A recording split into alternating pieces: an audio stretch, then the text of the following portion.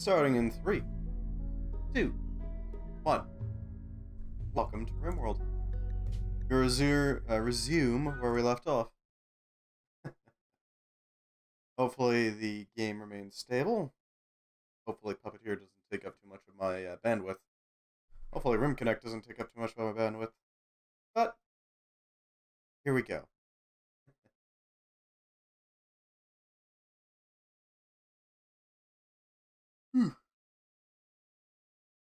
So our goal for this time, or this day, is going to be trying to set up, at least partially, a schoolhouse of sorts.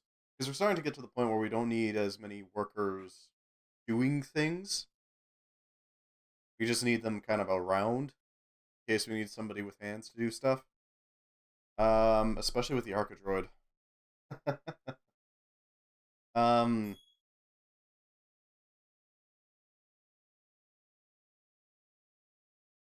Oh, uh-oh. Ideally, oh god damn it. Stream has disconnected. Why?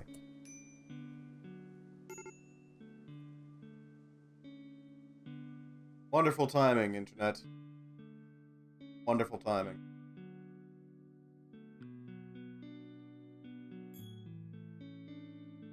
We're just gonna wait for a bit for the internet to recover, I swear to god.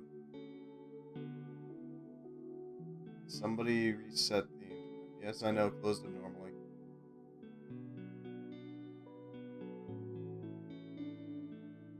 God damn it, I think somebody just... It happened. Talk with them about that.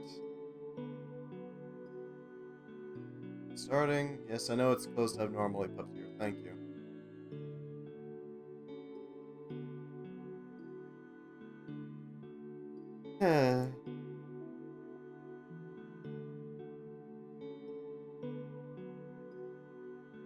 Yes, connecting. Well, you know, we're... No? No, okay. We got a few things going on here. And grapes. Let's just go over the colony real quick while we wait. We got our basic food supply here. All the food is here. All the resources for survival. Fine in there. Here's our lab, which we just need to clean up a little bit. Up here we have our stockpile, which has all the useful things, including Blue Burst. We got the workshop up here with our resident architect droid. Oh yeah, I got some shells. 81mm mortar shells. I forgot about that for a second. Here's our oil processing plant. It's gonna be where we do all the processing. Go figure. This is going to be our main factory. This is where we're going to produce steel, where we're going to produce components in large quantities, where, you know, you get the gist. The internet up yet? Come on. Do we have a connection? We got our little chapel here, and we got a... there we go. We got a bit of a throne room right here as well. It really reset. God damn it. Well, we got connection now, so there's that. Looks like the recording might have reset as well. God.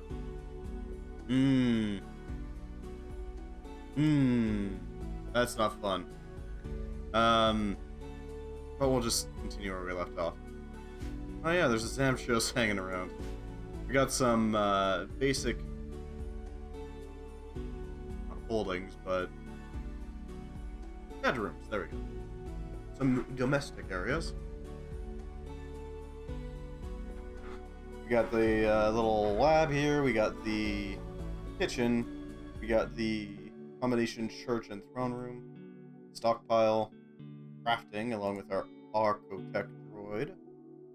And our chemical processing area. Oh yeah, in our factory. Because we need a factory. Swear to God. Let's just resume where we left off. Our goal is going to be pretty simple. We're going to try to set up some sort of place of learning. Still reconnecting, huh?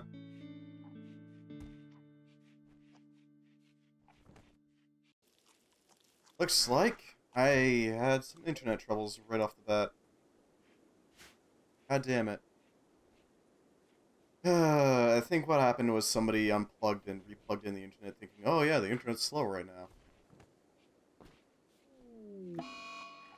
Yeah, it's fine. So I lost connection for a while and I had to putz about a bit to get it back. You'd think you'd be able to just connect immediately back up to the thing they were already connected to. Apparently it took some actual effort. Either way, we're back now. Our main goal is going to be simple. We're going to try to build a place of learning. Somewhere for our pawns to do their various tasks in order to learn how to properly build things, how to do, you know, all sorts of things. That's going to require a lot of books. Books require a lot of cloth and a lot of wood. As well as patch leather, specifically to, like, actually make the book spine. Yeah, we do have it. What we're going to do is we're going to grab all these.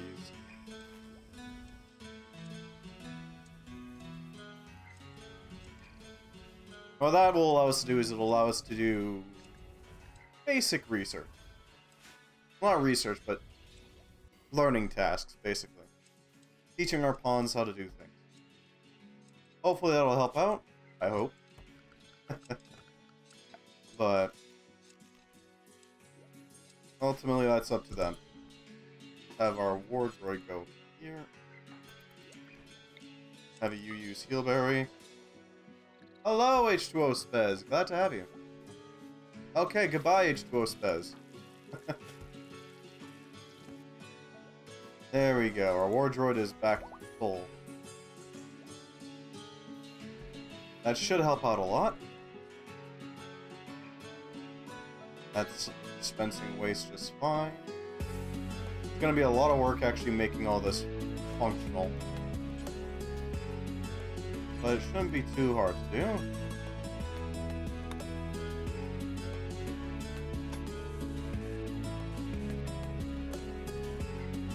Set that up. And now that we got plenty of plastic sitting around, we can also spare some fuel running other things. Specifically for making, like, nice flooring. You know, making it so it's nice and walkable. Shouldn't be too hard to do. Probably start siphoning.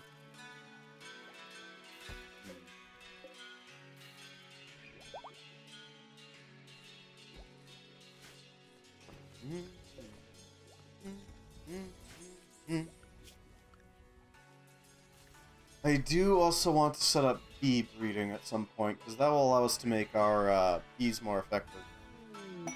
Basically converting them into all sorts of stuff. Advanced brewing techniques that allow distillation and fermenting of harder spirits with unique effects. There goes the queen.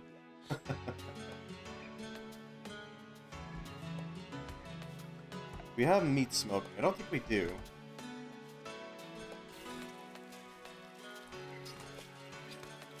Alright, the next research will get us up to the point where we can make ambrosia. Sorry, I'm brandy. You can probably start distilling back here. Turn this into like a full-on fermentation area.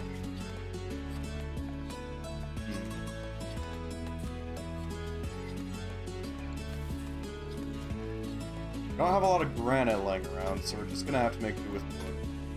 For now. Soon, though. Soon. Be able to replace it with all sorts of nice stones. Because unlike plastic, I don't really want to use it all that much for, like, proper walls. Setting up walls out of, like, hard rock is always helpful. Because then it doesn't break as easily. And it doesn't, you know, melt down into flammable materials when you have a massive fire going on.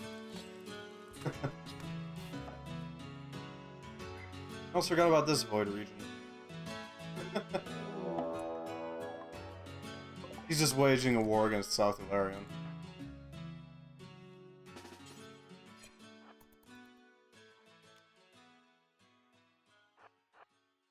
I'd like you to go over here, that way you can take pot shots.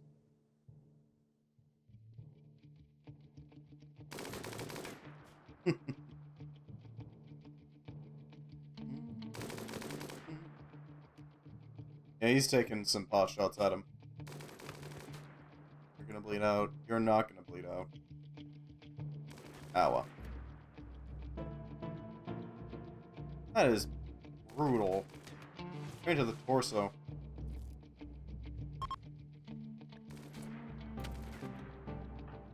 There we go.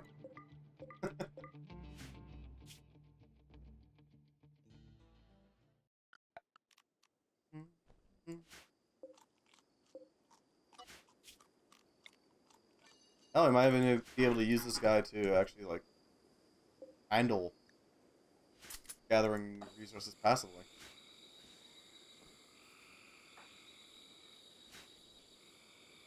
Alright. Set up these lights.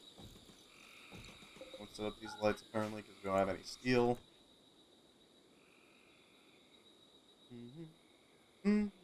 What the hell happened to these guys? Huh. Oh, they fought, I see. That explains it. More caskets still aren't that great at the moment. Is there actually combat extended patch for them? I don't know.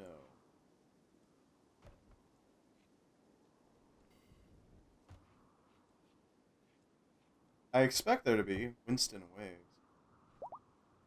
Made from sugar nut. Oh. Oof.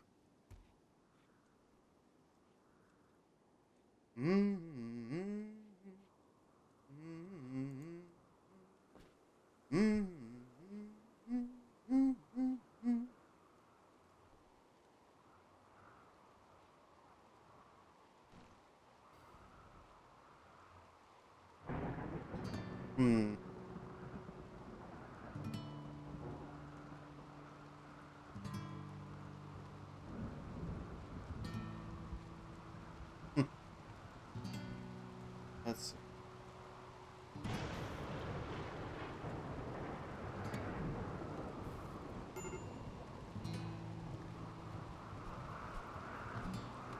We almost got that set up.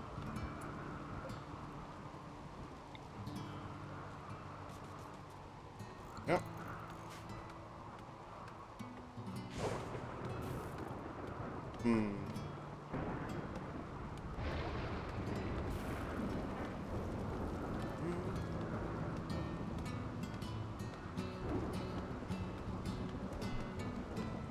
Mine's 2.0. That's certainly something.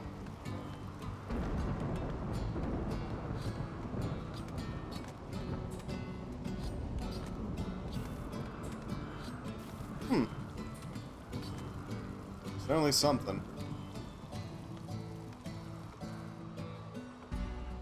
Place.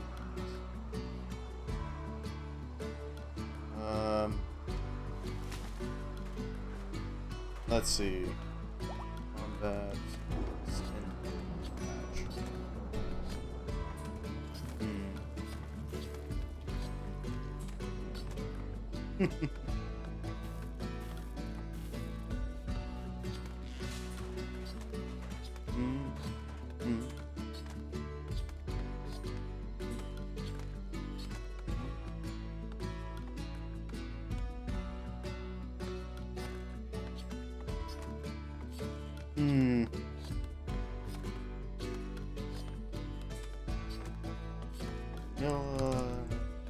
expanded. Oh, hello, Void Region. Sorry. I was looking for the Comet Extended patch for the... Sorry about that.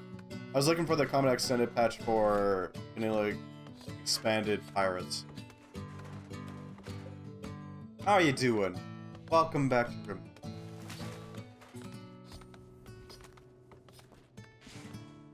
Just working our way through the preparation stages for certain things. I'd like to set up like a proper...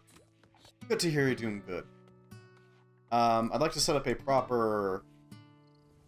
What's the word? It's not quite a college or a school, it's more like a vocational thing. Basically just somewhere where colonists can go to learn. And I'm doing alright. I had a little bit of a rough start because somebody decided to reset the internet, but... otherwise I'm doing good. Now I'm thinking we're gonna want to set up like some proper flooring. Something that will last. Unlike this packed dirt. And we can't really use slate that well as it stands. So I think we're gonna make some lino. Essentially. I'm glad you're getting some use out of those emotes. Essentially, we're gonna be taking plastic, converting it into like this smooth flooring, and then just layering it over top of the dirt. Shouldn't be too hard to do. Plus, we can keep this nice cobblestone type look.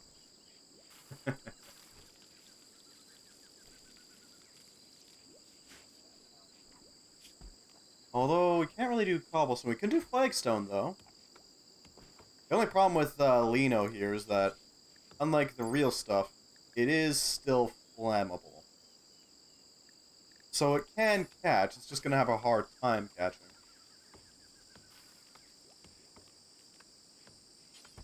That being said, pavement looks amazing with this. Gold pavement. Okay. Not sure why you'd want gold pavement, that seems gaudy as hell. So if we set this up...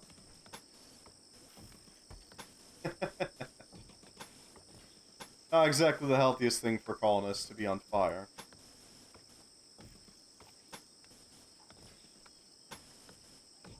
That being said, something with only a 12% flammability rating is gonna take a while to properly burn. It can burn, don't get me wrong, it's just gonna take some time.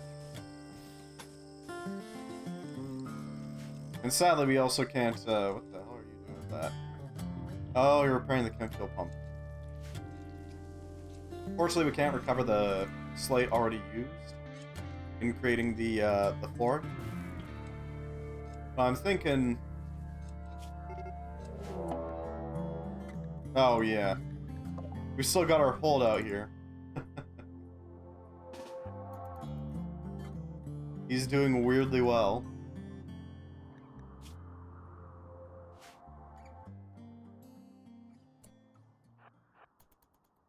Just take this point. Give us plenty of space to fire.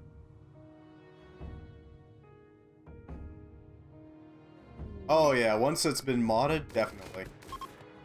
There's a lot you can do. It's not quite as in-depth of a sim as Oxygen Not Included. That's for sure. But it does still have quite a few similarities, yeah.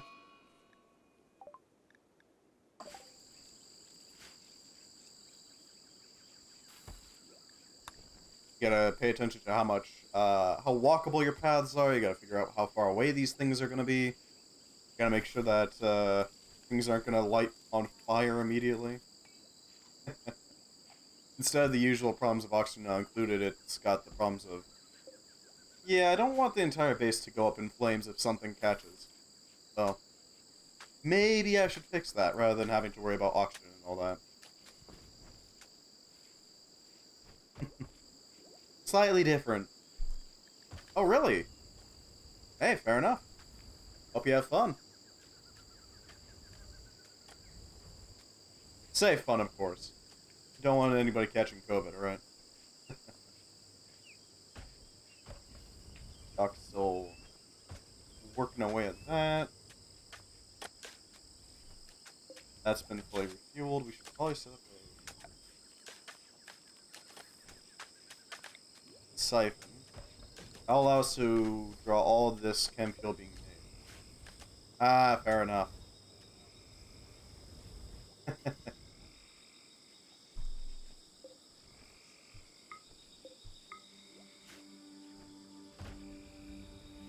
Hopefully it's fun.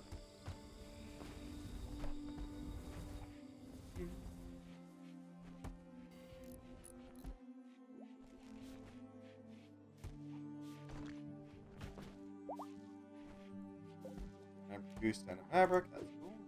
That's fine. Alright, I don't have any spills yet. Hey, as long as everybody's being safe, right?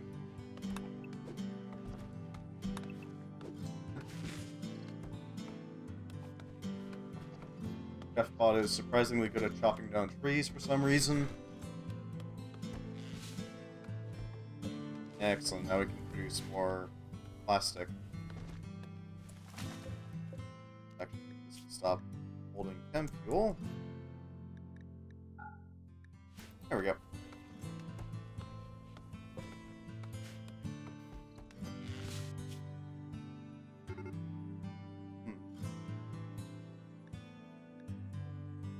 Fine.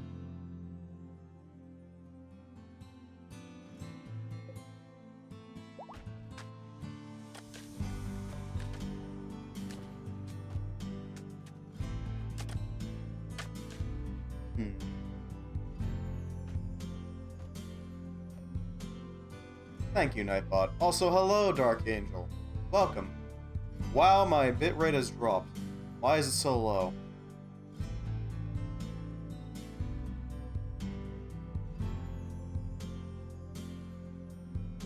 Yeah, I definitely need to get a long Ethernet cable.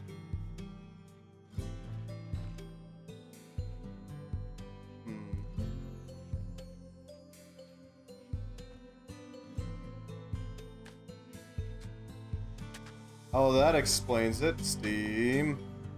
Steam. No. Damn it, Steam.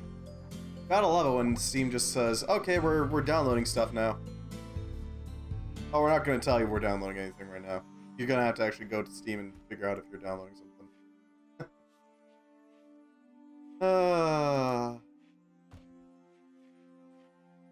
Not decently far in, though.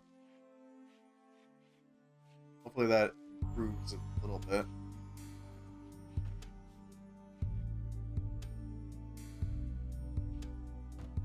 Oh, we're kicking up to 1202. Good. Alright, that's acceptable boundaries, in my opinion. At least we're not in the triple digits.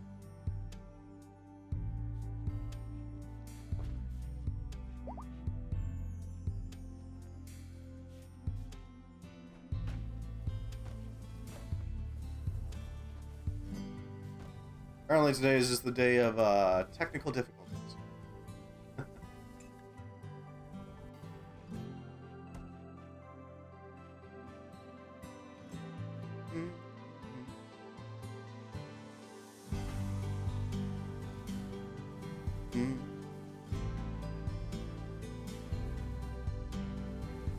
Yeah, that's something acceptable.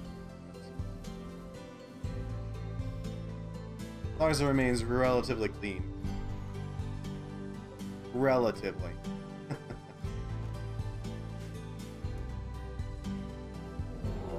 The Daggermen are raiding us, huh? A group of something from have arrived in gauntlet ships and are crashing on top of the colony. Gauntlet ships provide covering fire and need to be destroyed immediately. Where?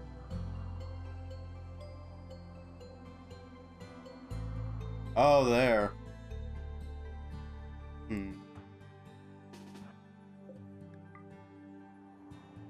Yeah, the gauntlet ships. Oh no, there it is.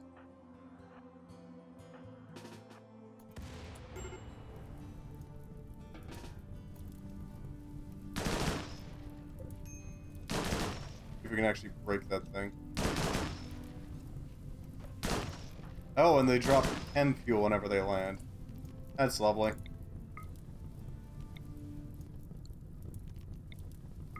Oh, melee attack it for me, would you?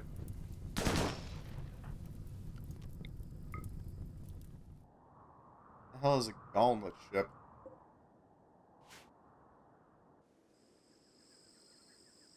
Sure, we'll acquire these things. Why not?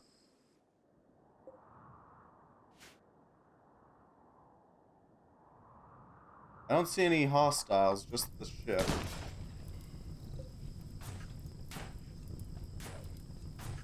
It doesn't seem to be shooting any.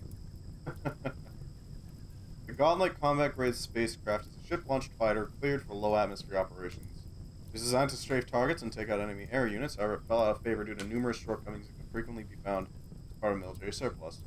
It was not intended to land planetside, as it doesn't even have landing gear, but some enterprising individuals have decided to do just that.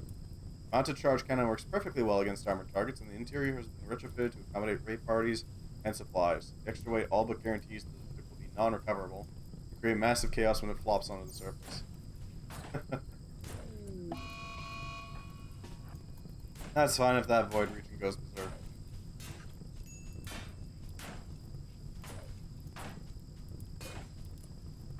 Well, that was something.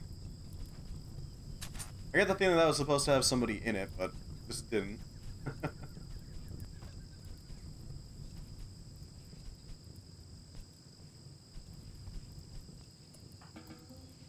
Well, that was certainly a thing.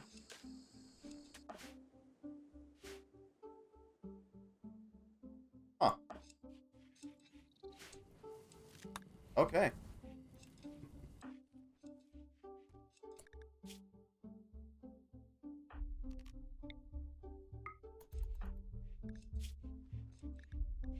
See if we can break Isabel's, bad ideas.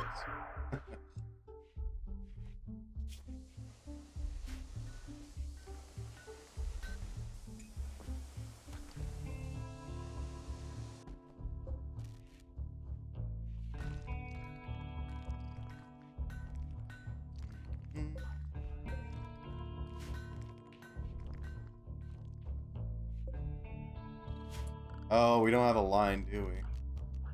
Yeah, no, we have a broken pipeline. There's a problem. Probably build a secondary line.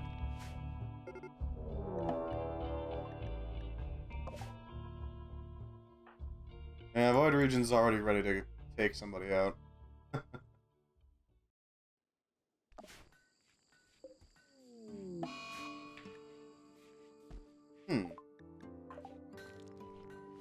Alright then.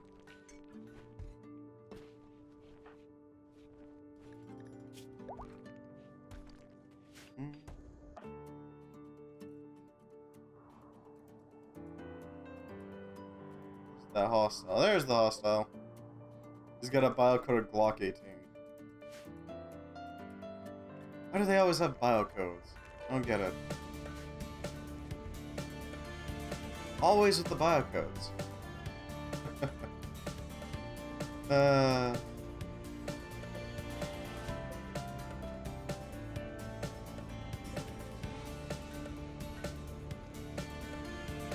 Reduce the amount of power used so that we're not quite chewing through our electricity that fast.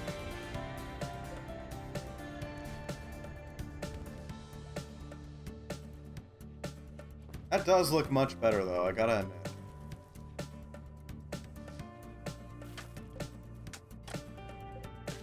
Welcome, Dark Angel. Glad to have you join me on Puppet.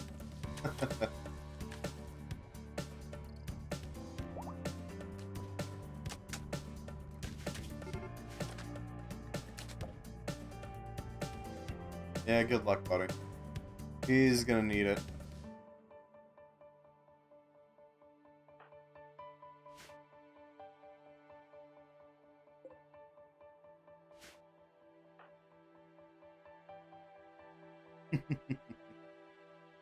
And here begins the fight.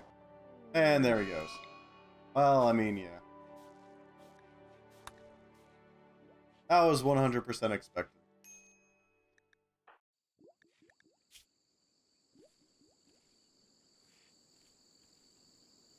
Hmm.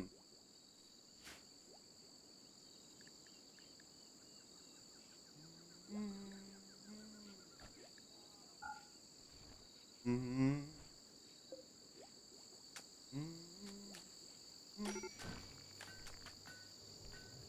How much fuel do we have? We got 397.7 liters. Solid amount. Not perfect by any means, but still solid.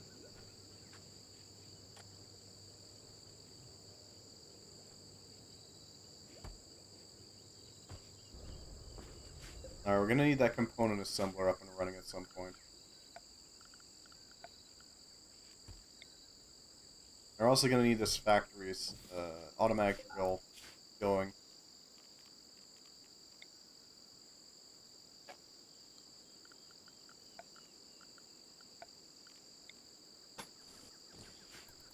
Steel do we even have? A little.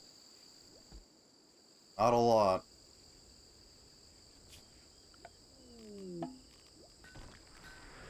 Well, thank you, Dark Angel. I'm not sure what we'll use this for, but hey. It's certainly something.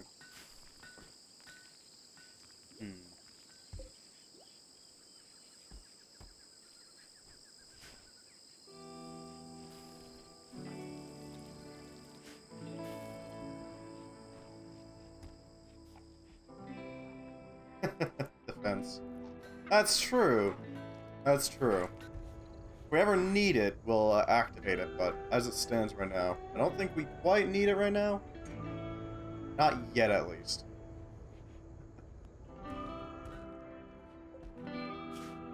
Well, we'll keep it in our back pocket, basically. Backup. Backup.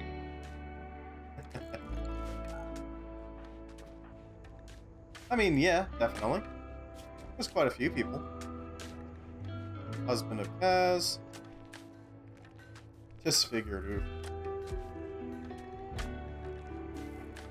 That's a lot of rivals and acquaintances.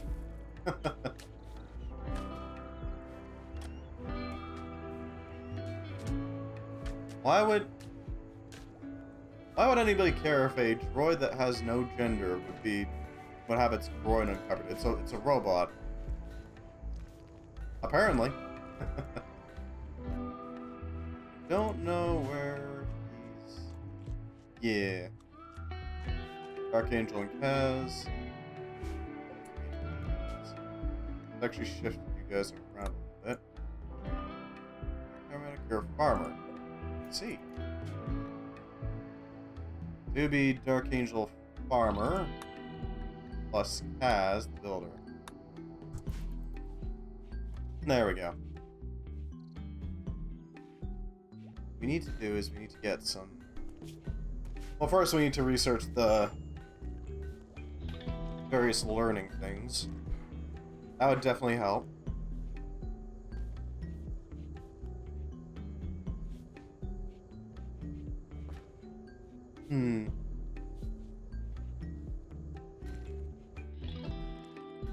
Yes, we would. Hybridize. Be reading.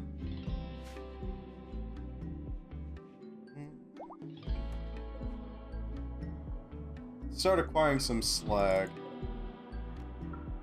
That'll allow us to extract from it.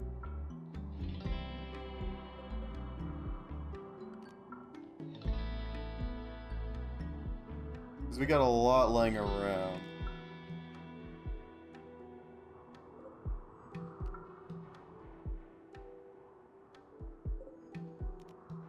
Yeah, it's a lot of slag laying around.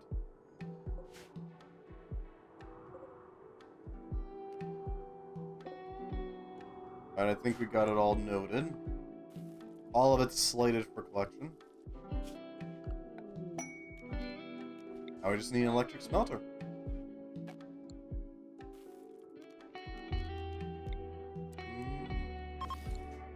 Hmm. We could start taking down... We do have a spare droid lying around that we could disassemble for parts and metal. And we can use that droid to make the smeltery, which would allow us to make all of our slag into proper material again.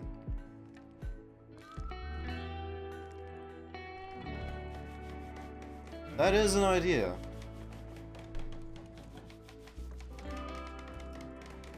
And there's the droid.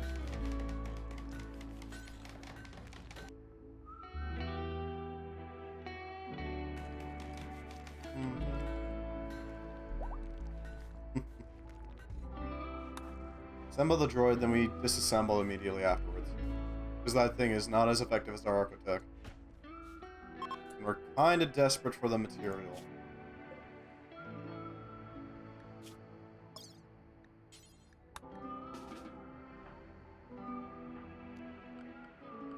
I don't really want it wearing anything.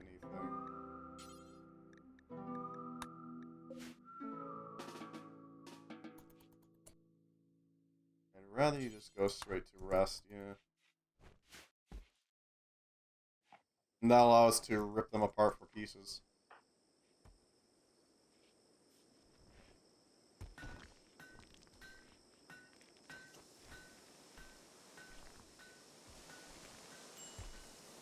Yeah, that'll fall apart real quick. Wait, why is Dawson down? Malnutrition, torso, stab, scar, drill arm, leg, arm, right.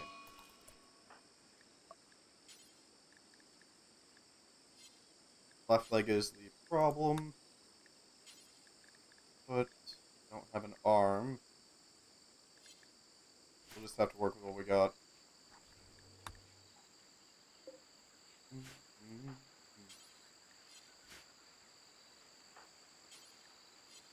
Get a little bit more steel.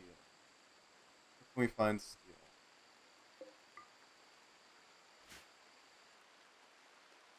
Anything of note? Not really. It's got components in it, but not steel. Aha! A little bit of steel.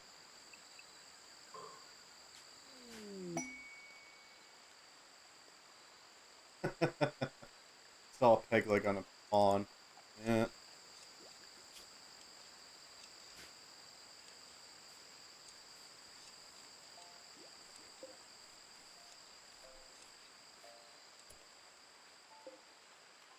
Awaken the dryads. Awaken my child.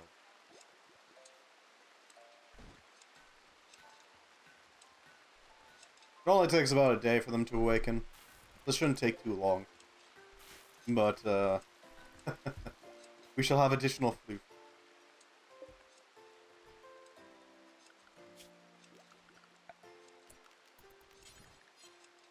Set up some wood walls, as we kind of need somewhere to hold this without worry.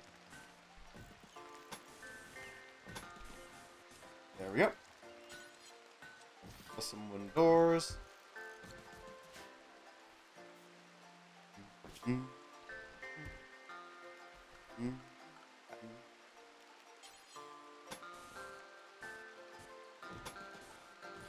There we go.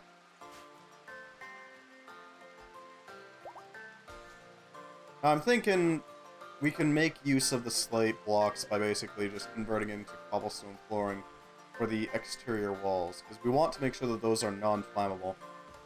If those catch fire, we're kind of screwed.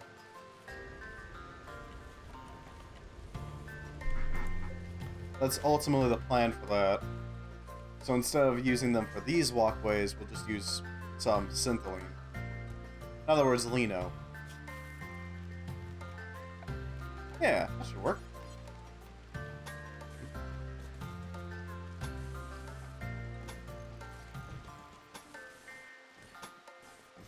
Go.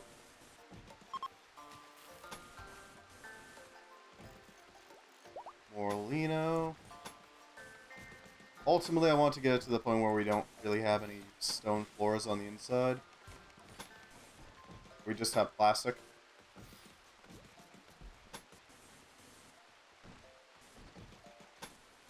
Doesn't take too long. Something doesn't take very long at all to make.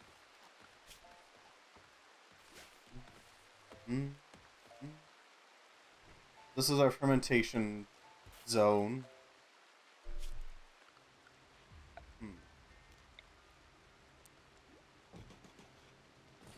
We need a few of these. I'm gonna make them into proper quality.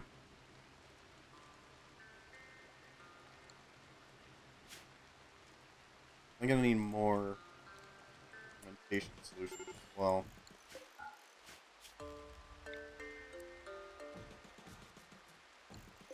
That'll allow us to easily double distill. Not distill. Double age, there we go.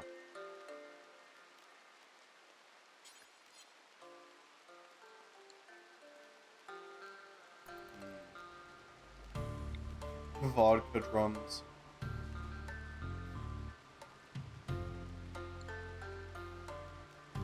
Gin stills.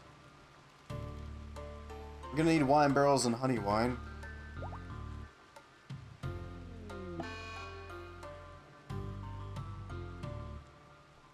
Some regular fermenting barrels. Tequila. Yeah, tequila would be a good one too, because then we can use all our insect meat.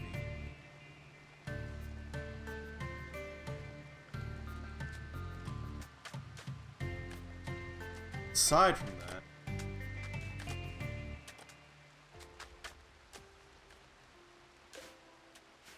double-aged whiskey. Result of whiskey being aged once more in an unused or lightly used secondary barrel. Flavor profiles are stronger on the afterburn, and one's throat notably reduced. Increased aging time for fine whiskey generally portrays a sense of mercantilism, class among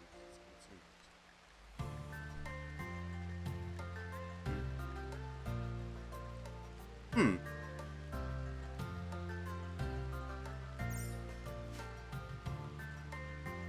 So it also makes you a better negotiator. I see.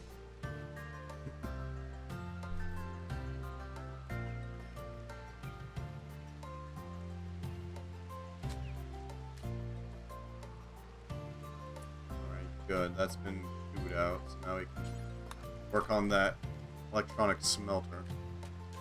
That'll allow us to convert slag into useful materials. Steel, in other words.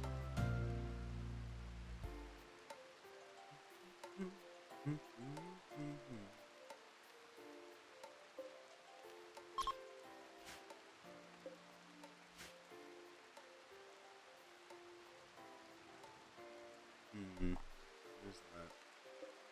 Oh yeah, the war casket dude. Let's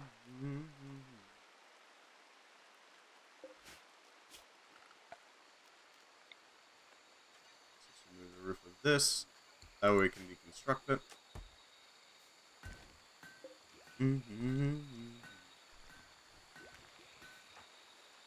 Okay, you're hauling steel to the smelter.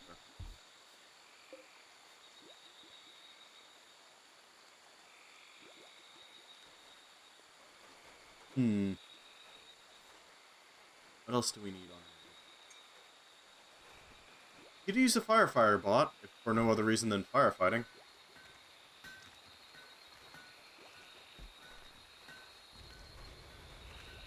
A broadcasting bot could also be helpful, but we kind of need mechanoid components first. And in decent supply.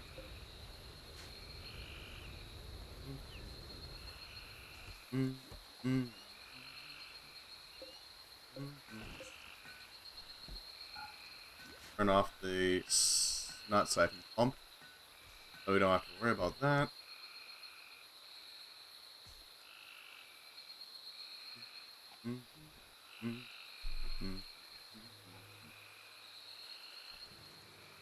Our synthylene production is going swimmingly.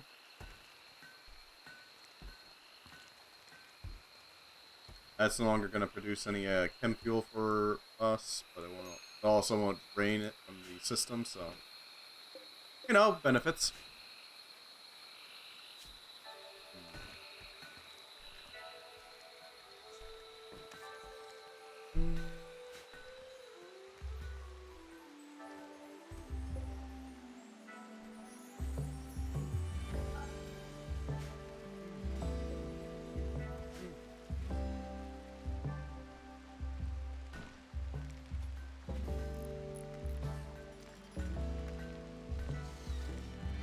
Alright, this should be able to be ripped apart easily.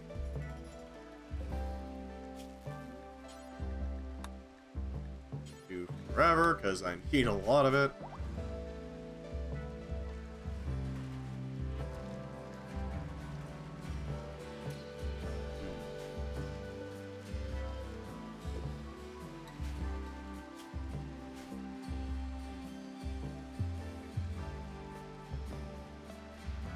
Looks like our people are slowly making progress on the mode. Emphasis on slowly, but, you know, is progress. Need to find some use for these bones, though. All those bones can't be too good to hold on to forever. Huh. Could store them in pallets outside. But that'll cause them to decay slowly.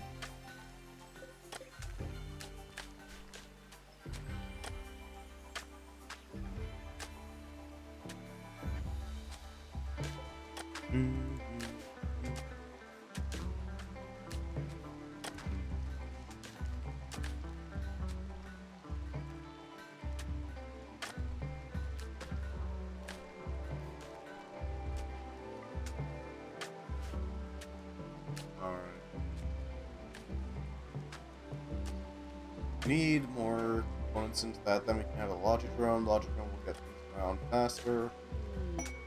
Oh, hey, an exotic trade. Or exotic goods trader, sorry.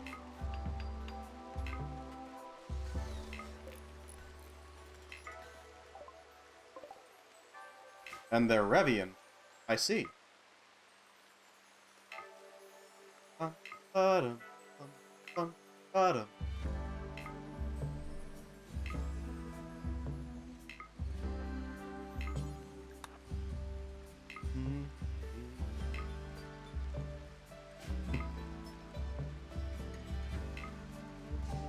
Look at all that slag. Have you recharge immediately, and then refine all that slag into proper usable metal. That'll allow for more.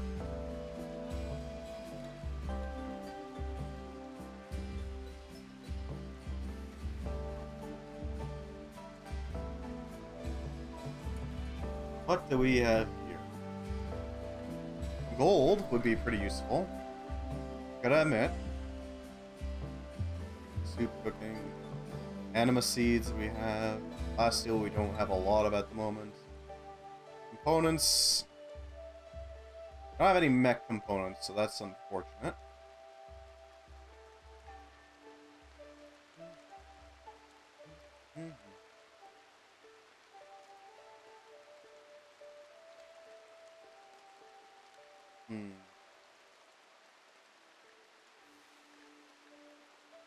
Anything we want from them. It doesn't look like it. Not really.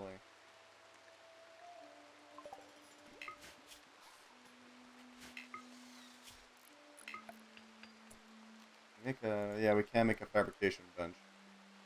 We're gonna want one.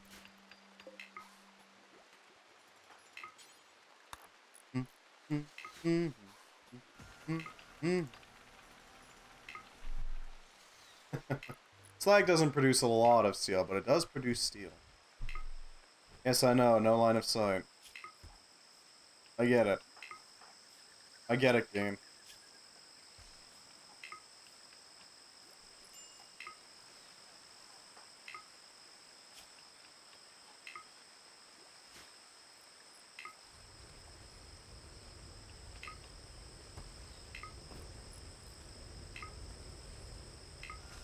Man, they are insistent, aren't they?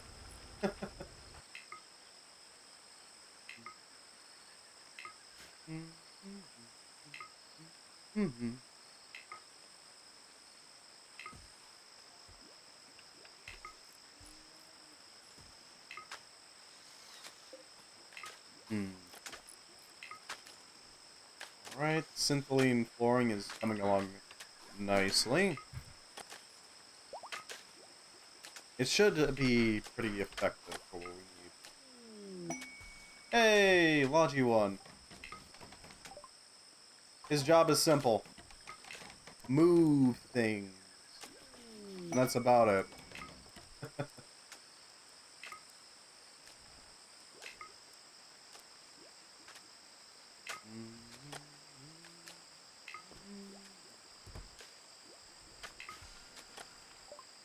Another exotic goods trader, huh?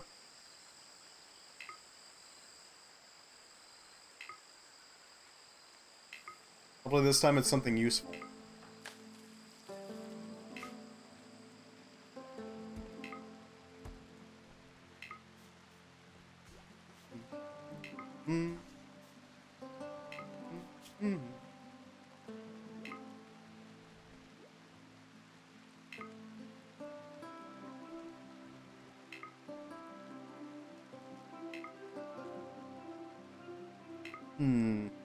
Where's the trader amongst them?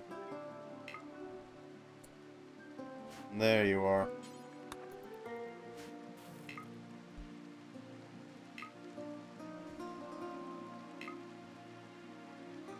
God, these brandies are gonna require a lot.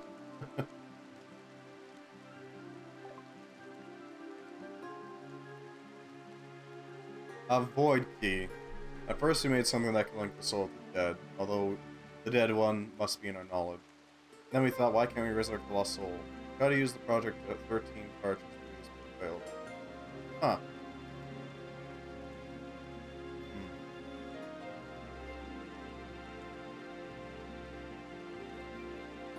That'd be useful.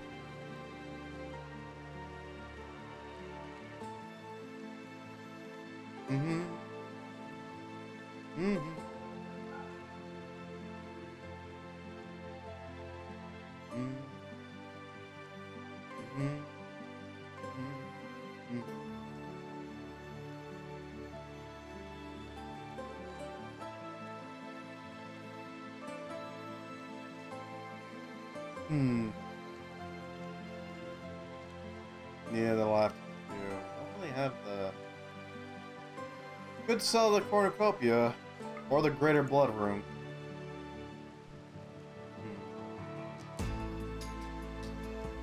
Yeah, I think we're just gonna have to sacrifice the full blood rune for this.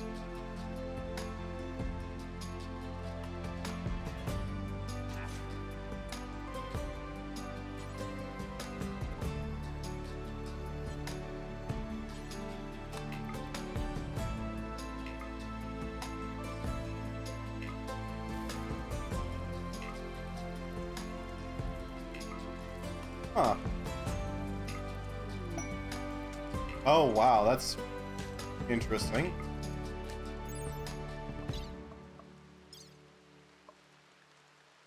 Huh.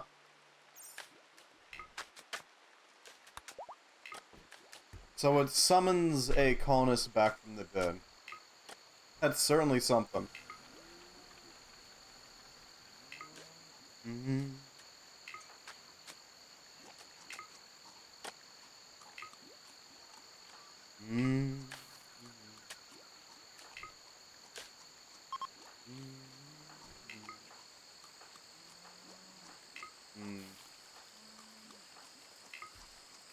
There's only one prime anonymity there.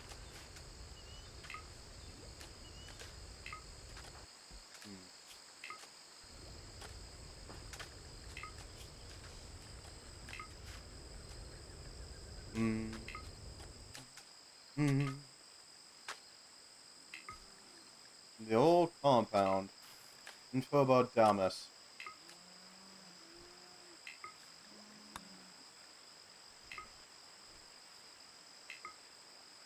Yeah, let's send some people over there. Can you do hacking? Yes, you can do hacking. Send the expendables.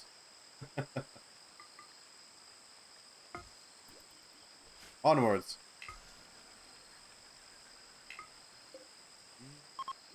Mm. Mm-hmm.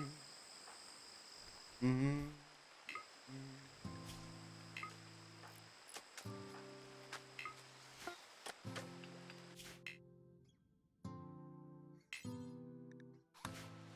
Fire. Launch. Alright. Once we get those bees ready, we can start operating with the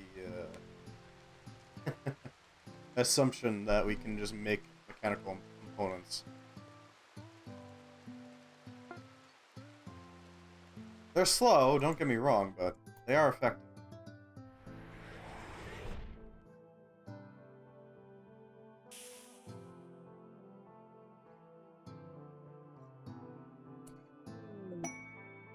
Hmm.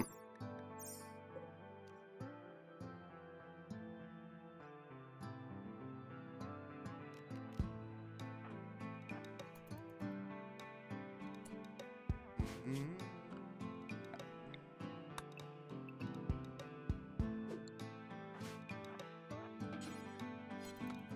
I need them to chop out this, so we can set that up.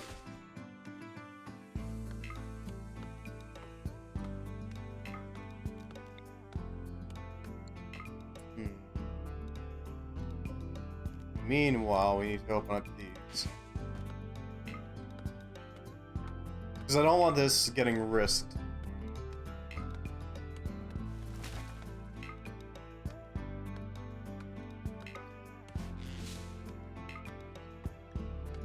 Old snap for pay.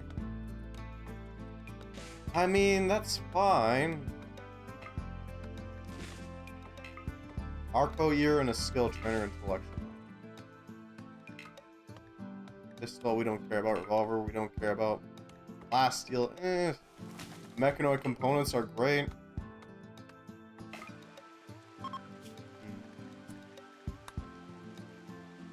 I honestly think we can take it.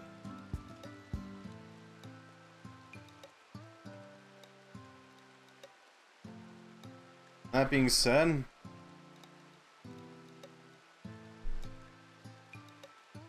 if we take the mechanical components, we can speed up our project a bit over here.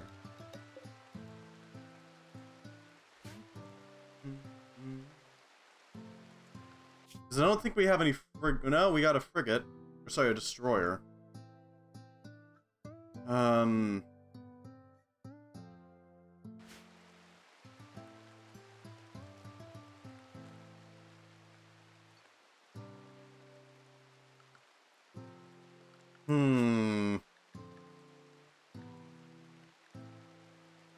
Yeah. We're taking the cornucopia.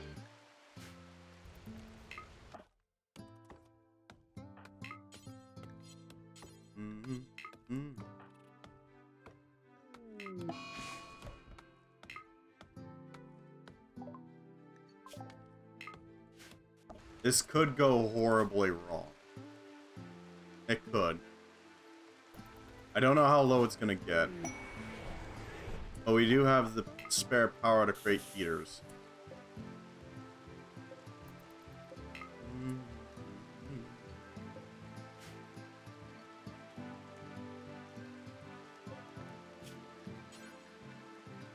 I need somebody to make the bees. Yeah, there's some very fancy bees that you can get. Automatic drones and automatic queens. Which allow you to make mechanoid components. They just have an upfront cost of 2 components, if I remember correctly, yeah.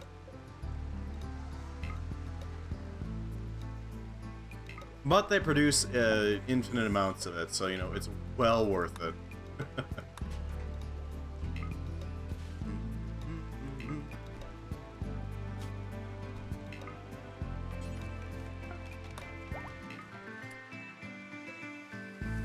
God, that refrain. Da da da da da da da da.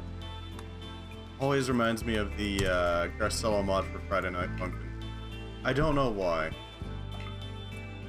Either way, frickin'... Ooh.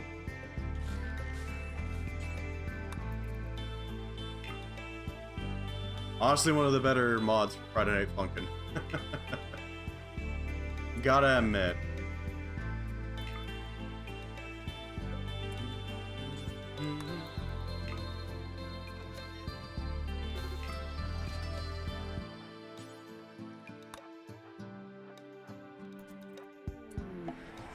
What the hell? Hello, Holy Spokes. How are you doing?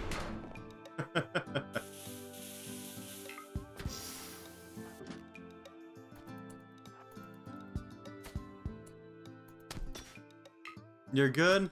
You're okay? Fair enough. Dweeb Noble. The Noble Dweeb. Slightly sick? Oh, well, hopefully it's not the COVID.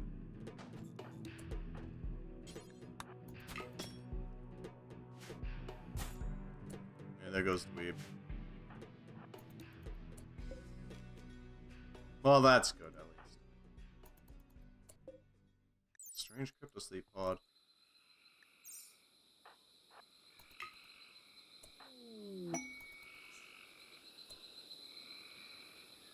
I don't see any nodes over there.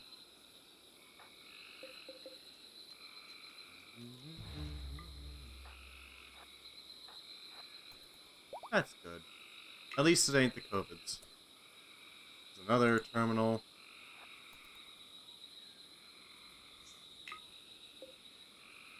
Bonecrete, huh?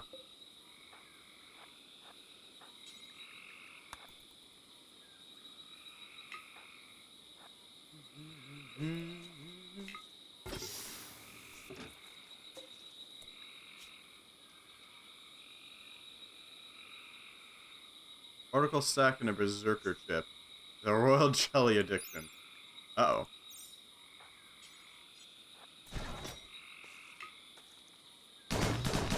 Yeah, look, man, you're gonna need to be... Oh, he's got a mutagun. Oh. Oh, no. I see. In case you want to turn your enemies into sheep. Wake up, sheeple. Droid's doing his best to get rid of those nodes. So what's new with you, other than feeling slightly sick?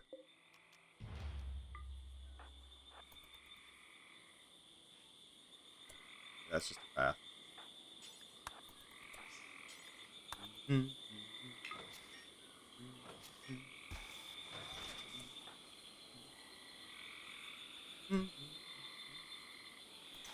Bot Blade and Sorcery. Fair enough. I haven't actually heard... I don't think... Well, yeah, I have heard of it. I just haven't never played it.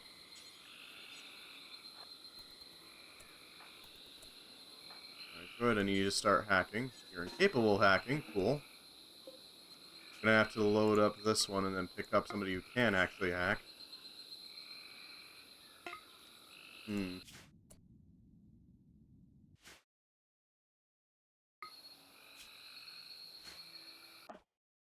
Of course, the drones set up a roof on top of the landing pad.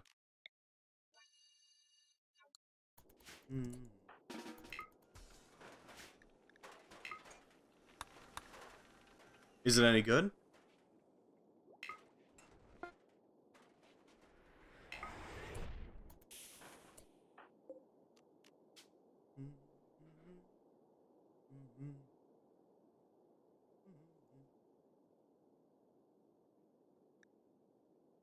Grab Pudim.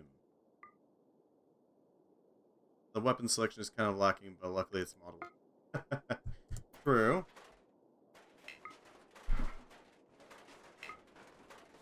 I see. So, as the Schwangao, which I was happy about. I've never heard of the Schwangao. Or Schwangu? Schwangu.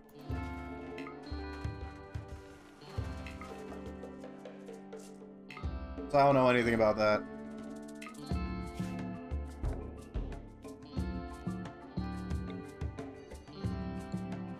Dual-wielded hook swords. Ah. I see.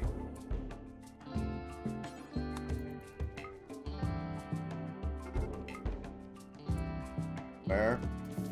Oh, well, it's already been repaired. I guess removed, so that's not a problem. Oh, we're definitely gonna need some heaters for this.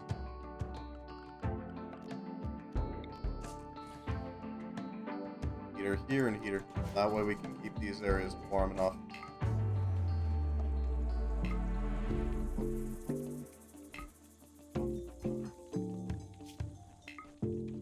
Not married to Kaz.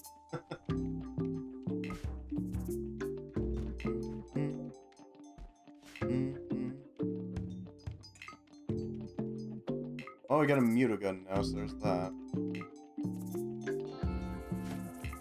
Truly a cruel weapon. Forged from mutanite and charged with mutagenic syringes, the mutagun can force a person hit by it to begin to mutate. Causing all sorts of wild stuff. In case you wanted some sheep morphs. Or just, hey, flat out sheep. Why not? Mutate them into Kulvtaroth and then kill them.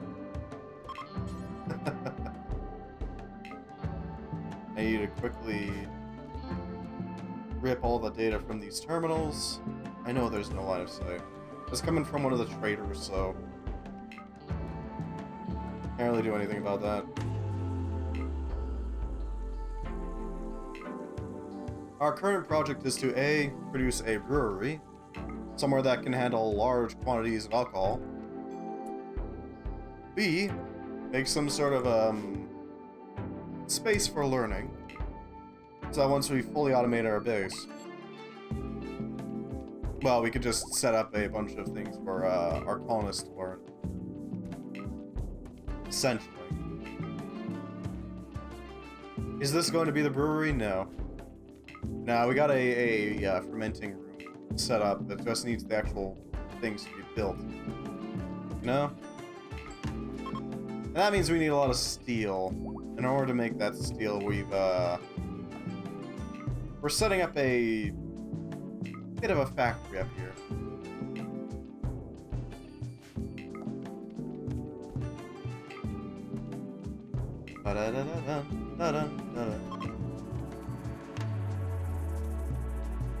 Oh good, the guy who keeps having line of sight issues is leaving.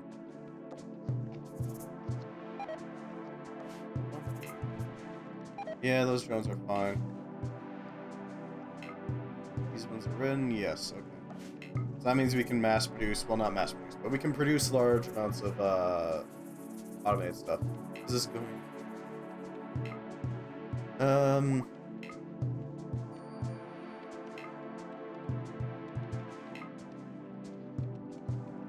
What else do we need, honestly? Not really much.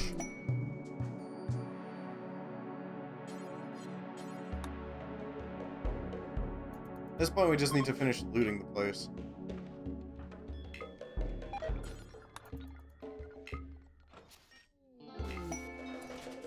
Joy wire. And the pods had gold! That's pretty good.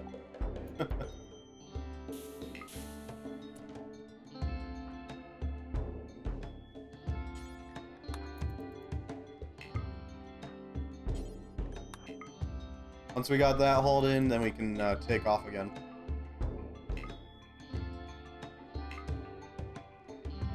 Pudim is doing well so far.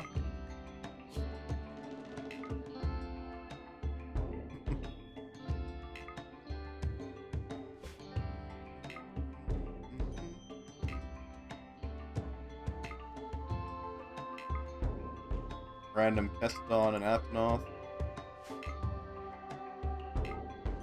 Alright.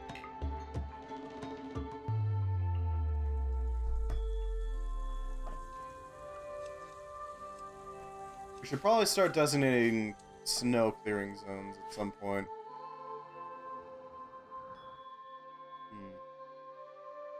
Ah well, we can figure that out later. Ba-da-da. That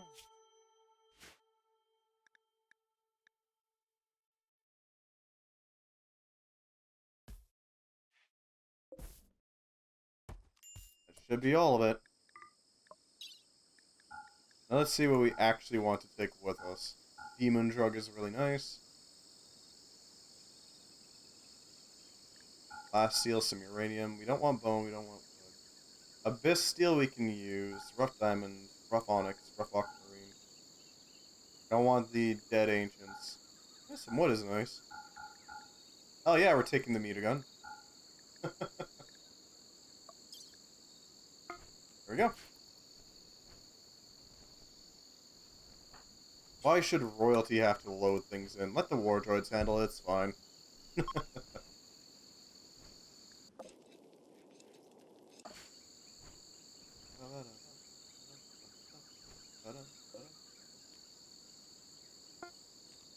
And back to the settlement we go.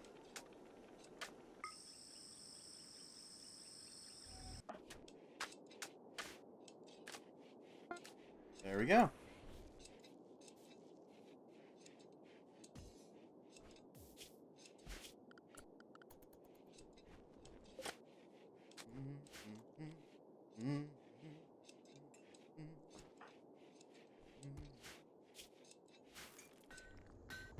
Alright, so we're gonna need to start building this path.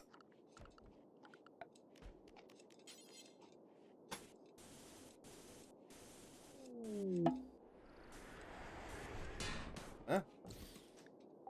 3 awful colonists from Holy Spokes. Oh no.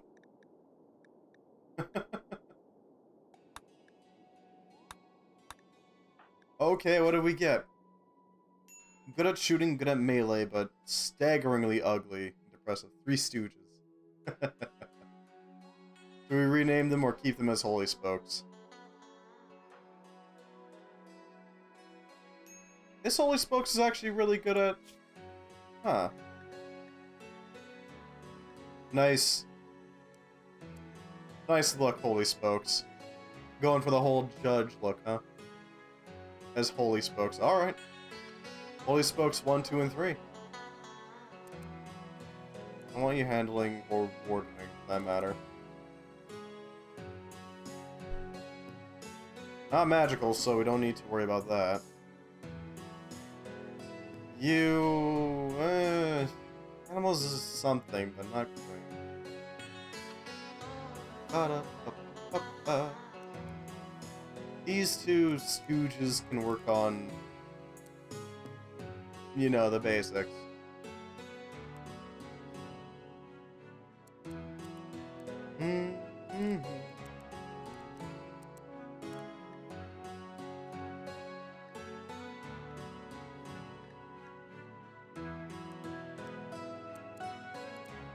Hey.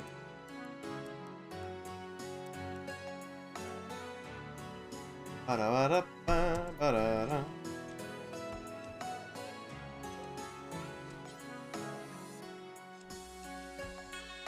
We need to research fire foam and think tank, huh?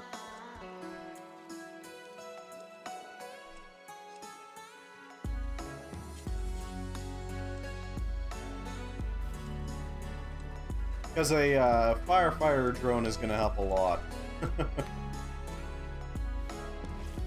Just sprays down everything with fire foam, that's it. Job done.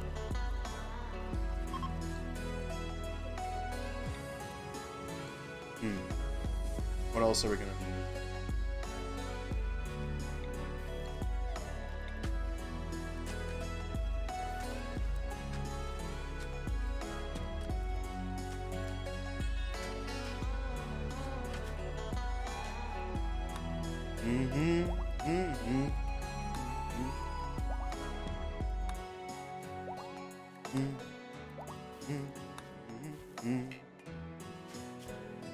We're also going to need a research bench for rim atomics.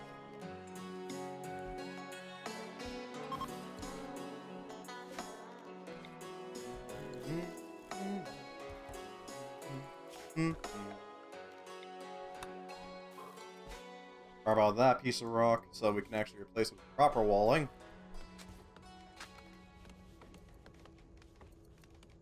Layden Sorcery. I could have sworn I've heard of this game. I don't know much about it, though.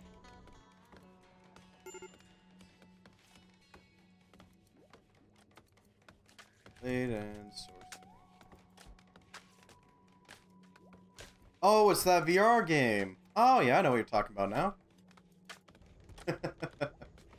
VR fantasy sword fighting, right. I remember now.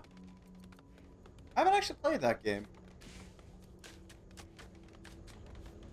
I have played Gorn, but nowhere near the same, I can assure you of that, even without playing the game.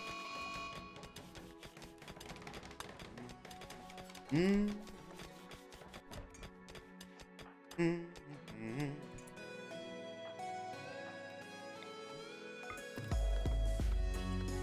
Mm.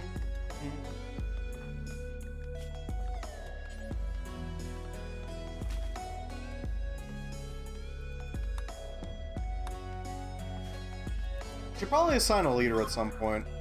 It's probably gonna be Dr. Pudum.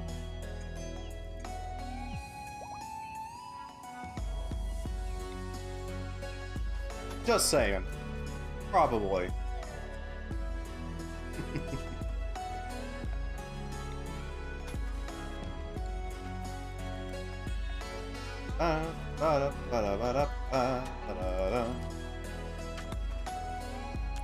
Can't believe it isn't me.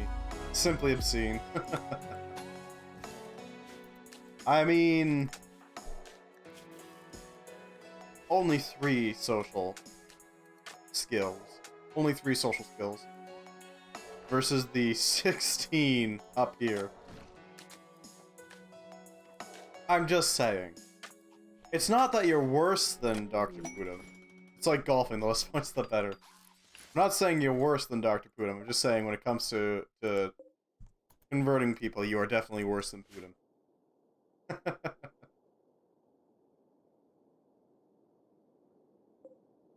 Mm, mm, mm, mm, mm, mm.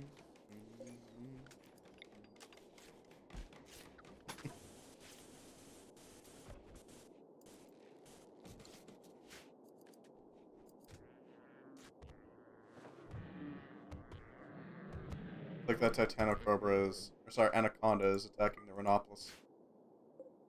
Rhinopolis. Those things are annoying in Monster Hunter.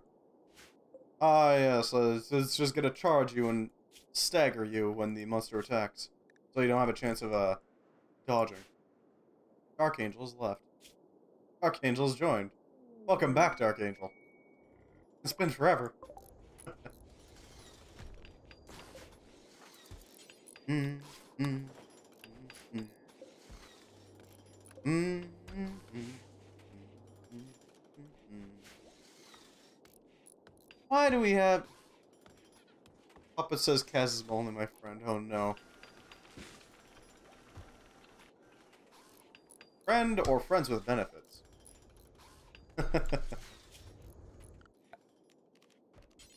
On the Rimworld, who knows? Puppet isn't updating. That's really weird. It should be.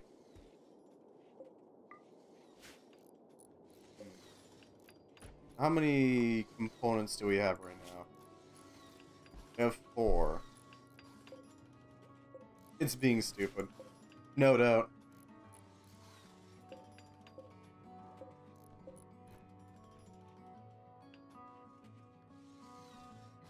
How would allow us to convert...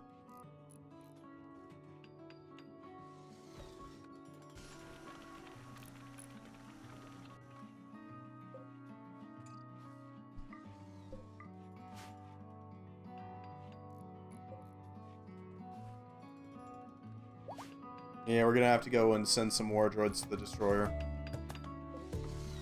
As dangerous as that sounds.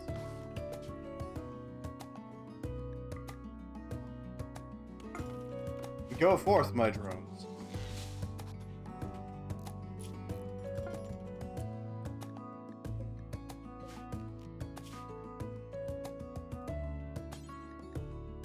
Drop that edge. Ba, ba, ba, da. I'm not sure what to do with this joy wire. I gotta admit.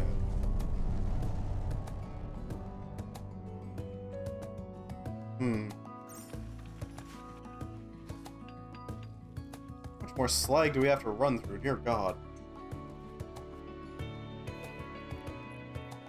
This rustic ranching soundtrack sounds... I don't know what it is about it, but it sounds a lot like something from Of Mice and Sand.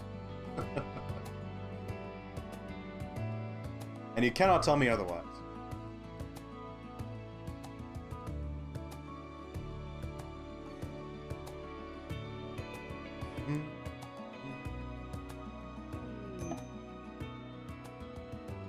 Attack begun.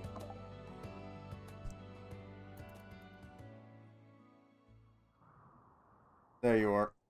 Oh, we landed close.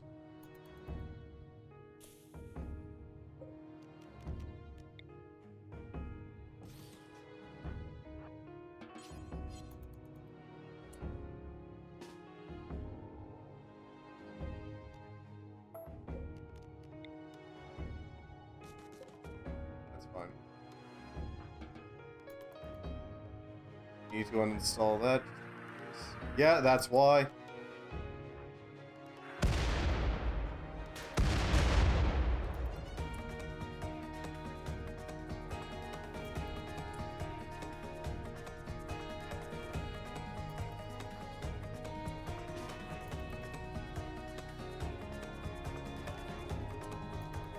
Okay, so we got 3 auto mortars sitting around. It's not great. Let's get inside their range.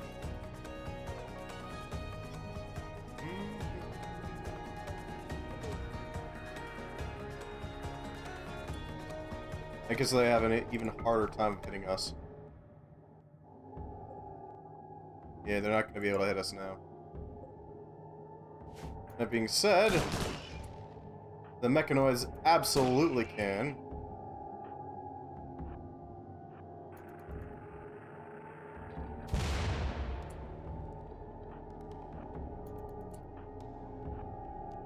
I need you to melee attack this droid, so we can actually get it distracted.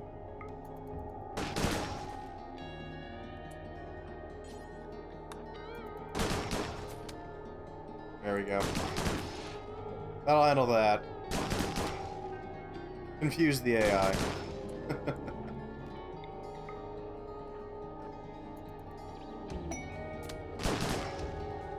Oh, hey, IEDs.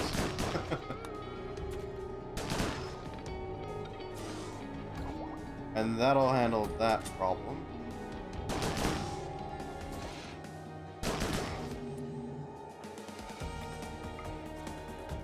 You go handle this.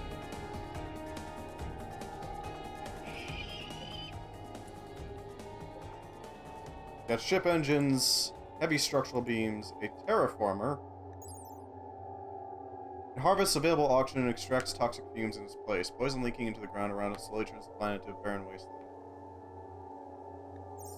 Well, it's time to annihilate by basically shooting out its engines.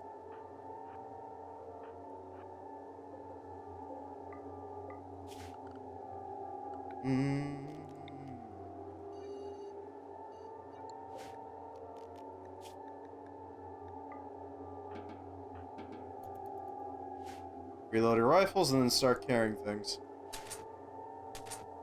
We're gonna want to get these centipedes out of the line of fire.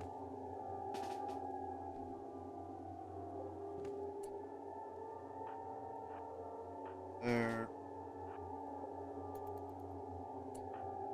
Alright, destroy.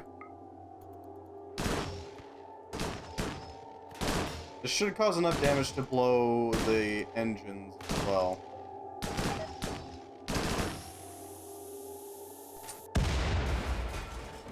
Yeah, that'll do it. Voila! A large quantity of the mechanoid setup has been destroyed.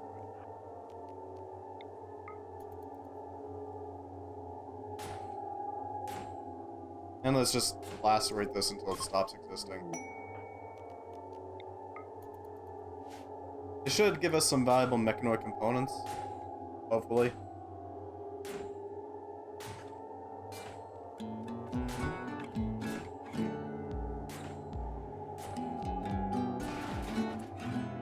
Not a lot, but enough.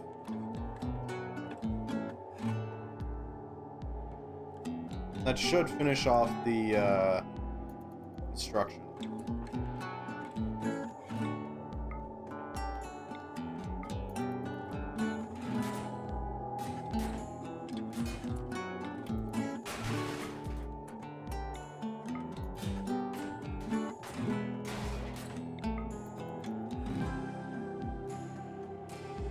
Alright, War Droid.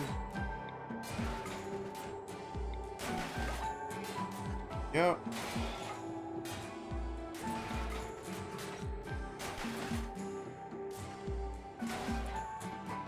There we go. Now we can harvest all the materials. Hopefully enough, but you never know, right?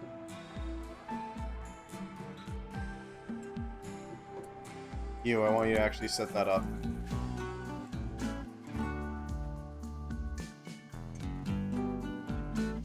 That'll give us access to some pretty solid amounts of material. And we do actually want to drag out this flag as well. Because now that we can actually convert it into material, we might as well, right? Rather than letting it go to waste.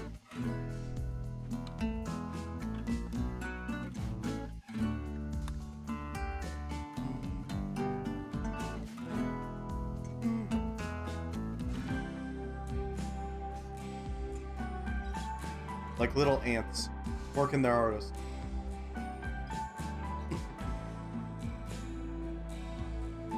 Let's see, we got... That explains where all the advanced components came from.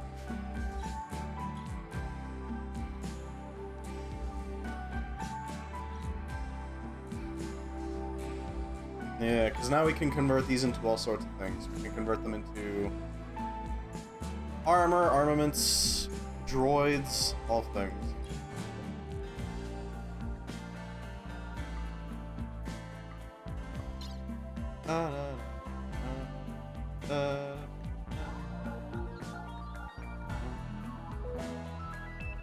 And the corpses, because we can convert those into a variety of materials.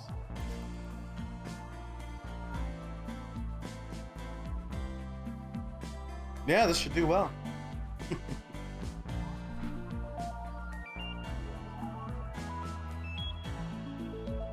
Alright. Look at all that slag. All resultant from explosions. Big booms. Big booma, if you will. They didn't take all the slag, but whatever. We'll take this.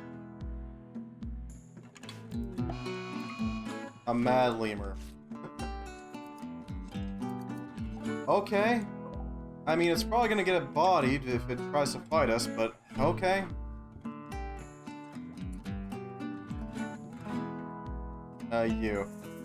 You can choose violence for us.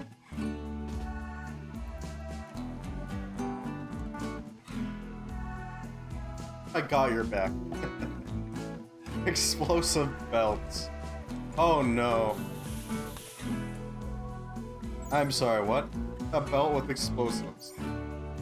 Okay. I still don't get it, but okay. Why?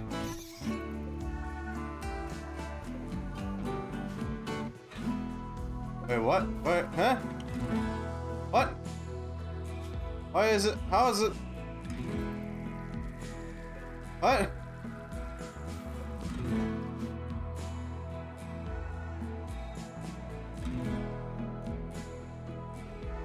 Likes to slide, apparently. Oh yeah, the Abyss Steel Toilet.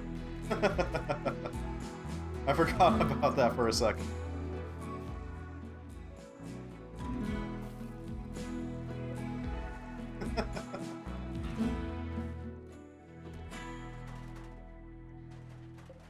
God damn it. Ah yes, the Abyss Toilet. Be careful when you stare into the abyss, for the abyss swirls back.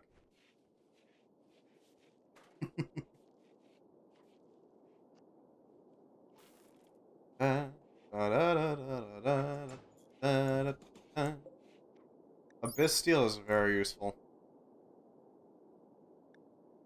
Very durable. Thick, if you will.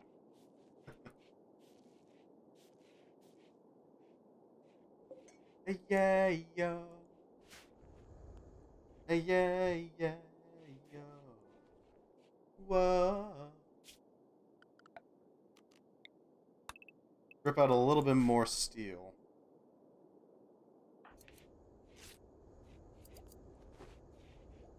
Glorious clothing. Superb, even. Mm, mm, mm, mm, mm, mm, mm, mm. That's being worked on. This is being worked on. We should have enough mechanoid components in order to handle this.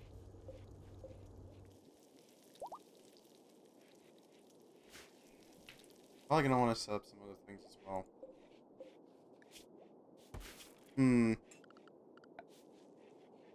We set up a... Yeah, okay, so if I were to set up an electric boiler...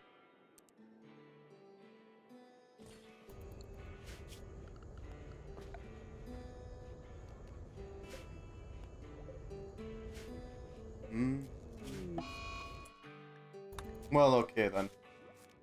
I can't do anything about that.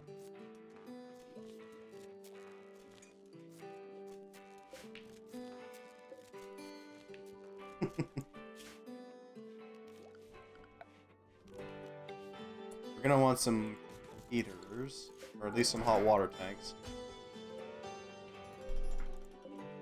Excellent, the steel extractor is almost ready.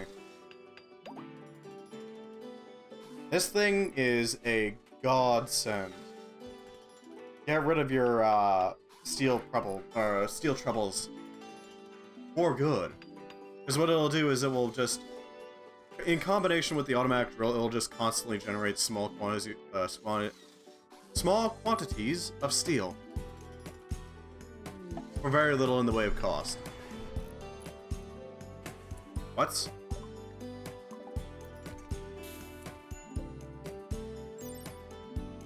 Actually, bees are insects and they don't have bones, and shut up, just shut up. Spooky, scary skeletons and shivers down your spine. Spooky drones will shock your soul and steal your soul tonight. What?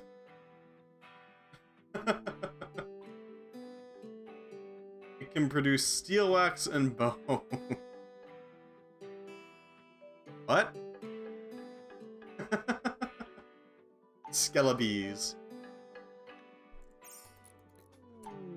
Yeah, that's gonna freeze to death if we're not quick about it. A meat grinder, oh no. Oh no. Getting spooky up in here, are we? We need a bee storage real fast. Somewhere warm-ish. Before those freeze to death. So, meat grinder? Huh?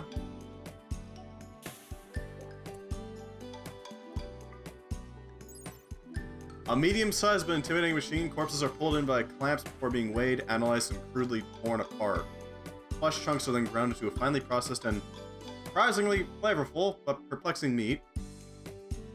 Due to the all-encompassing nature of the process, the machine will yield double the meat, but not yield any leather or skin from the corpses inserted. Furthermore, while the machine will butcher insectoid and human corpses, it will not convert their flesh into processed meat.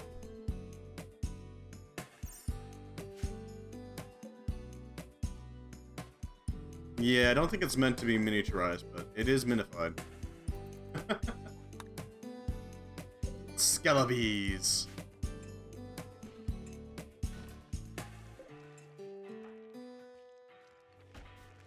It has a rib cage and bone wings. How does that even work? You know, that's fine. The automatic drill is ready to go. It just needs to be built. I also need to set up the not containment. Where is it?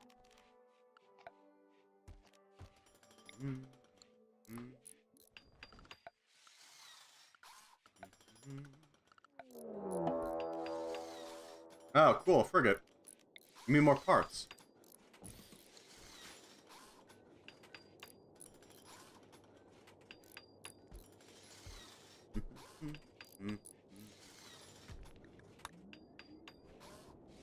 The steel extractor lives. All hail the Omnissiah.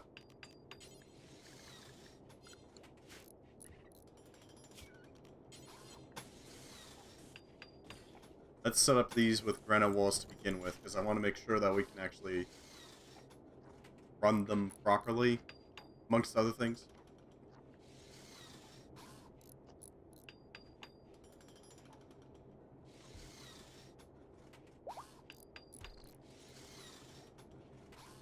Let it run.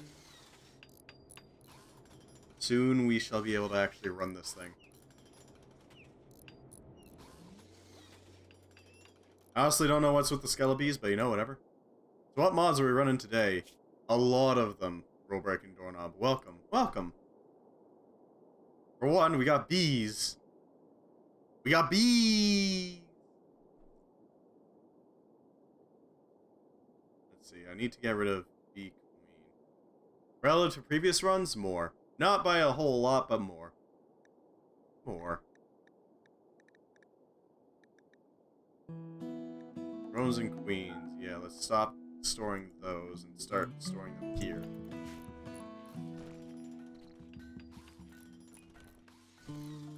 We do have vanilla expanded. Anything notable new or removed? Well, we got pirates. Unfortunately, Comet Extended kind of neuters their armor. Just a bit. But, for the most part, we've expanded on androids, so we have a lot more options. We've got, we got an expansion to Rimworld of Magic. We got a few other things as well, but mostly those are the main ones. The main ones. Oh yeah, and bees. So you got things like Skeletal Queen. Mutagen, we... Ah, yes, actually, that's a good point. We added in a Monster Hunter mod for Rimworld, which also comes compatible with Pawn Morpher. So you can actually mutate your colonists into all sorts of things. Including, but not limited to, Elder Dragons. Because why not? Also, how are you doing? Well, solar flare is ending, which means soon we can power the sucker.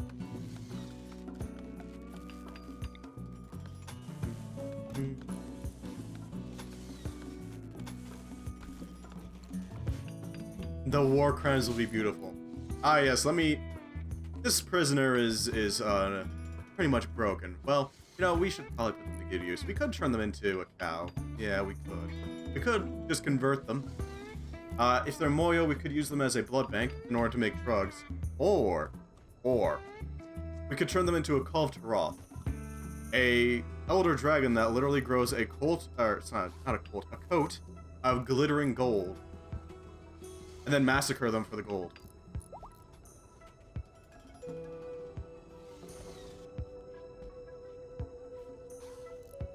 And that does actually work. See, Culve Roth. Can we not simply shave off the gold? I mean, I've tried. What happens is the Culve Roth spawns with a gold coat. Imagine turning them into that creature from the bad ending of I Have No Mouth and Emma Scream. Oh god, yeah.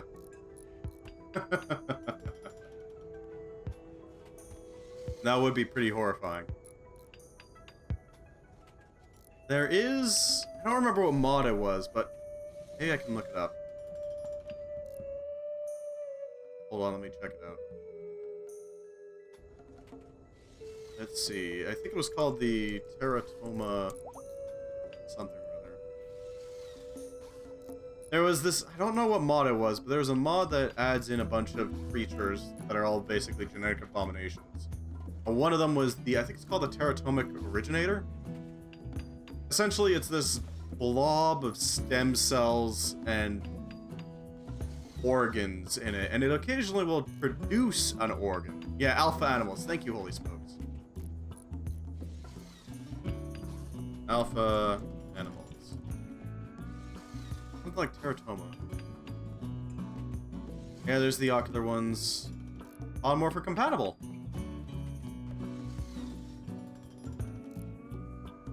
Animus morph, Elixir morph, Aerofleet morph. Dark Beast, Pedigree Raptor, Skip Hound, Wayward Mobile Assembler. Yep. Miracle. Fungal Husks.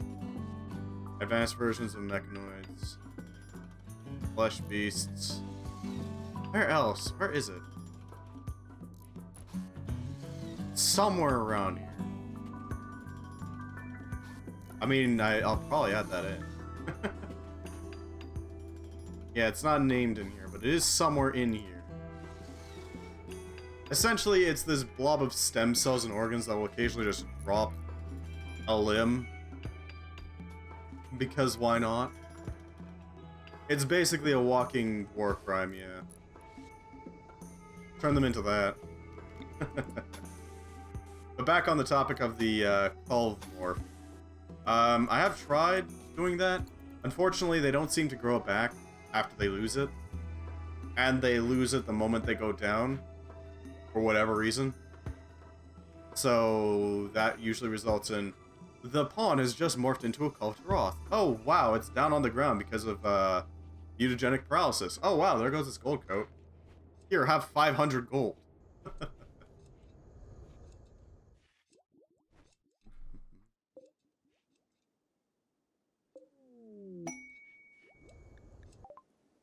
Oh hey, a bulk goods trader.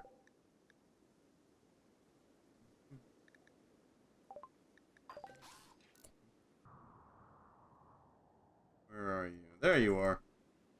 I'm thinking we're gonna try to turn everybody into some sort of monster thing, monster combo, monster humanoid. So we're gonna go with that. Once we've turned everybody into something, it's probably gonna be considered the win condition for this one.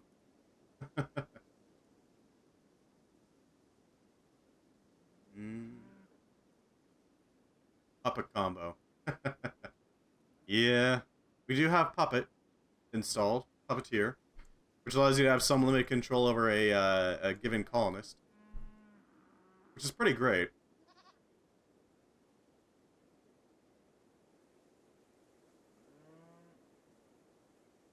But more or less intact. More or less intact.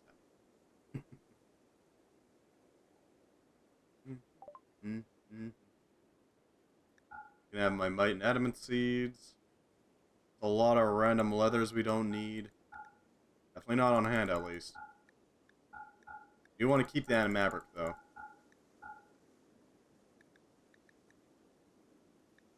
I want more for Blue or Blue Burst. I came up with a theory in the shower as to make a person's life as awful as possible. Remove all limbs, lower jaw, eyes, rupture the eardrums, and remove the nose. Cut their vocal cords, remove the appendix and the gallbladder, one kidney and half of the liver. Cut the torso just above the pelvis and remove the lower half of the large intestine. The result is they are left as a living torso with a head that cannot interact with any other person and must live on. Oof. Well, the problem with that is that if you were to do that sort of thing, that would probably interfere with the body enough to actually cause them to, you know, pass on.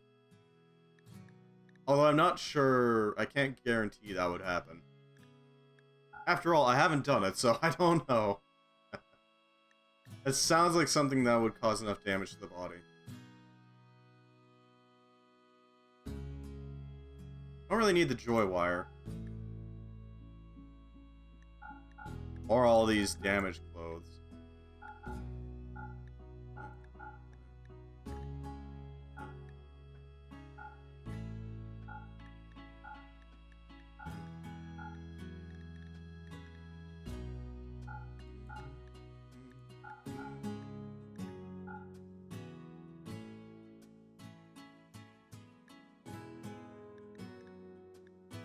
Yeah, we'll buy your chem fuel. All of it. Give it to me.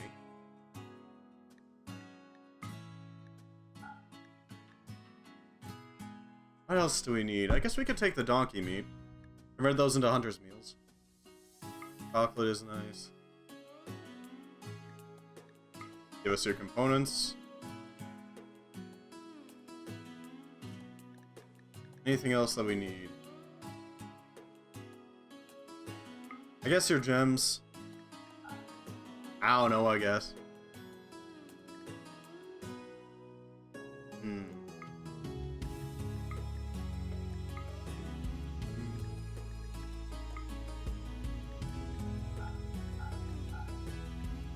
And then we buy all their unrefined magicite, and that immediately kicks it down.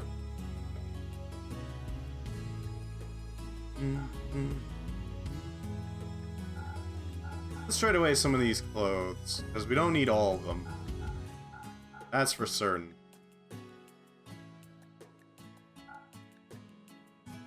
Anything else we need? Orb of Conviction would be amazing, so let's trade more clothing.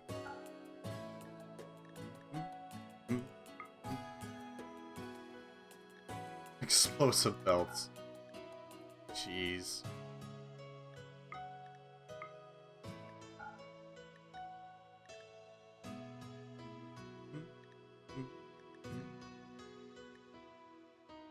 A sunstone pedestal. Yeah, sure, we'll take that. Thanks to the Axel. Yeah, that is pretty bad.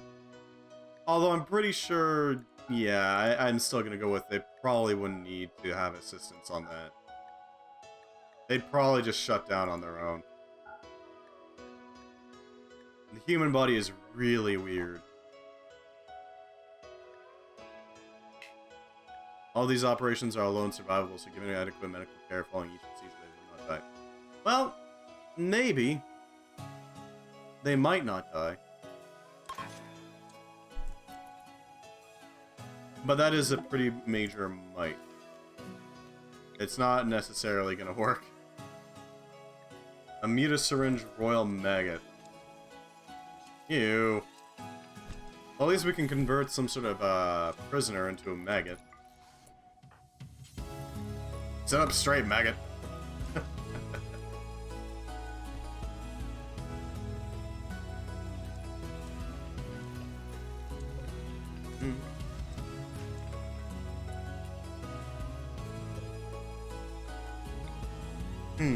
Can the droids be mutagens?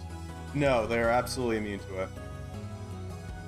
Any droid is going to be immune to the mutasyringes. Mostly because they don't have genetics to mutate. I know, it's tragic, but... it is what it is.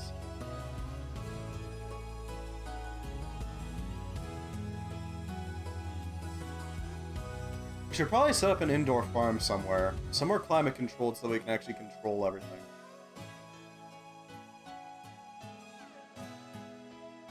So we can start building it over here.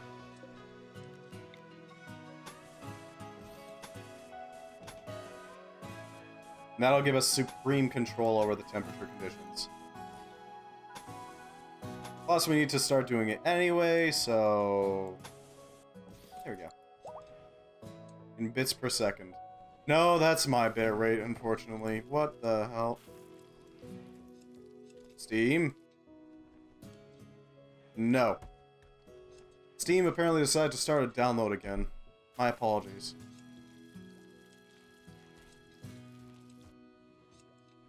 I don't know why it keeps starting frickin' updating Phantasy Star Online. I don't know why. But it should recover soon. Hopefully.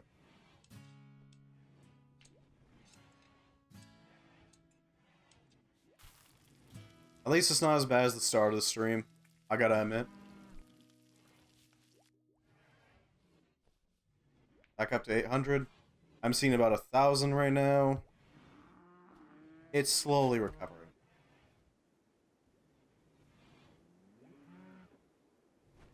Oh, we kicked. Okay.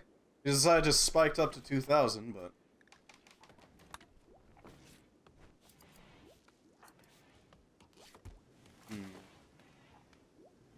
Ah, yes, rule breaking doorknob. I think you missed last Rimworld stream, where we annihilated a faction over the course of like a few days.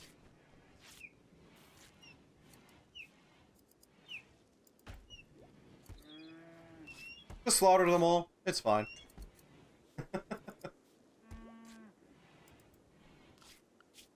Oh, we could probably actually wipe out everyone.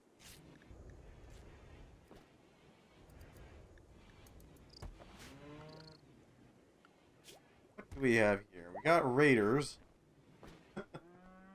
Natural goodwill range.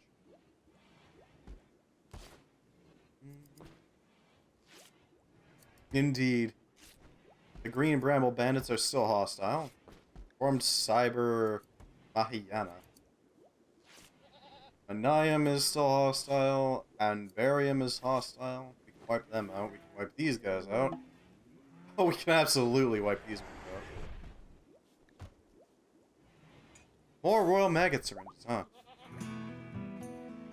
We can wipe out these guys, and these guys, and these guys. South of Laron is kind of already gone. They don't have any...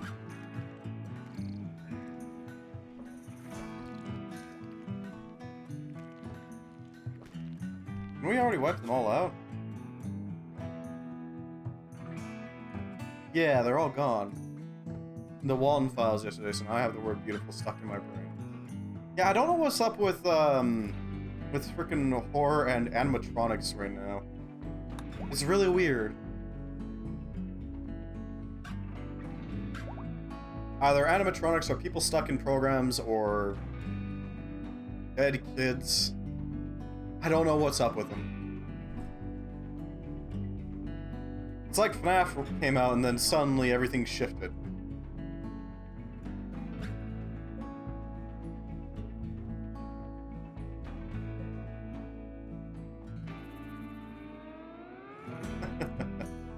Matrix is just a really cool concept in general. I don't know about FNAF.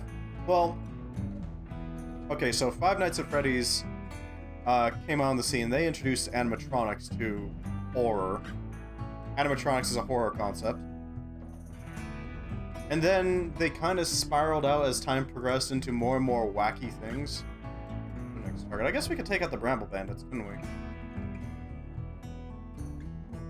They just kept kind of spiraling out until eventually the killer was on a arcade cabinet piece of circuitry that they got scanned into a VR game and started taking over people, or at least infecting them in some fashion through said VR game.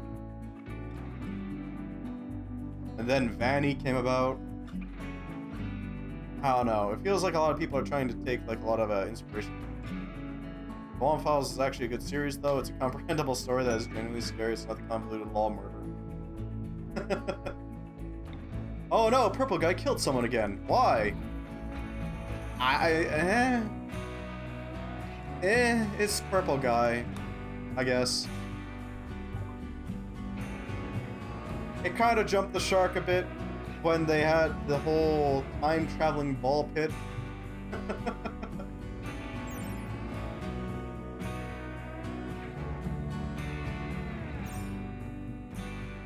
That was genuinely a plot point. Oh, it wasn't even, it was. It still is a plot point, apparently.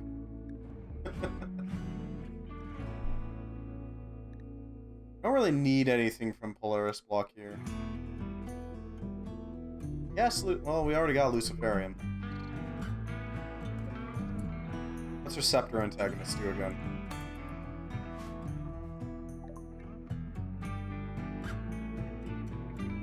Blocks drugs needs by binding to and blocking any drug receptor rather than activating like an agonist.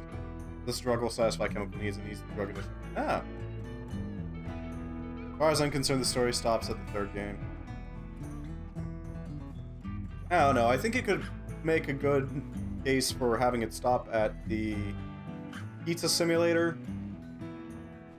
But after that, it gets even further and further off the rails.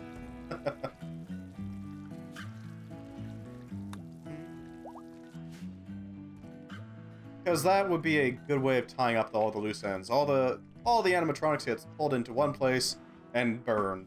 Done. SB just...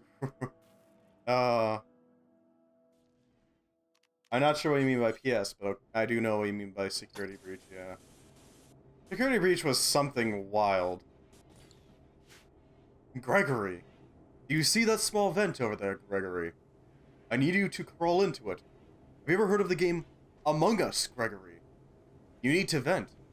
I know it will be hard for you to be sus, but this is the only way to escape, Gregory.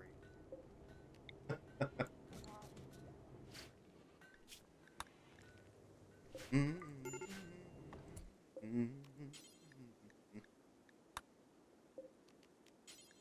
gonna output steel from stone. We're gonna drill out the chunks.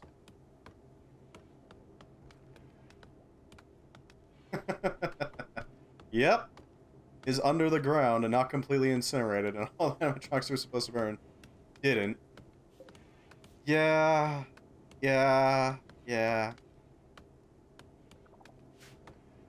It's a thing. Look, man, he's gotta keep it. You gotta keep to your catchphrase of always coming back. Otherwise, what's even the point?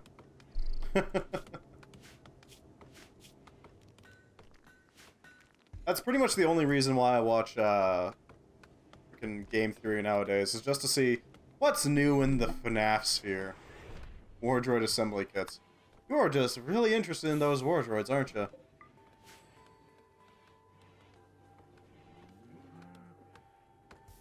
Not the strongest droids, by the way. Destroyers are. Destroyers are the most lethal things that you can produce.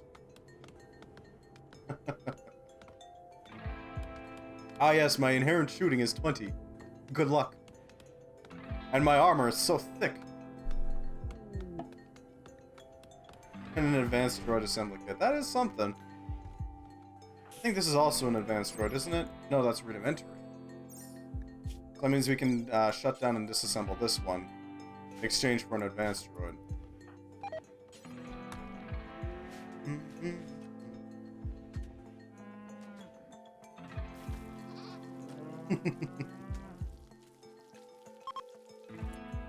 Pizzeria simulator, yeah.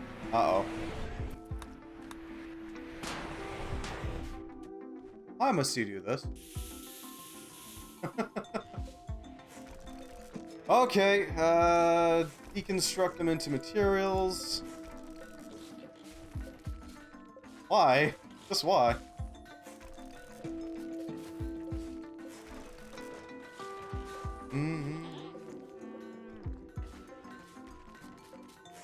Point of Pizzeria Simulator is that Emily brought all the absolutely, yeah, and blew it up. Complete and utter obliteration, evaporated, gone, souls free, and then, yeah. Well, no, didn't happen. Imagine a toilet made of bug skin. The two sides of humanity.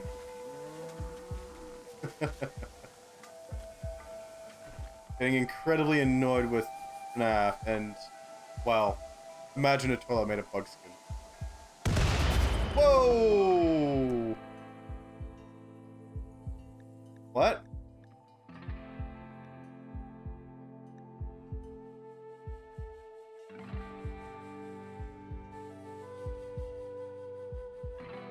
Oh, they were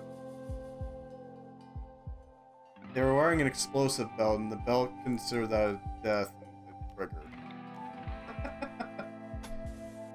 Well, I mean, it did its job.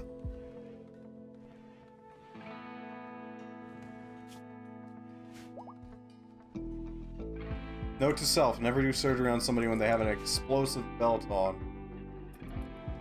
Barn Star. Yeah.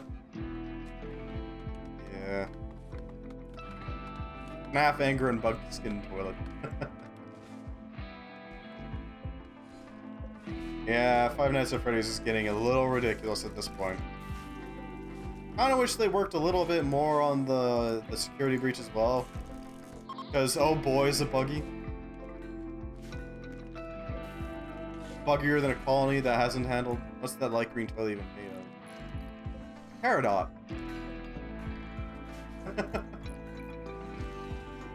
Yeah, it's not gonna take long for the speedrunners to break that game. Like a stick. Goodwill negative 54. Ooh. Bond Files is a story that gives dates. Oh, come on. FNAF gives dates too. It just gives like 50 dates. All within a few years of each other.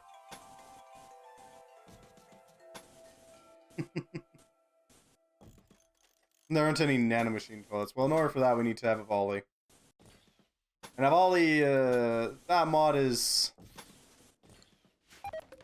exclusive to its views on who can make their stuff. I don't like that. An aid trader, would you look at that? Something useful.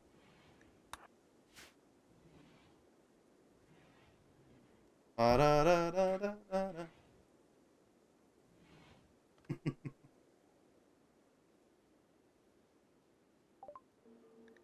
They have a lesser wyvern, are you serious? Owie Zodal. Are adept at using the hand at the end of their tail to grab their prey and claw at them with their paws, making a retreat quite difficult if engaged in close quarters. Okay, lesser wyvern. Extremely venomous, resistant to damage, and almost indifferent to extreme pain. I can't spit poison. Doesn't help you become omniscient while watching it to become able to understand.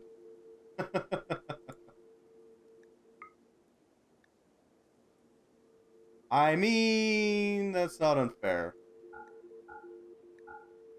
FNAF kind of has high expectations of the people who are playing it. We need that.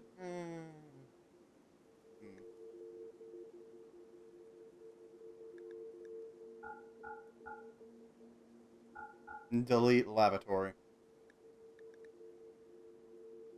Access psychic cornucopias. I don't really need the cornucopias. We do need that persona core, though. Anything else? We can sell some of the herbal medicine we've accrued. Formless matter. Automaton skin. Leather made for automaton production. Looks like human leather. Joran fur. Clavinus meat. Fenrir meat. It is still fragmented and incomplete, currently incomplete story, but what we have so far can actually be arranged in comprehensible chronological order. Hey, fair enough. Honestly, I'm kind of interested in, there's a small game called Andy's Apple Farm, which seems pretty interesting. But...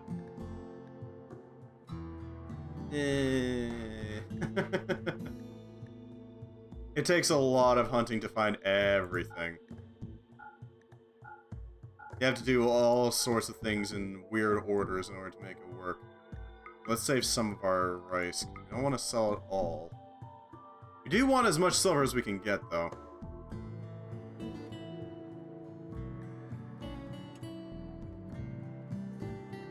Do we need more than one royal maggot serum? Yeah, we kind of do. Sell a boom belt. Do I have any rule as far as, like, royalty or anything? Honestly, royalty is generally best given to the people with the highest social skill. You know? That. You know, rule breaking doorknob. If you want a, some sort of bingeable horror story type thing, I highly recommend a channel called Nightmind. The thing is, so no, yeah, pretty much no. The whole thing is run by one Nick Nocturne, a lovely dude with a voice that I can best describe as mahogany. Dude is amazing at compiling a bunch of things, coming up with ideas on how things probably are going to go. and laying out exactly where the ARGs have gone to. He's covered things like the sun is, I think it's called the sun is missing or something like that. Sun is gone, I think it's called. I don't remember exactly, but it's like this Twitter ARG with the idea being that for some reason the sun just fails to come up one day. From suits, oh no. Oh no.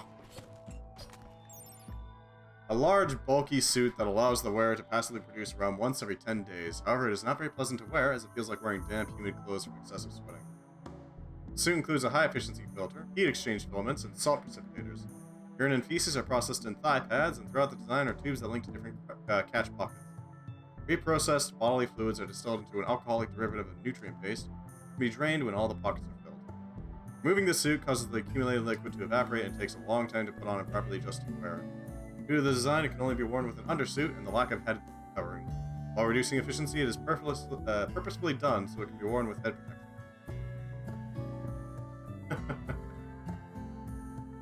It is a really gross suit.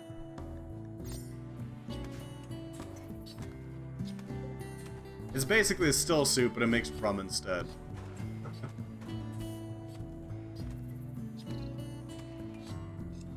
Mm-hmm.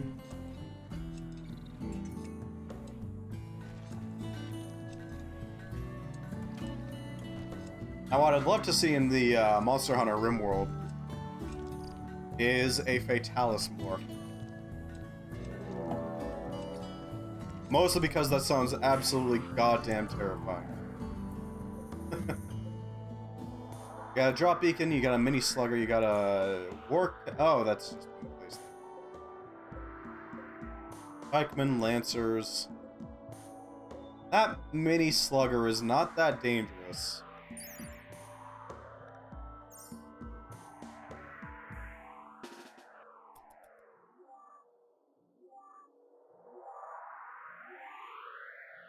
Okay. The pikemans are probably the nastiest thing around here. Let's situate ourselves.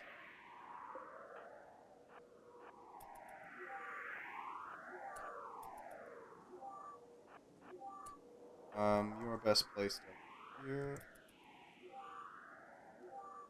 This will give us a 360 target, mech nodes. A mech drop beacon, that's not great. Can we hit it? I think we can.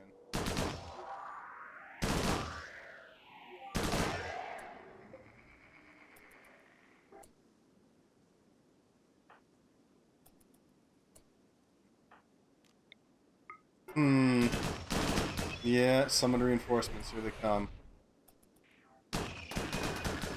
I don't know what's coming. Oh, a Scyther and a... Okay, that's not that impressive.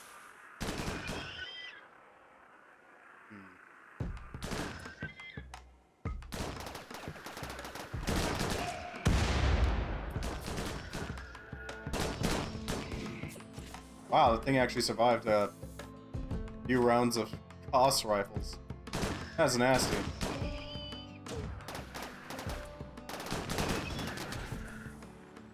Oof.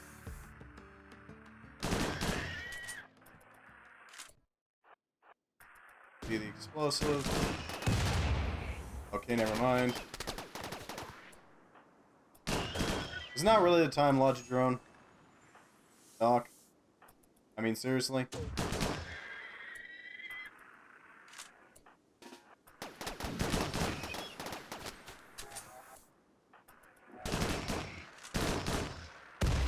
Oof. Alright. Get these guys over here so that they can handle the mini sluggers.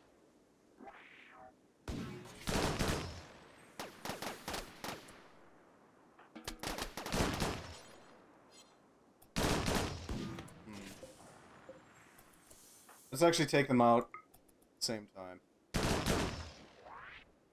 That seems like the best order of operations here.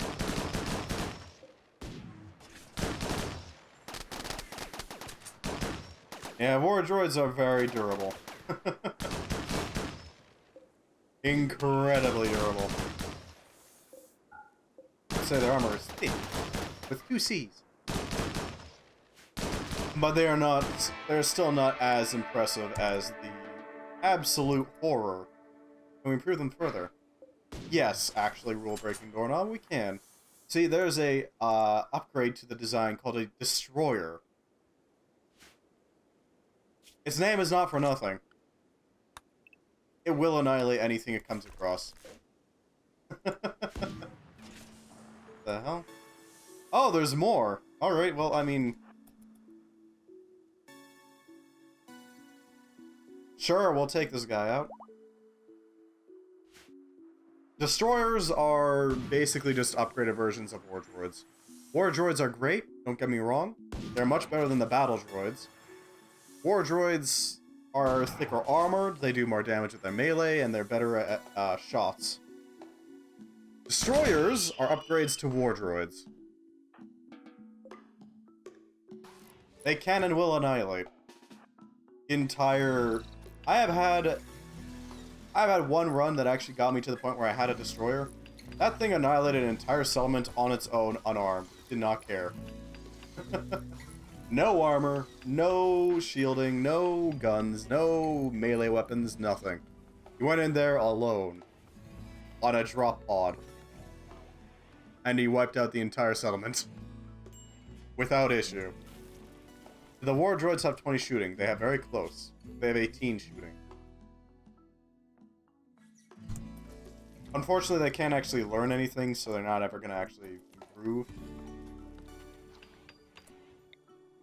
But they are also stuck at 18. They will never get lower than 18.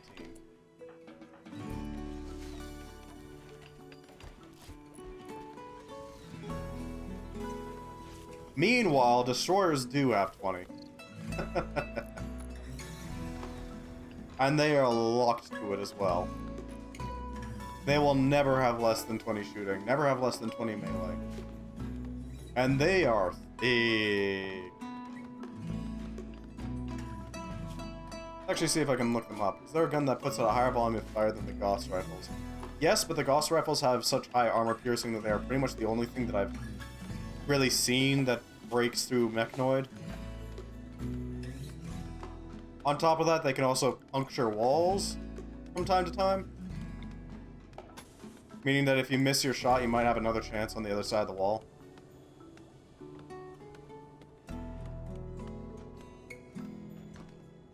Plus, they hold 40 rounds each, so...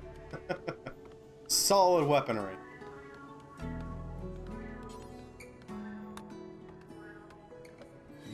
A Gauss Lance. Gauss Rifle, Gauss Pistol, Gauss Revolver, and a Gauss Repeater. Huh.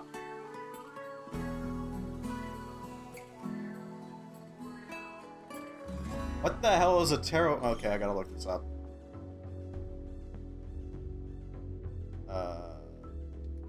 Yeah, I can use this. Ferromagnetic.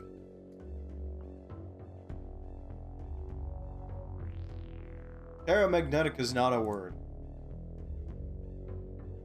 I think they meant ferromagnetic.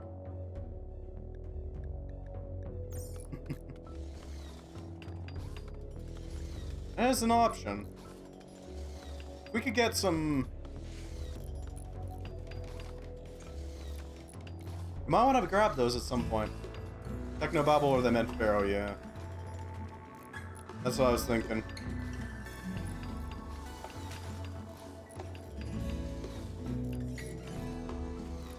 Yeah, Archotech droids is what provides you with the nasty stuff.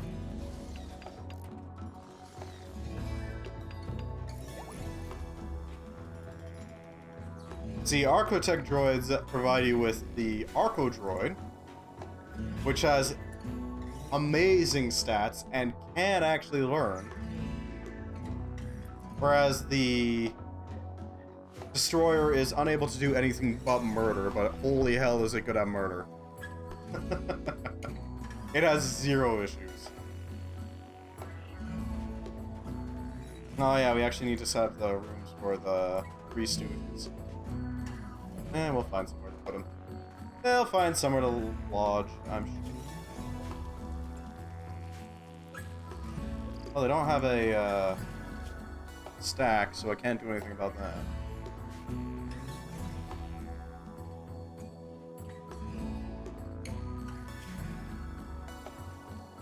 Yeah, we're gonna have to repair the walls.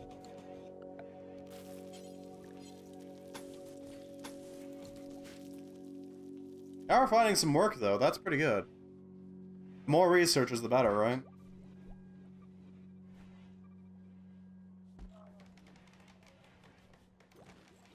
Those are LED strips. They produce light very cheaply, but very short range. And they also transmit power. So they're dual purpose. Plus, they just kind of look nice.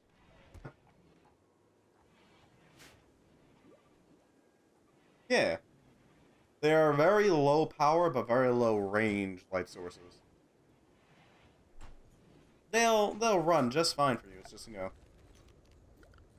not gonna get much range out of it. That being said, there are floodlights that go in a cone, which are pretty good. Might want to make use of those, actually.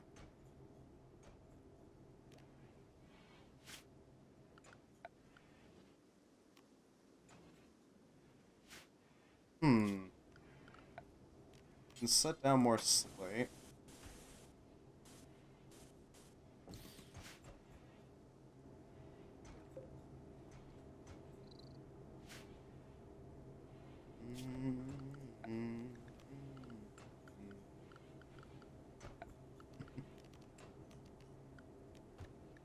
Lowell export company is left. Okay. Artillery Foundry produces large caliber ballistic shells. We got the mechanized weaponsmith, the Chem fuel clarifier, which is amazing. Trust me. A rather crude machine capable of melting organics via acid into usable chem fuel. Attached hoppers will accept nearby corpses or wood matter, rapidly decompose them, and melt them in a single large vat before dispensing chem. Jeff, alright, sure, we can do that.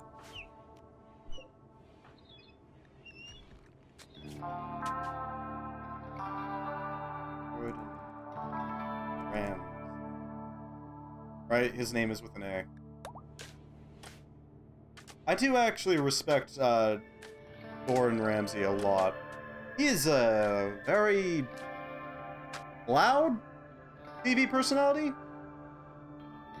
but he knows his stuff when it comes to cooking. Absolutely. So, you know, from a, let's say, culinarily trained person, respect. 100% respect. I haven't actually done much work in the field, but oh, it is absolutely played up. Although there is some cases where I don't think it's played up at all. Literally any of the episodes where he has a frickin' kitchen that is dirty as hell, I don't think it's played up at all in that case.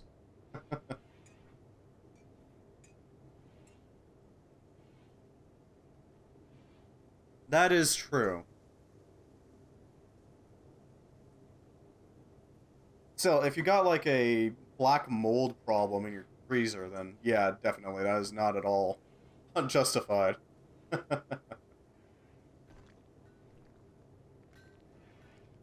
Kitchens are weird, man. Kitchen Nightmares is, yeah, I'm sure he's absolutely...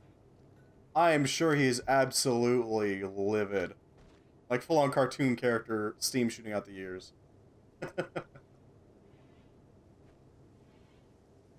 Dude has a bunch of Michelin stars, too, so freaking huge respect on that.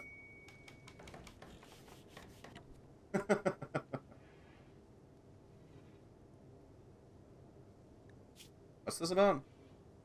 Embarrassing information about Gumpy's relationship status, and Gumpy doesn't want her to be freed. You only need to keep the prisoner for 10 days until the scandal passes. Sick with blood rot? You need to keep them alive?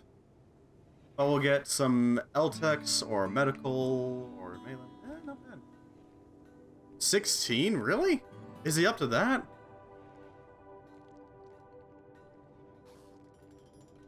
How many does he have? Yeah, holy hell, he has 16. Okay, no. He specifically has 7. But he's been awarded 16. His signature restaurant Gordon Ramsay in London, has held 3 stars since 2001, making it London's longest-running 3 Michelin-starred restaurant. So he himself has 7. He's been awarded 16, though.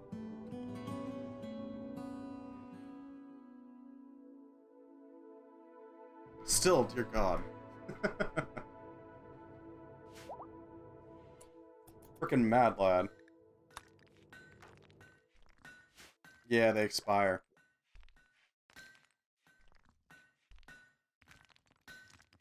Pretty much, yeah. Total 16, 7 at the moment. Still, absolute respect to that, man.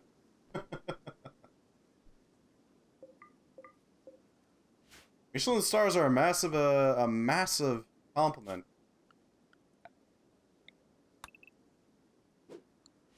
Advertise the hell out of it, basically. Oh, hey, there's a genome. A powerful genome. A strong genome, in other words.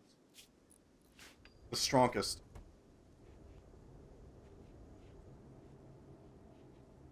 But yeah, this combo allows you to basically just generate steel without any issues. Very effective.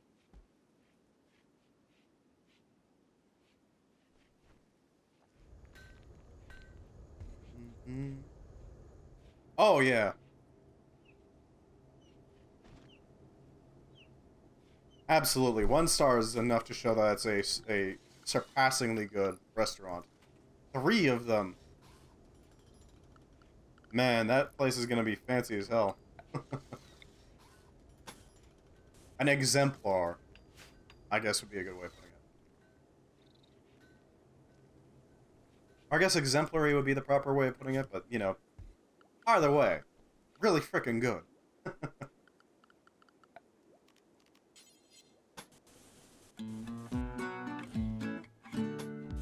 it goes like this. No, 4, 6, 3, 7, and then 9, 2. Go back up to 3, 7, 4, 6.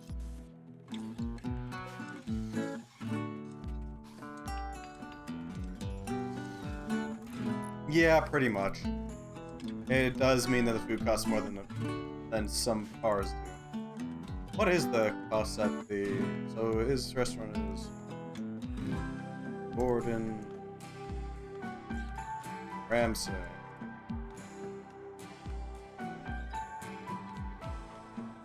I kind of want to know what the restaurant is. Like... Okay, but how much does it cost? That's the question. Oh! Ooh!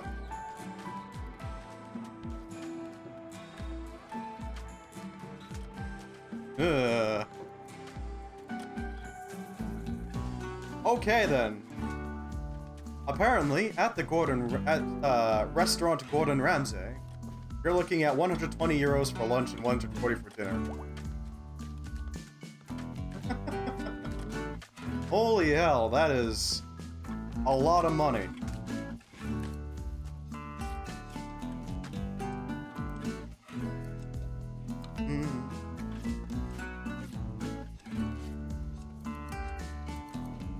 Main courses, starters, scallops from the island of Skye, calamansi, hazelnut and black truffle, ravioli, lobster and langoustine, salmon and black truffle, winter salad, smoked duck, rhubarb, beetroot, and hazelnut, roast veal, sweetbread, toasted grains, macadamia, and jus noisette. Alright. Main courses, Dover sole grenoblois, brassicas, coastal herbs, and tartare sabayon. A Cornish turbo, violina, pumpkin, clementine, and shiso. Roast pigeon, turnip, pistachio, and cumin. And a 100-day aged Cumbrian blue gray. Jerusalem artichoke, maitake, and pickled walnut. I can get 4 brand new tires plus brakes plus installation for 165 euros. Or you can get a, Look, man, I can guarantee you there is very little difference between a pigeon and a chicken. Or a pigeon and a game hen, for that matter. Funniest thing about birds, they all have the exact same skeletal muscular structure. No. When you're actually like farming pigeons and other birds like that, you actually have like specific techniques. They're more well fed. They are guaranteed to be without parasites or, you know, illness, that sort of thing. It's like the difference between a farmed pig and a wild pig. Farmed pig, you know what you're getting. They are properly, you know, taken care of. They're made sure that they're healthy. Wild pig, you can get frickin' anything from really good to why is there worms in my pig?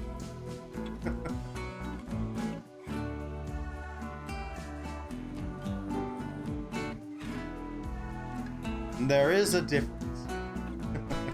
Even if pigeons are basically just rats with wings at this point.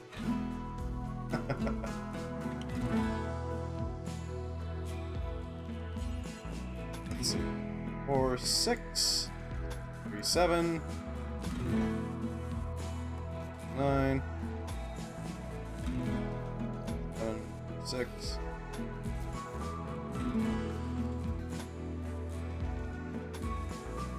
Okay, so go over there. 7, 4, 6. Then again, who knows? Maybe he does just have a vendetta against the pigeons of London. Maybe he does just have a vendetta against them. I don't know what half the shit on a fancy restaurant menu is. Yeah, that's fair. I don't know why you would pickle frickin' walnuts, personally, but okay. It's mostly just like, if you know, you know it. If you don't, then Google it. That's my best suggestion. Because some of these things have really fancy names, but they're basically just a different variation on something that you already eat. What the hell is a shiso? Shiso is a type of a... Okay. Perla frutescens varcrispa, also known by its Japanese name shiso, is a cultigen of Perla frutescens, a herb in the mint family.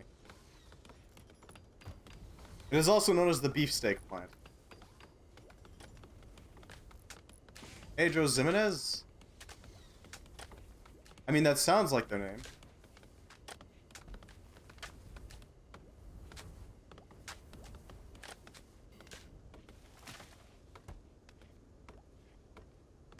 Ximenez. Ah, it's a wine grape. It's a mid to late ripening grape variety. It's grown in several Spanish wine regions, most notably in Montilla Morias. It's used to provide a varietal wine and intensely sweet, dark dessert sherry. I see. So it's a wine grape, basically.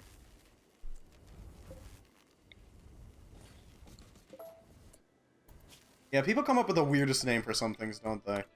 Because I can totally see where you're coming from with that. Yeah, it really does just sound like the chef's name.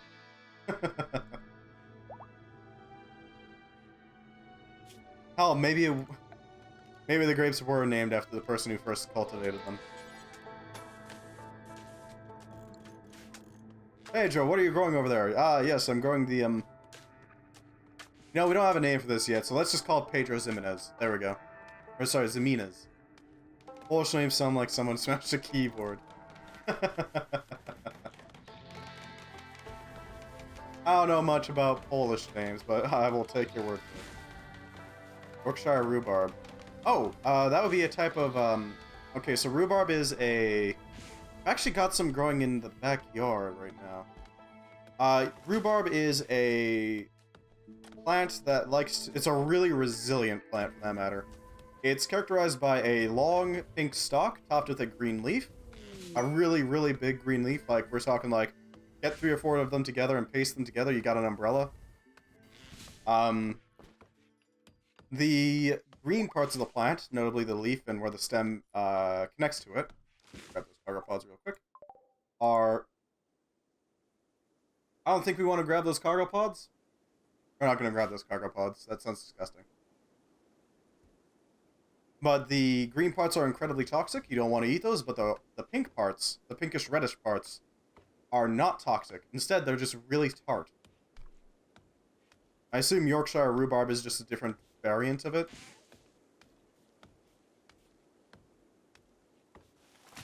Rhubarb. Yeah, it's just a different variant of it.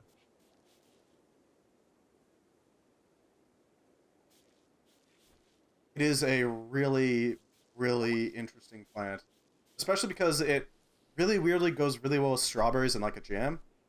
So if you ever get some like strawberry rhubarb jam, for some reason the rhubarb just kind of fades into the background.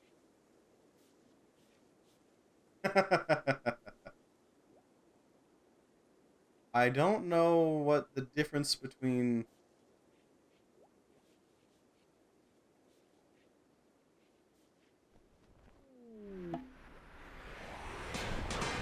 Ominous obelisks.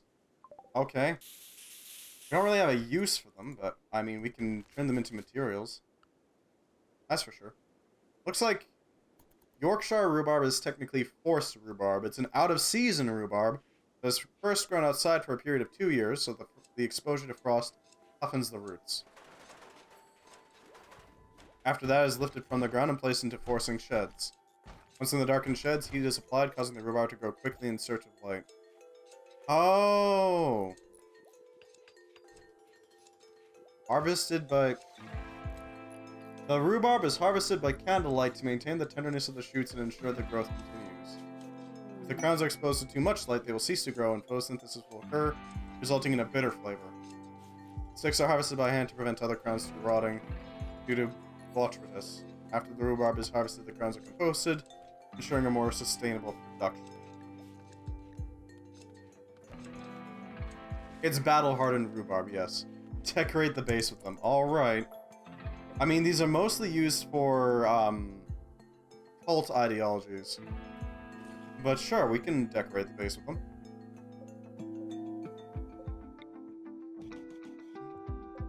Well, if we're gonna do that, we might as well use the gemstone ones, shouldn't we? They're meant for enticing Satan.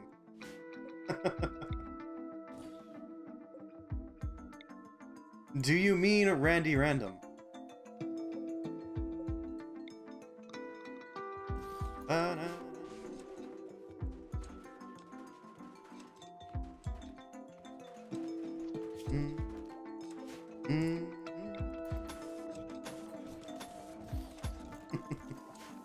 He's cooler than Satan. Ah, I see. Herring.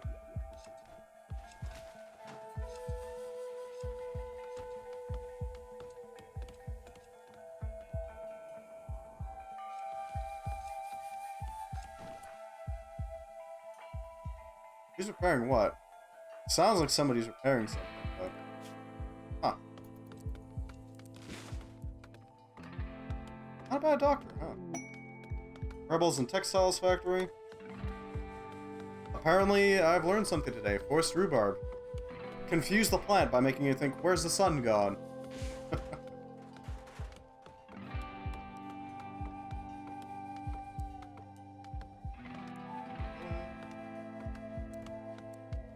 Not a bad drone.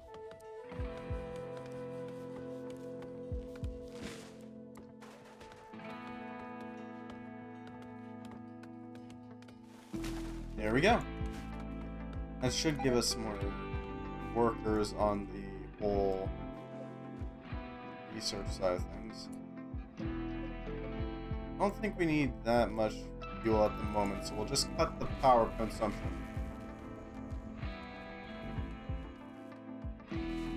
As for power itself, we need to find more fuel sources. Or at least some power supply. That might work. Yeah, that'll work. It's not a perfect power supply, it's very much exposed, but it is something. This will do.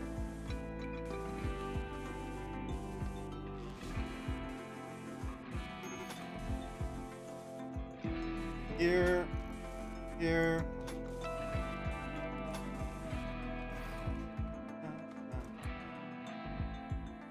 Alright, around. Around. We torch the rhubarb for extra flavor. We torch the rhubarb so it doesn't get bitter.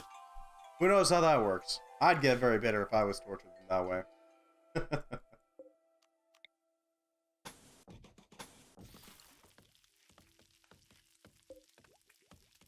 I guess the idea is that because it doesn't do the photosynthesis and because it doesn't ever actually get those really large green leaves, it doesn't really produce as much of the bitter chemicals that it normally would, making an overall sweeter plant. It's a little weird, but okay.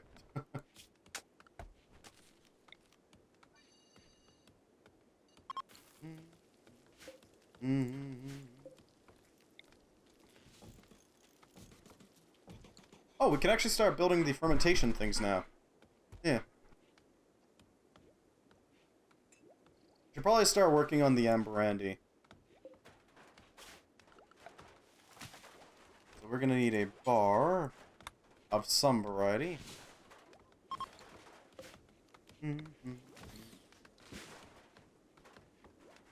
This is keeping warm. Skeletal queens.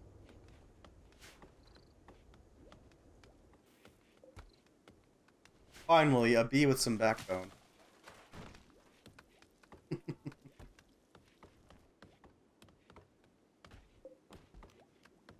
Alright. Set up these walls.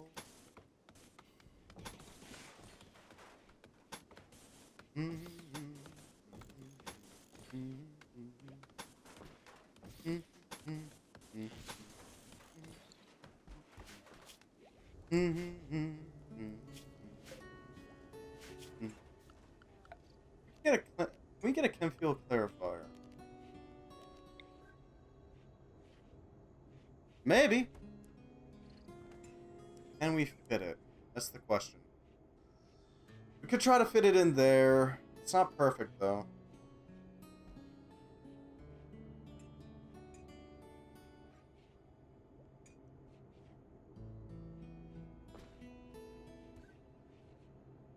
What if we were to fit it in here somewhere?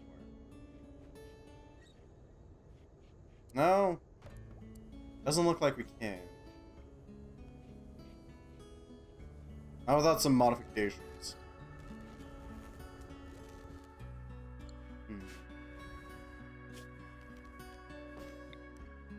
We could set it up right in here somewhere. No, that wouldn't fit. Maybe there? That would take up some space for the skip, but it would mean that we can refuel much faster. Because we could convert all the organic corpses into chem fuel into, you know, energy for the dropship.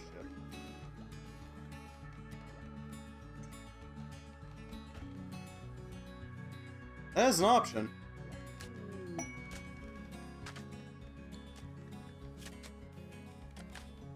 So they want to send us... Stalker of the Refugee Empire is requesting something from us. Revia from the Shadow Zelts have been harassing their caravans in the area. They are asking that we send them a count. Got a new microwave from a computer room, so I don't have to go downstairs. Hey, that sounds pretty good.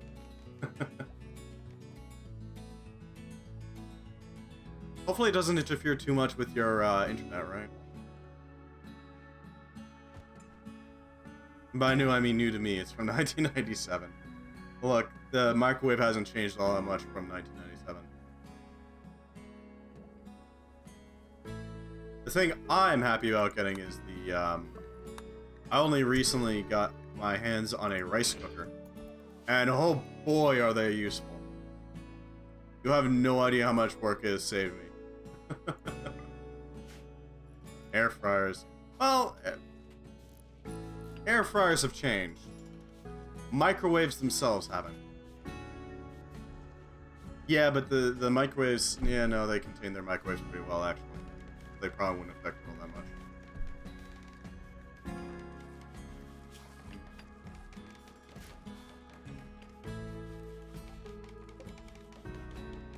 Oh, so it's also an air fryer. That's pretty good. That's more just shoving more functionality into it, right? I'm thinking like the base microwave design. Like, it just microwaves, that's all it does. Type design. Hasn't really changed all that much.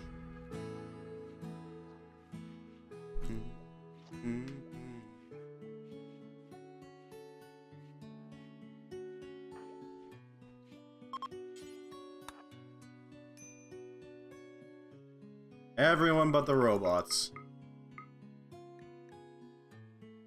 There we go.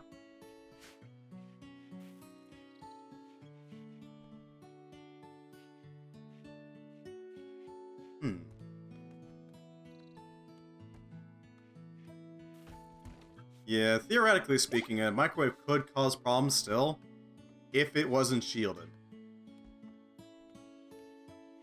Because, microwaves, if I remember correctly, use EM waves, specifically.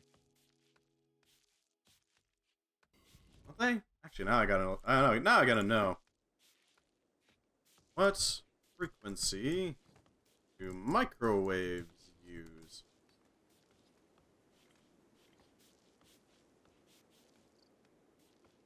.4 gigahertz.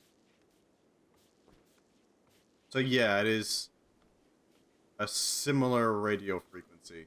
It could theoretically cause problems, I guess. But they're shielded, so they don't generally cause problems. I'm pretty sure they have a Faraday cage in them, don't they? Yeah, they've got a Faraday cage around the actual chamber.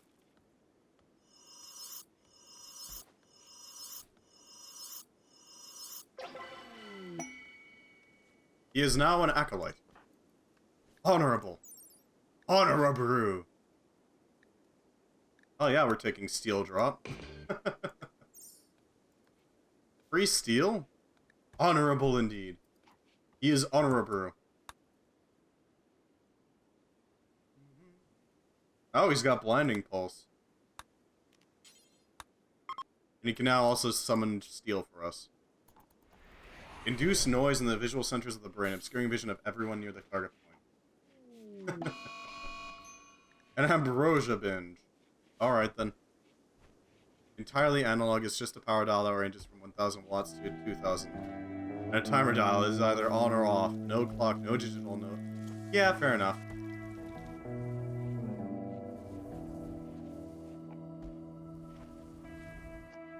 Yeah, there's some weird shenanigans going on in electronics. I still don't fully understand it. I gotta admit. I learned electronics as part of my HVAC course. I still don't fully get it. I know enough to, like, troubleshoot them, but that's about it.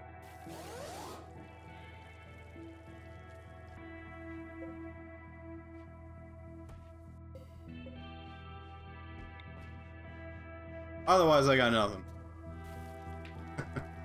Fair enough. Your father probably knows more about it than I do, then. I've gone through the course. That's about as far as I've gotten.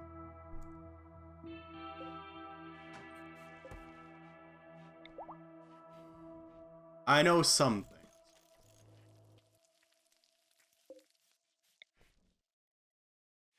Why hasn't the diamond obelisk been installed? That's weird. I could just up and disappeared. I guess we can use slate on that then? Yeah.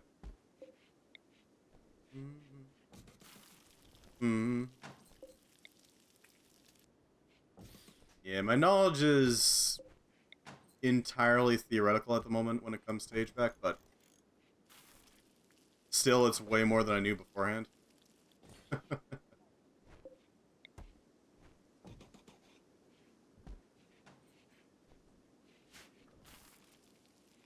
Probably get rid of these toilets at some point. You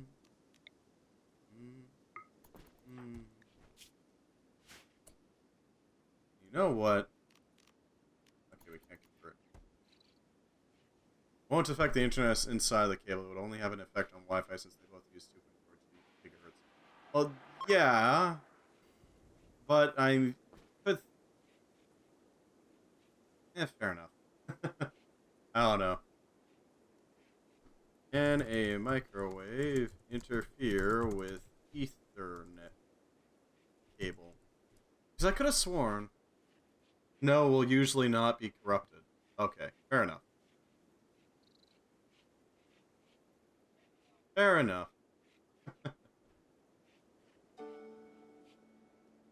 Because all I was thinking was, okay, microwave. Yeah, that's using electromagnetic. It's using a lot of electromagnetic waves. So that would probably cause problems with the wire. But, fair enough. Plus the amount that leaks is legally regulated. Yes, absolutely. They're shielded. They are... Yeah. That is true. It's not so much radiation. It's more just the strength of the signal gets weaker as it goes. It's not particularly strong to begin with.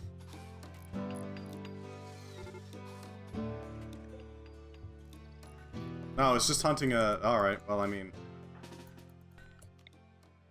Might as well get rid of it. Yeah, good luck, buddy.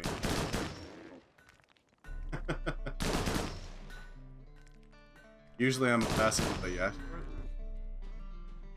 It is, yeah. Yeah. Pretty much. Humans don't have much to worry about it. Technology does.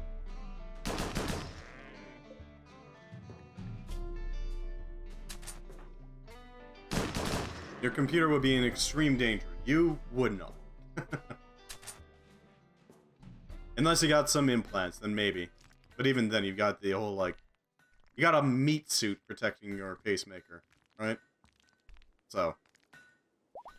Or whatever other electronic device you may or may not have. That might be enough to actually, like, stop it.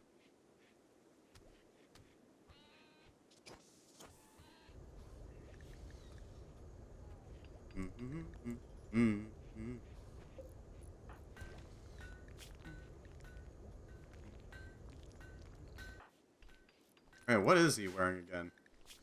A demon scale crown, right. That. Forgot about that. Demon scale is creepy stuff. Yeah, you would. Nice. Still can't believe it's actually called the Magnetron.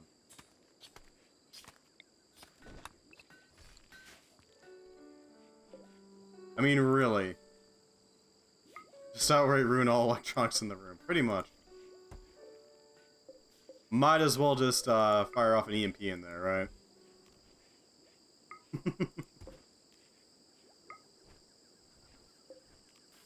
Again, I know enough about electronics to troubleshoot them. That's about it. That is the extent of my knowledge.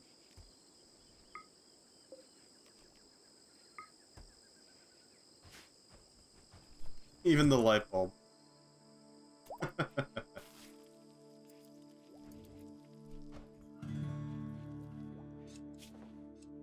Let's throw together some plumbing for this room. I guess this building. Dr. Pudum is learning. He is learning.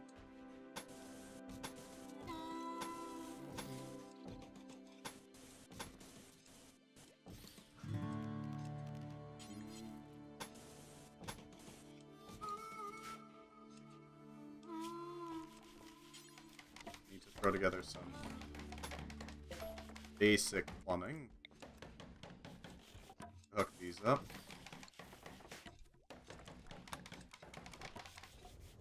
I don't know exactly how EMP grenades work. Pretty sure they exist. How do those work? Yes, they do exist. No, that's from Call of Duty. They can exist.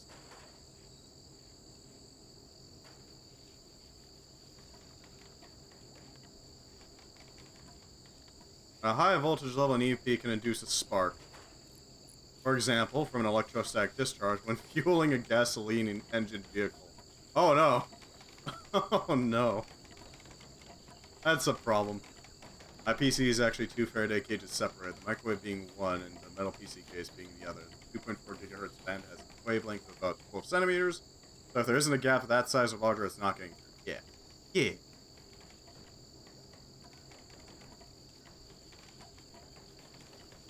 I still find it a little amusing that the reason why microwaves were made was because some scientists noted that, this oscilloscope, whenever I turn it on, the chocolate bar next to it just melts. Huh. That's weird. Wonder why that is. Yeah, we're gonna want to take slate off of this thing's allowances.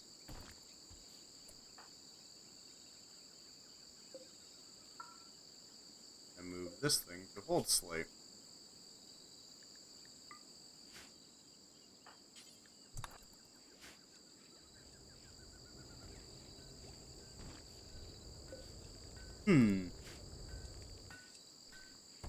It is so weird how many... No, was someone watching a... Really? I could have sworn it was the oscilloscope story, wasn't it?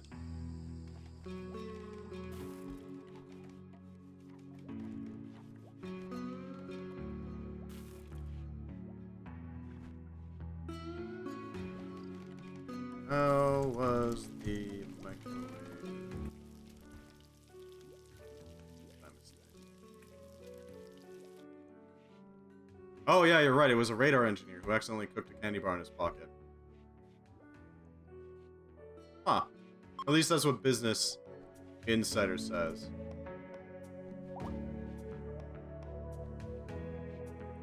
Wikipedia is saying it was discovered by Percy Spencer. Oh no, that was the heating effect of a high-power microwave beam was discovered by Percy Spencer.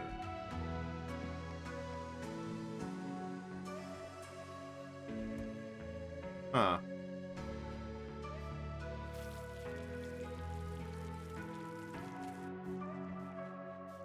Have any magnetron? American engineer is generally credited with inventing the modern microwave oven after World War II from radar technology developed during the war. Named the Radar Range, it was first sold in 1946. Raytheon later licensed its patents for a home-use microwave oven that was introduced by Japan in 1955, but is still too large and expensive for general home use. Sharp Corporation introduced the first microwave oven with a turntable between 1964 and 1966. The countertop oven was introduced in 1967 by the Amana Corporation. They became affordable for residential use in the late 1970s.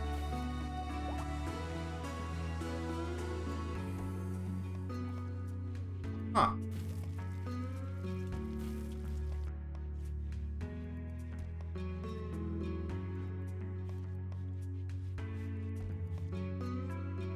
It's weird.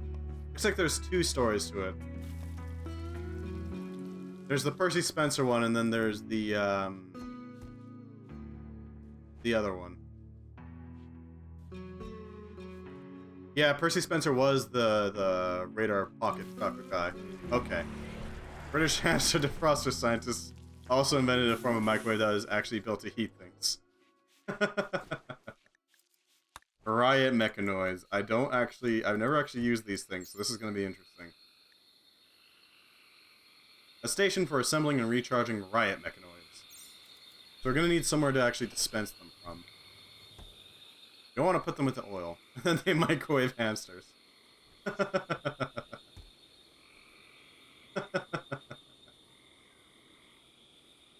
Poor things.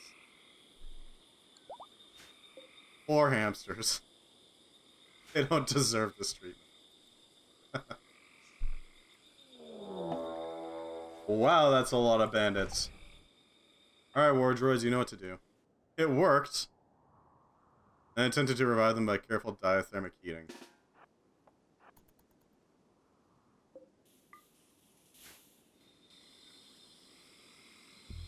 There's a lot of guns that won't work.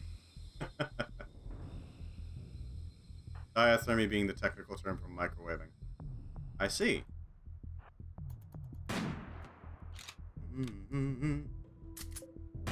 That's a nice gun. It won't help.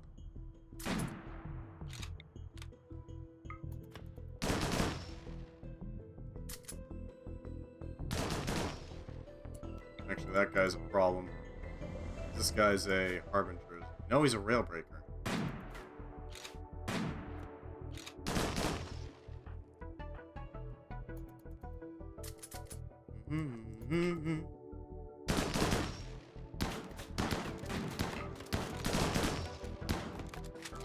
I don't want any magic stuff. Better pop behind that one. They do have a cool uniform. Unfortunately, they're not going to survive.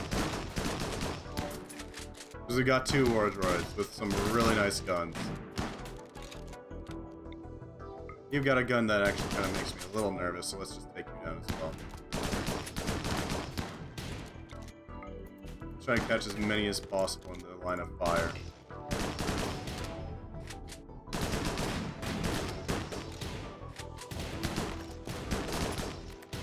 Man, any meat combatants would be absolutely shredded by this gunfire that they are using.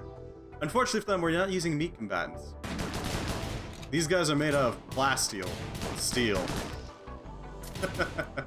They're not going to get handled by this sort of damage. Yeah, they can try, but it doesn't work that well, does it? Put our pop behind that. Oh, you were talking about putting the pop behind the slate. They do literally bounce off of the droids. And think about it this way: these are the vanilla droids. These are as strong as vanilla or as androids, the mod itself had, and then they expanded upon it. I don't know how poison works on them, but it does. No fleeing chase. We'll get to them soon enough. You see, they've attacked our settlement. I think it's only fair if we, if they brought grenade launchers. Yeah, that would be more of a concern. But it still wouldn't be a massive concern because these war droids have immense strength in their frames. These things are built to last.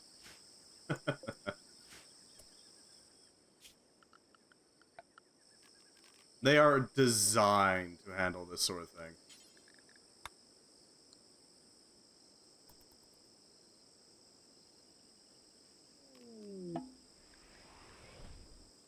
That's a lot of social skill trainers. Alright, which Dark Angel, though? I don't know which one.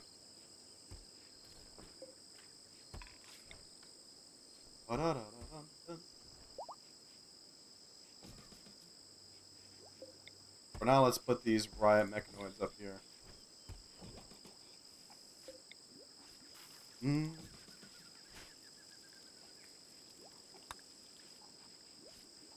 Well, hello, Darklight 123XD.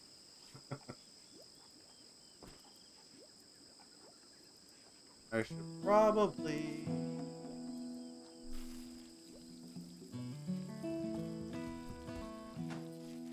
like...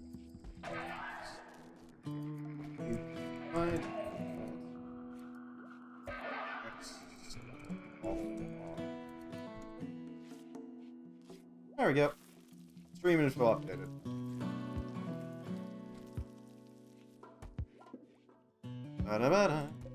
So which Dark Angel are we talking about? The standard one that we started with, or some other darker angel?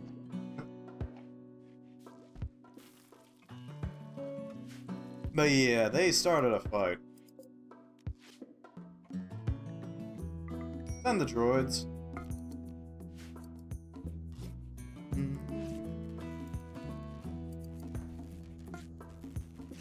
The starter one, alright.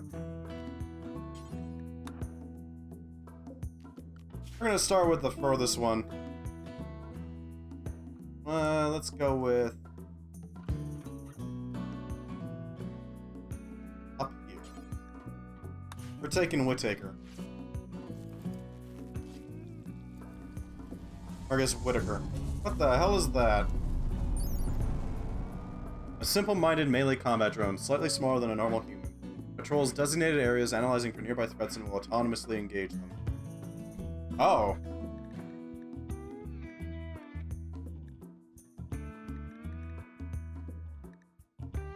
What kind of armor do they have?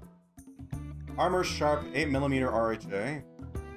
12 MPA blunt.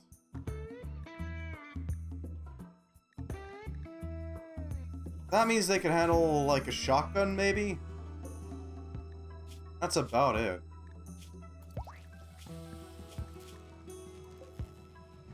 I don't have much power, though. Actually turn off our cruise.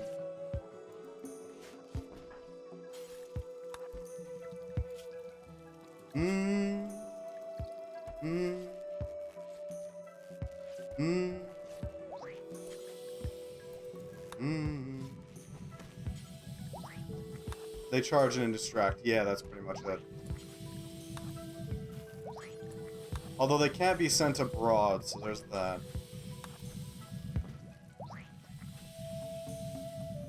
That is a massive boost, don't get me wrong, Dark Angel.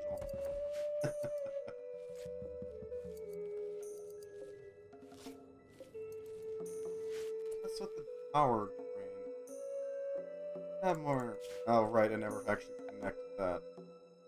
Alright, there. That'll give us more power. A very large portion of our power supplies are dedicated to discharging mechs, and that's about it. I guess they could also be used for...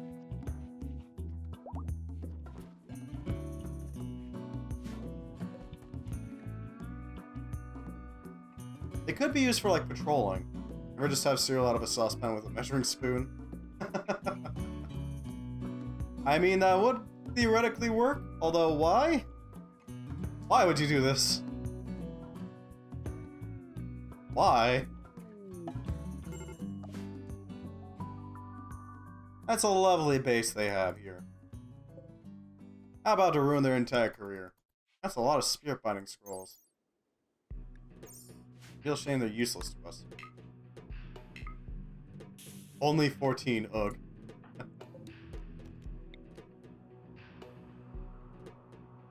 I mean, that's fair. I know that feeling.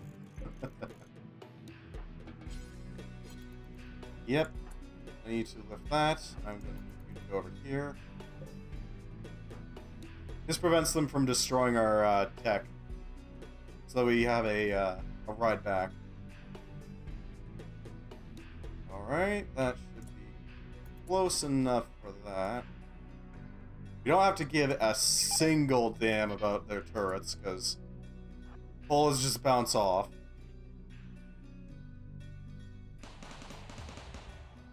If they even hit. Hello there! Welcome to die!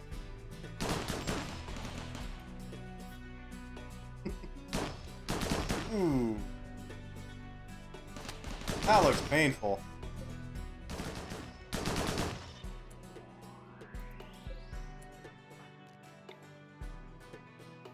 Yeah, take that one out.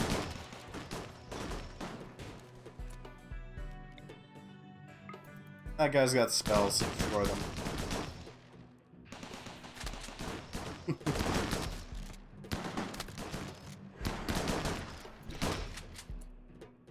That's cute. He thought he could actually fight us. Unfortunately, his allies killed him. Yeah, that's a base destroyed. We already know exactly how this is going to go. We've already done this sort of thing.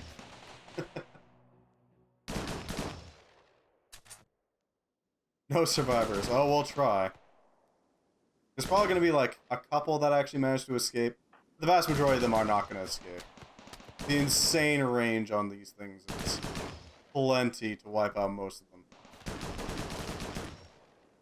The hell is that? Psionics?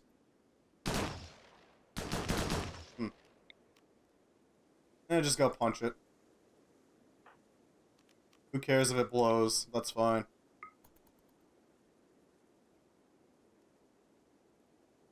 Look, man, they attacked our base. That's just unacceptable. It's rude is what it is. Here we go.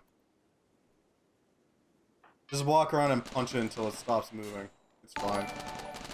Well, hello, Darklay. Welcome, welcome. I am a Axel Otle based Axel Otle based VTuber. I mostly just hang around and hang out with chat, pretty much. That's pretty much the extent of what I do here. Welcome. If you'd like to be assigned to a colonist, or you know,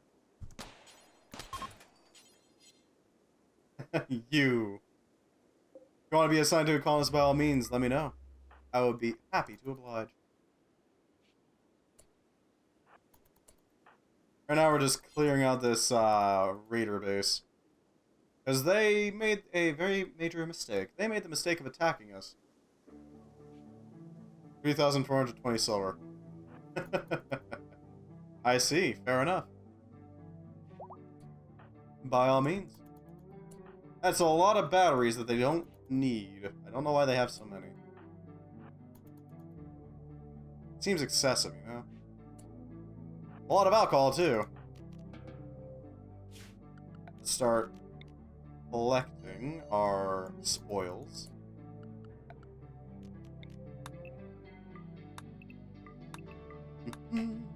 They're mining Bitcoin. Oh no. Stock up the ship? Yeah, pretty much. That's the plan. That is the extent of our plan here. Set up the ship somewhere nearby. And then just start collecting all these things. All the items. The tool. A Kushala or a leather cultist hood. Okay then. We are running with like at least 100 mods. So if you see some weird stuff, by all means feel free to ask about it. I would be happy to illuminate. Yeah, pretty much. That's it. That's the whole spiel. We have a lot of mods. So many mods. Let's see. Are there automatic pools or you need to start it? There are no automatic pools at the moment, sadly. I do have to manually do it.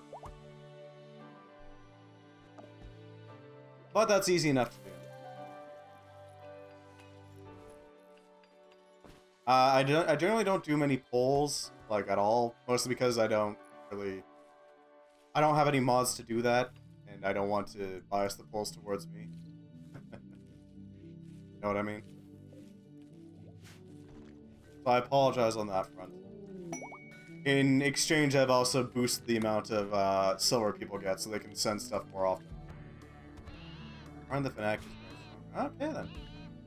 Make a medical drone, the shit ones, and send that too. Keep them at the back until after. And you can take prisoners and stop them dying. Oh no. Yeah, that would work. Now we'd also have to keep one going there.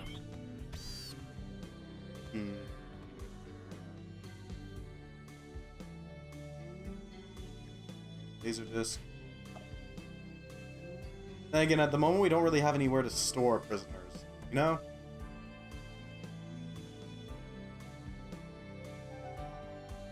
As it stands right now. That is a good idea. Let's actually do that. Stuff them in the ship and fly them home, pretty much. We already have a lot of mechanical colonists. Everything from Raya mechanoids to the war droids, to the Arco droid, to regular advanced droids.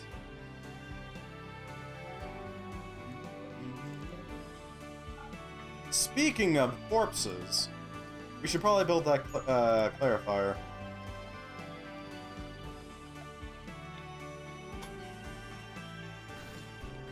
I believe it's shaped like that, right? Flesh Golem? Nah. See, they made the mistake of attacking us, so we need to start fueling our enterprises off of their corpses. Set up a siphon right there. Set up a pipeline. Very close, Darklight. I've yet to actually be able to set it up so that the random colonists you get also include the various other species we got installed, but I honestly don't know how to do that anyways.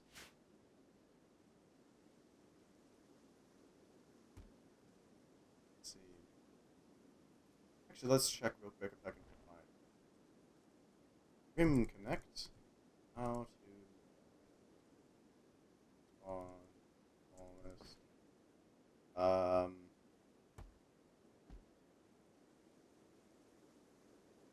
Use race. How to get alien races to appear. You have to edit the scenario to pick your starting faction. Oh. Well, that's...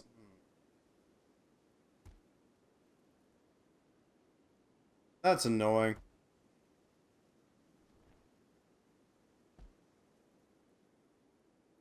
Ah, well. Let me know when you're ready to summon that colonist, and I'll switch over to the main colony rather than this war zone.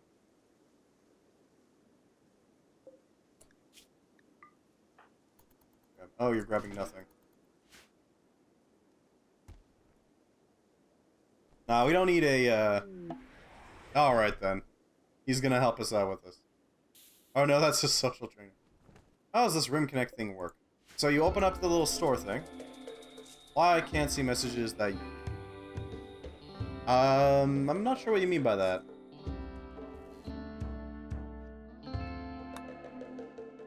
The Rim Connect thing, you basically build up silver as you watch the stream. And once you built up enough silver, you can open up the little store and the little tab that's probably hovering somewhere over my face.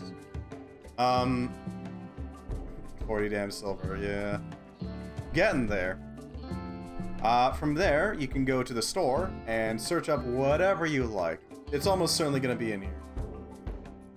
Really, no store button. That's weird. It should be in there.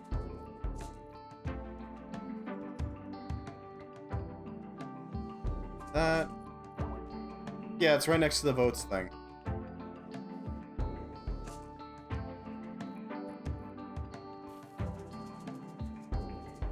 From there you can look up whatever you want, because it's almost certainly in here. And you can purchase things for the colony. Anything from useful stuff, like, I guess, toilets, to monsters, to all sorts of things. Even events, theoretically speaking.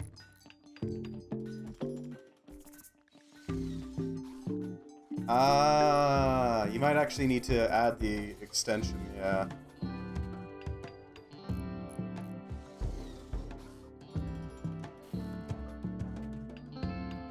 I don't exactly know how it works from a viewer perspective because it's been a while, but I'm pretty sure you have to give it some permissions in order to access some things. That's entirely up to you, though. You can also just hang out. That's also fine.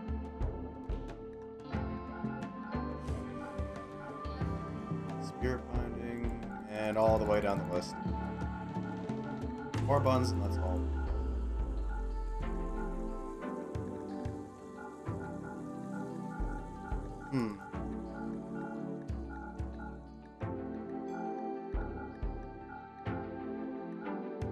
Add to my channel, build an extension, manage access and report. So, try adding it to your channel.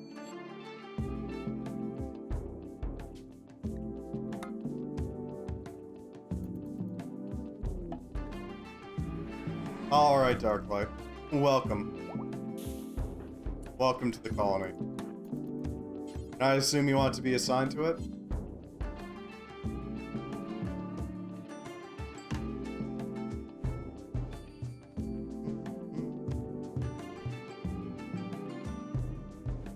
Currently in this raft.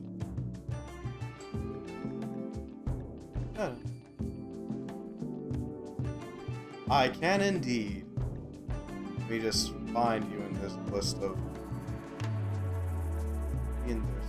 There you are. That would be Tetsuya Nettle. Okay. Dark light.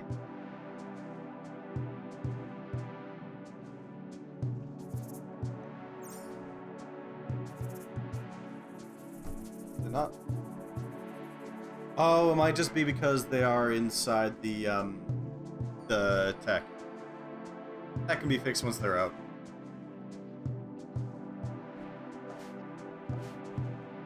Shouldn't take too long with the war droids going at full bore.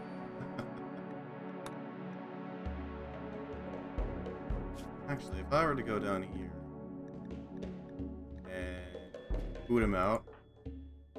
Yeah, there we go. Not seeing at all. Dark light.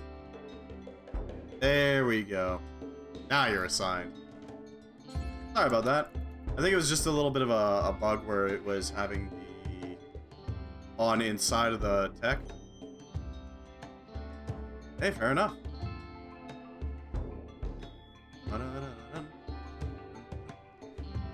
More droids are working hard.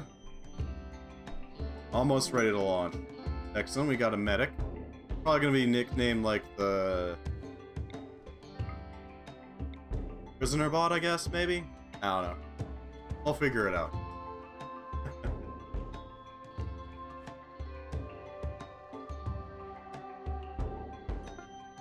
Alright. Back home we go. And drop it off right there. Yeah, we're gonna need that clarifier. There's the clarifier.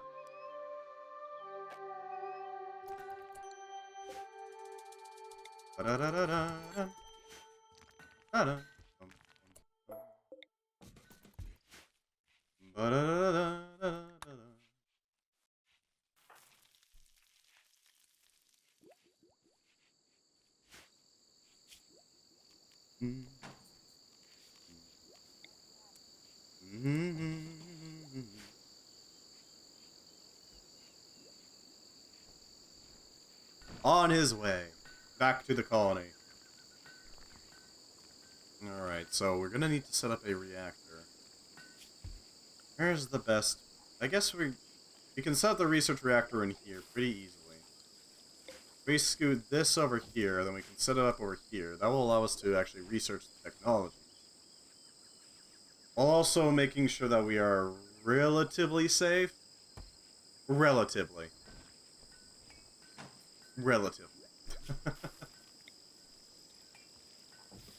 That should be plenty. Then we can research reactors, and from there we can research how to actually set up our own. Which is going to be dangerous, but very handy.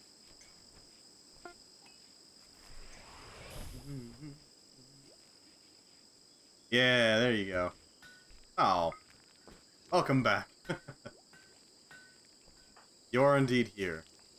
You're good at mining, construction, social, and crafting. Industrious, sanguine, and cannibal. Not terrible.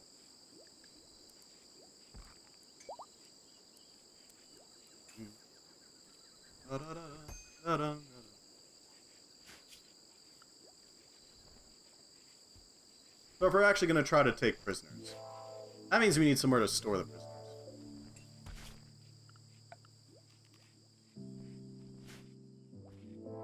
And I think I know just where to do it.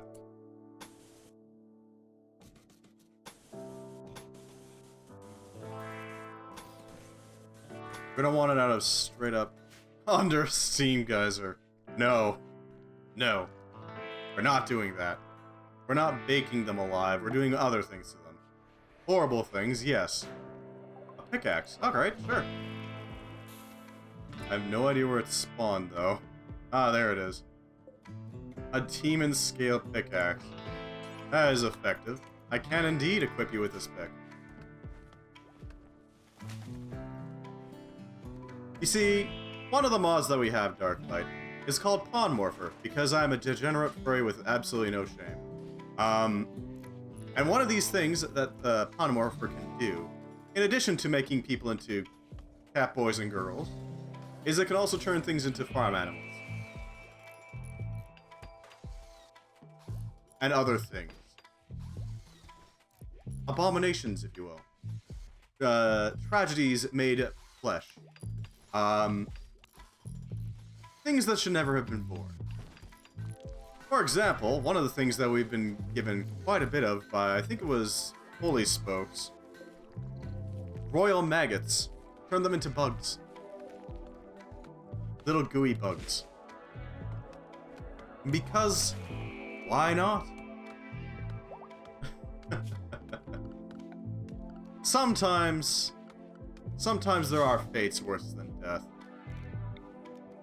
And our colony is going to become one of those. We've already annihilated one faction from the world, so, you know. Another one shouldn't be too hard. We're only gonna have one entrance. We're gonna need to set up some lavatories along with other things. Dark Angel has gone into a dementia. Ah. I want to see drama, tragedy. Well, if we are able to gene tag some ambrosia, awaken ambrosia dryads, we can make a grove of people that were once human into ambrosia trees. That is a thing.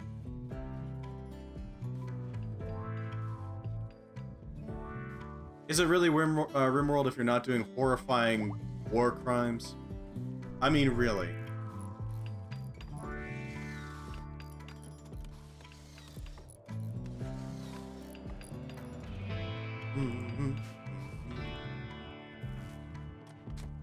Yeah, one of the bugs that Puppeteer has is that sometimes it'll make your characters just go invisible for a bit.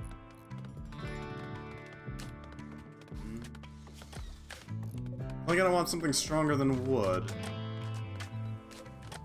Use steel.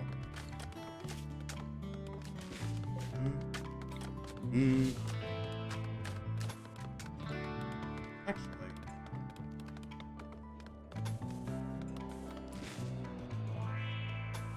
These may be a bit spacious for them, but this also works out well for not tiling tessellation. That's a decent shape for them. And we also have some other structures. Yeah, cell walls.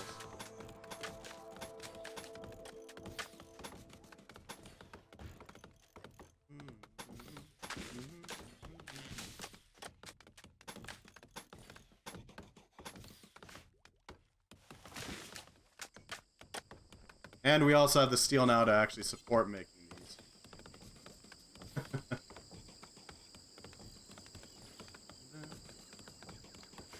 Alright.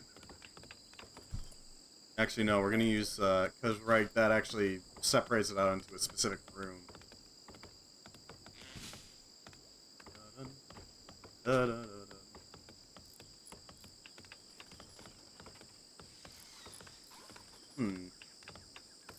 Armored door. Good God, why?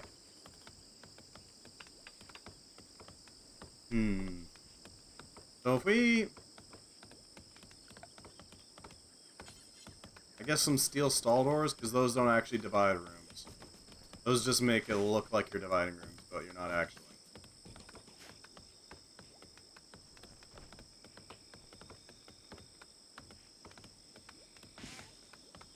For aesthetic purposes.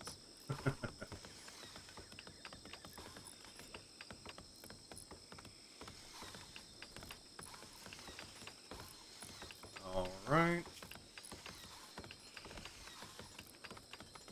Now we are going to have to set up a bathroom for them. Nothing too fancy, just basics. There we go.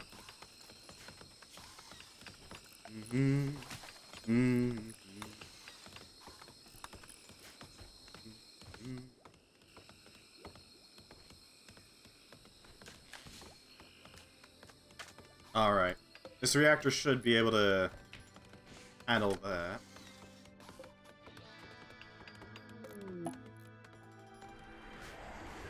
What's being dropped now? A recon helmet, ah.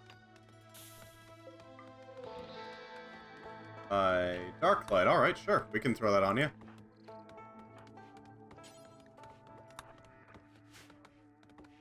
Yeah, the logistics drones are stupid useful. I highly recommend if you use androids at all, get the logistics drones. They are absolutely useless outside of hauling things, but holy hell can they haul. And you feel nothing about them dying. Light plate armor. Alright, sure. Cannot wear, inventory is full. Cannot pick up. Ah.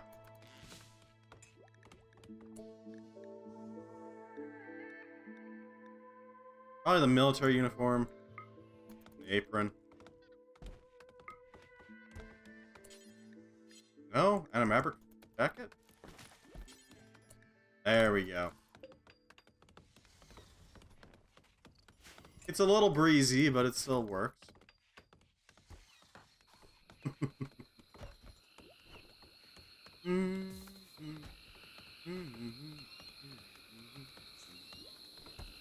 We are gonna have to get our hands on a little bit more.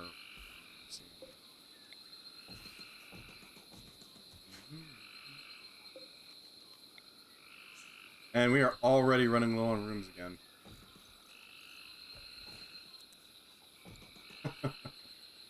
Well, it is what it is. Raya mechanoids are roaming.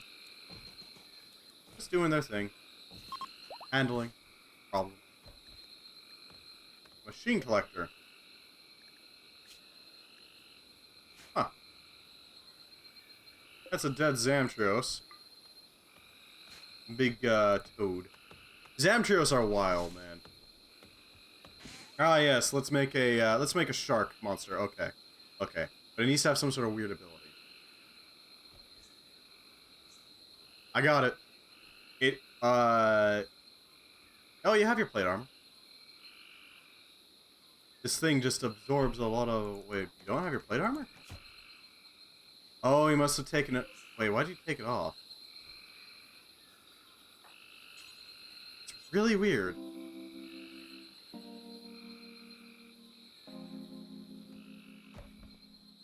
I mean, ultimately... Why did you take it off?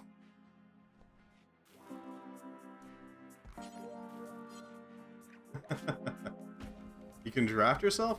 Alright then. Uh-oh. Eee, that's not good. Alright, war droids, you know what to do. I kinda wish we had a position to fall back to here, but I don't think we do. Not really. Find cover. Fire. Here they come.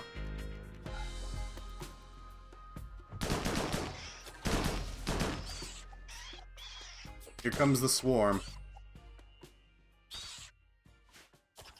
Thankfully, the swarm is not really equipped to handle us. The droids are well above their weight class. Holy Spokes, however, is not gonna be very useful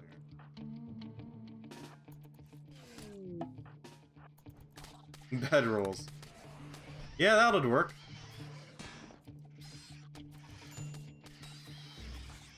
Where is that roll? Be around here somewhere.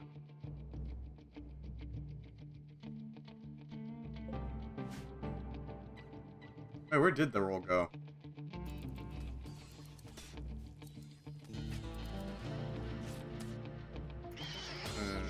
I don't like that Holy Spokes is getting beat up right now. I'd like to be able to summon the swarm of element. Number one looks kind of like Superman. Which one? Oh, that one. Yeah. Yeah, I can see it. Summon forth the minions. Go forth, Goon Squad. Unfortunately, he is not Superman, so he cannot actually handle that much damage. Wake up. Okay. I gotta admit, I don't use... There's the bedroll. I don't use wake up very much.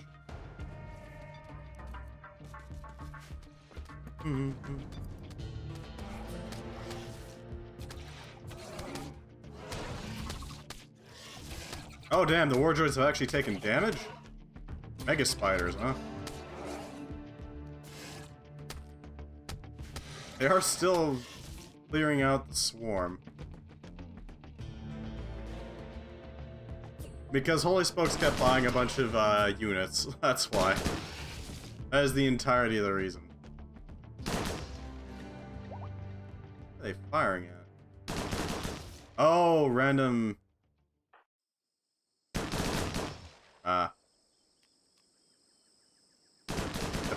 They're firing at the larvae. I'd rather they actually deal with this, you know.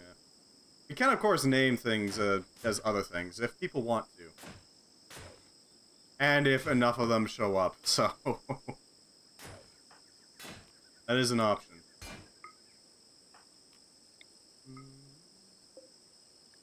The juvenile form of an insectoid. Larvae are harmless, slow, and easy to kill.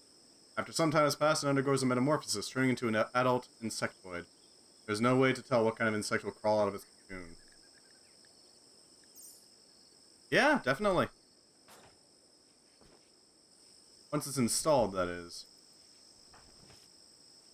Does have to be installed.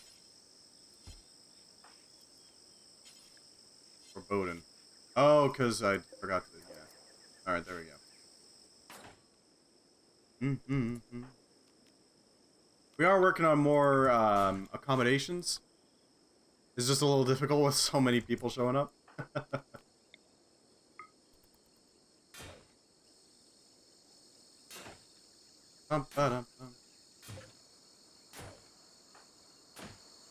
Small boy.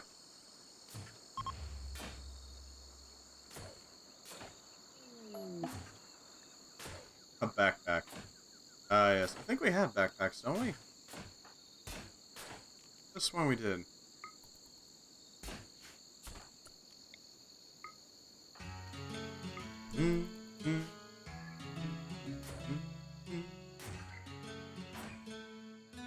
Naturally.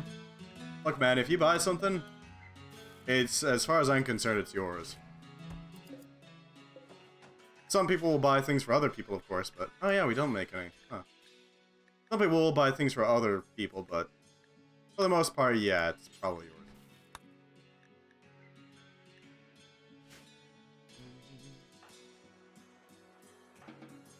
There we go. War Droid's job is done.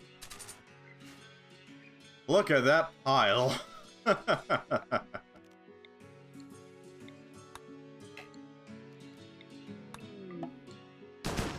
There we go. Terror sculptures. Why? Why terror sculptures? Beauty -5. Sinuous with simple elements. This work depicts a clown holding a cannon. There's a lancer behind the main subject. Truly the most terrifying sculpture. The clown cannon. I have seen that many days on Space Station 13. There is nothing more terrifying than a clown with a cannon. On this carving is a portrayal of a circle surrounded by lines. This work has a heartfelt feeling and unbalanced structure. On this work is an image of a large group of lawyers and shamans eating artichokes together. An emu stands in the lower part of the image. Nothing more terrifying than lawyers. God damn it. This piece bears a portrayal of the minor celebrity Oleg moving to the left. Your helmet is made of nothing. That's a good point. What is it made of? Plasteel. It's if I had to guess why, it's probably because it is a recon helmet, which doesn't have a specific type of stuff. Yeah. So, like, unlike the Dr. Pudim's crown, which has a very specific stuff to it, the crown can be made out of all sorts of things. But this one is made of demon scale. Recon helmets all are made of the exact same materials. The only difference is their quality. That's about it.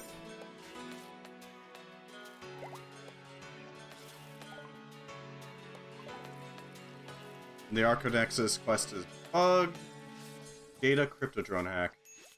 Oh, we got 2 of those. More terror sculptures. Oh no.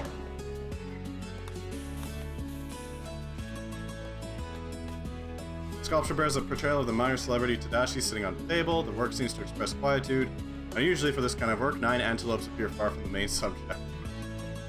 On this carving is an image of a cove. The work has a symbolic feeling and a rectangular structure. The village near the main subject represents cruelty. This work is shaped like a goblin eating an eggplant. The subjects are in front of a vampire. I get the feeling it's not actually an eggplant, or at least it's some sort of innuendo. On this work is a representation of a spruce tree. The image is bordered by 5 circles. The work is executed in a heartfelt style.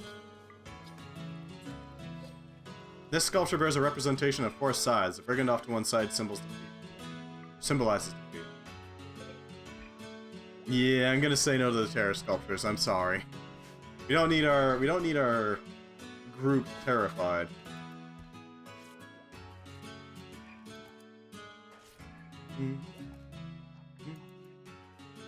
War droids, I need you two to actually, like, stand near a tree for a second.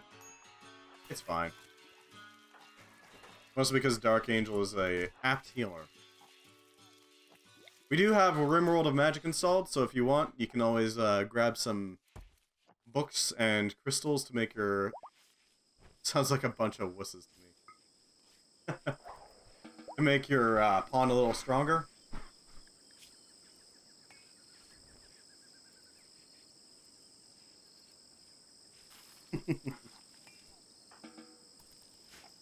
War droids to the rescue. The whiskey. Alright, so we need a bunch of chem fuel. That means we need to flick the chem fuel pump back on. They're perfect just the way they are. Considering they don't fight much, yes. Yeah.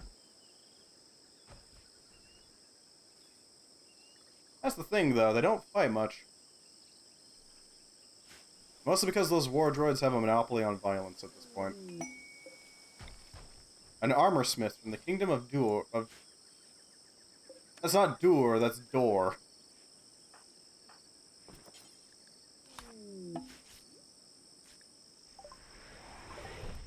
I mean, if you want some skill in shooting. Of course. Of course. Don't worry about it, my dude. Unless you specify otherwise, I will naturally assume that it is something for your pawn specifically.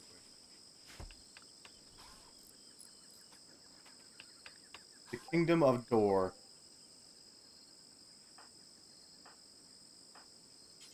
Okay. I don't know why it's called the Kingdom of Dor, but here we go. 14 to 15. Not bad. Jagras bits. I have a Velocidrome. Use that. If we shoot that thing down, we could use its leather for all sorts of useful things.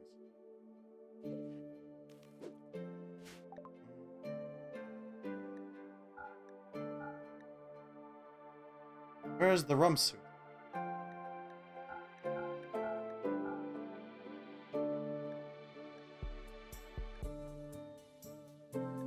Side cap, Zenogre Gunlance Shield, Diablos Chargeblade Shield, Rathlos Chargeblade Shield, Rathian Small Shield.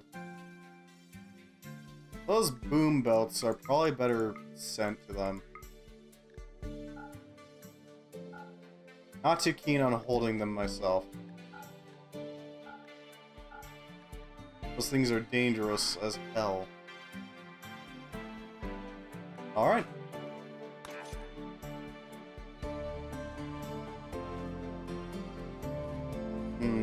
Where else can we store these?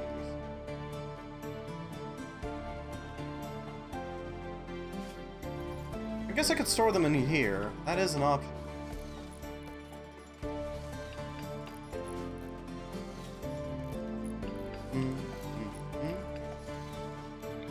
Yeah, let's store our dumping zone here.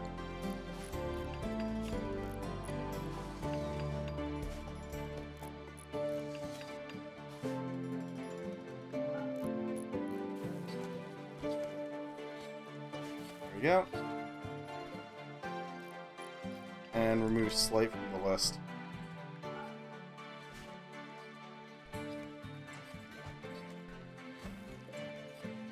That'll help. That'll help greatly.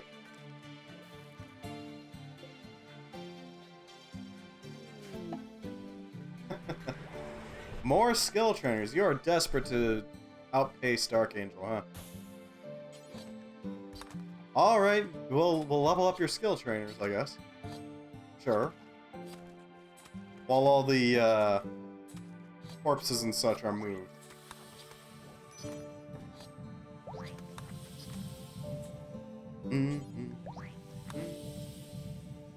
There we go, you're up to level 18. Ah, well. Regardless of your pawn's social abilities, I appreciate you all, so don't worry about that. Throw that up. And we're gonna need a bridge, naturally.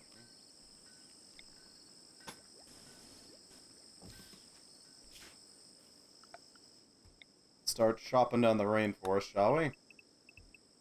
Oh hey, Dead Rhinopolis. A masterwork wooden dresser. Engraving on this furniture depicts Xavier Compton being crippled with a Gauss rifle shot, quick, efficient movements. 4 zebras look on. At the edge of the image are 4 pumpkins. This illustration relates to Wardroid Zero disabling Xavier with a Gauss rifle shot on the 5th of April, May, 5502. Okay, then. Pew pew, I guess. We really do need to get to the point where we can actually process those bones into useful material. Because at the moment, they're absolutely useless. Best thing I can think of is converting them into chem fuel, but...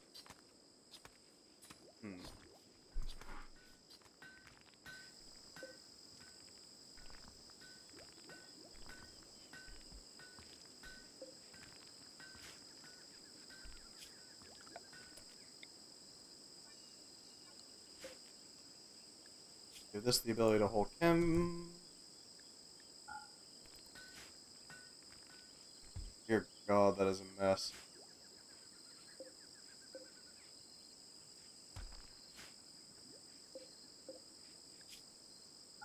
Here, everything but chem.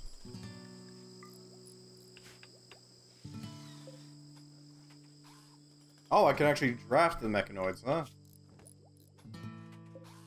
That's fine. We are making good progress, though. Not towards our main goal, but in general. Research a series of machines that grant the ability to automatically refine a thick glycerol extremely similar to that of nutrient.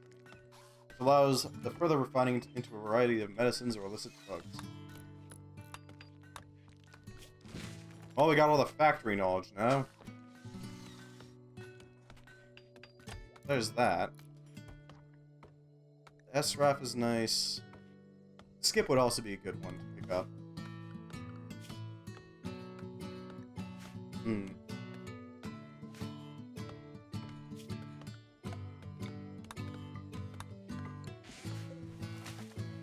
Okay. I think our plan is, once we get to the point where we can actually, like, hold everything inside the prison, we're gonna start doing raids on the Green Bramble Bandits again. Take them, convert them into some more pliable forms, and then from there, do our little magic on them.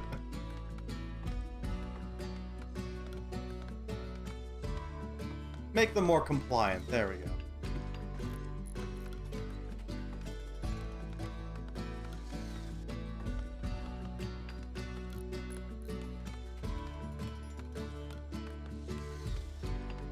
One of the more useful applications of the whole mutation thing is that we can effectively turn enemies into thrumbos in captivity and then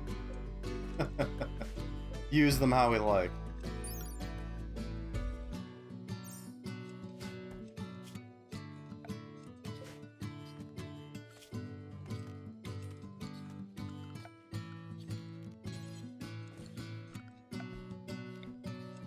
roof over top. Okay.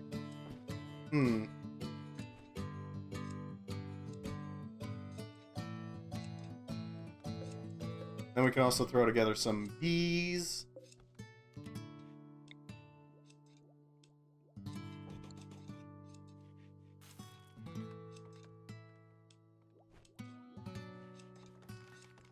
Alright. Could work a bit more on our flooring.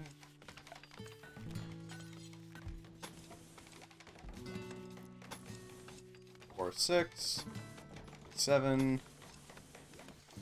2, 7, 6,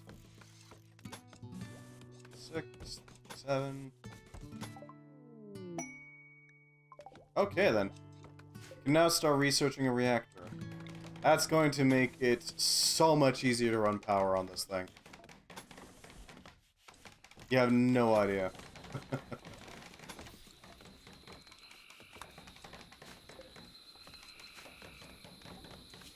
Nuclear power. This is gonna take a while to build, but once it's built, oh boy, does it unlock some new techniques.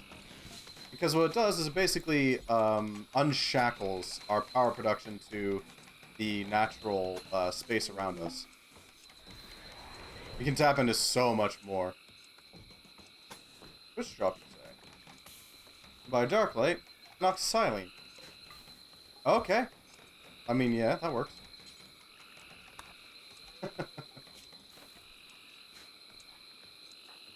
Heck, your penoxysilene, you.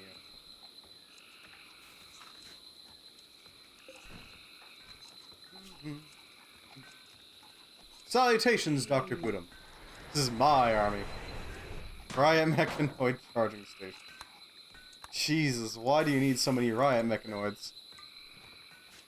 I mean, we can't really charge that many at the moment. Once we get to the point where we have nuclear power, though, that's when we start doing it. Mechanoid Swarm has been attacking there. Oh. I don't know, they look cool. Fair enough. What is a Resurrector belt? A belt containing a dose of Resurrectors. Oh! Oh! So it's like a 1-up. And a Bionic Eye. What is Meritath? Bane. Enchanted with nature magic, this weapon can sometimes unleash a wave of magical energy and may cause toxic buildup. On top of the fact that it's a Carnelian Greatsword.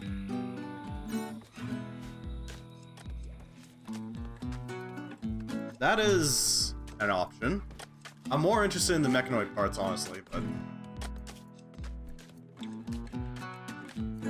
One auto inferno turret, one auto charge turret, 2 mechanoids, 1 proximity activator, 1 sunblocker, 1 lancer, 1 carpenter, and 3 mini slugger turrets. The main problem is the inferno the inferno and charge turrets.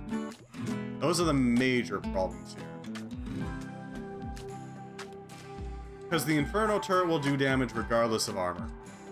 And the charge turret will do damage because it's able to have that much penetration. Also, how you doing, Dr. Budum? Welcome. Oh. It looks like Dark Angel is trying to usurp you.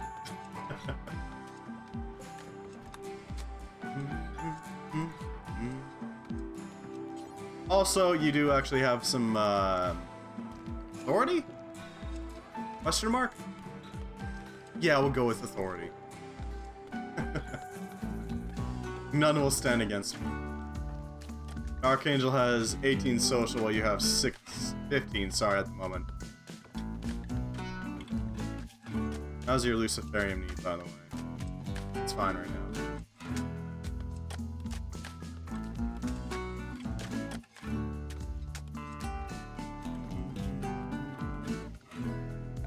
We have managed to get our chem fuel production going, though, so there is that.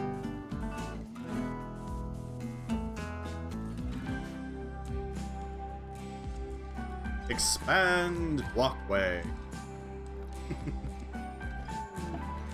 What's this? The skill trainer for Budum. It begins. It begins. Okay, I think now you can do... Can you do your throne speech now? No, you can't do throne speeches yet. Dr. Poonam is back to 20.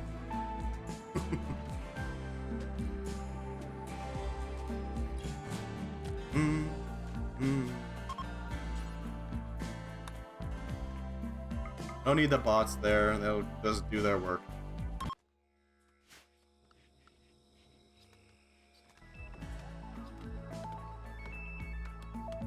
We almost got our prison up, but hey. This should work well. God, I wish I could make Moyo out of prisoners.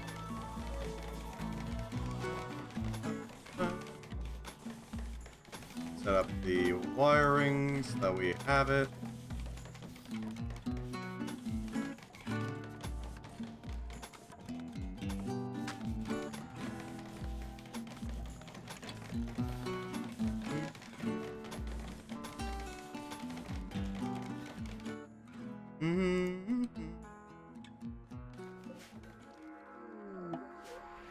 Luciferium and a skill trainer social. I'm afraid you can't actually boost your social any further. Oh, Dark Angel purchased it, I see. Dark Angel can still boost their social.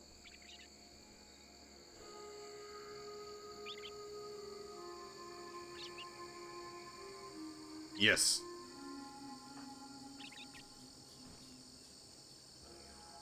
Sniper rifle legendary. Might as well keep the arms race going, I take it. What the hell is Kaz? Is Kaz wearing...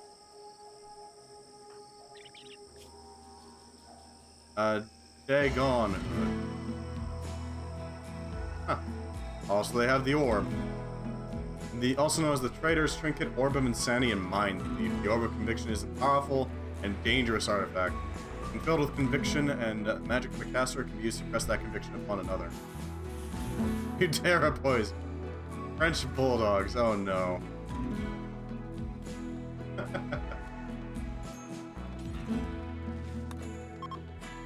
I'm not sure what to do with these bulldogs, but okay. I guess we have a bulldog breeding operation now. Oh no, they're not tamed.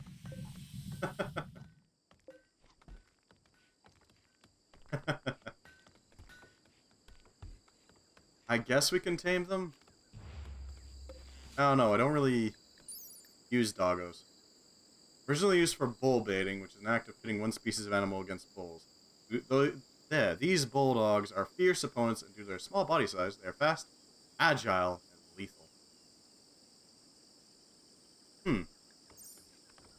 Alright. Social analyzer implant.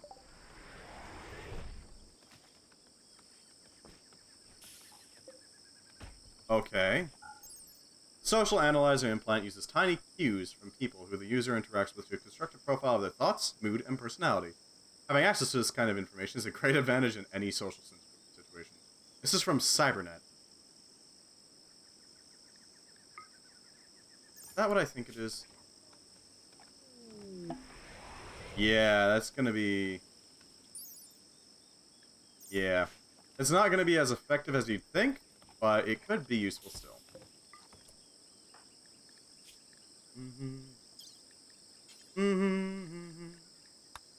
So the reader and social analyzer. Because what this requires is some sort of cybernetic network.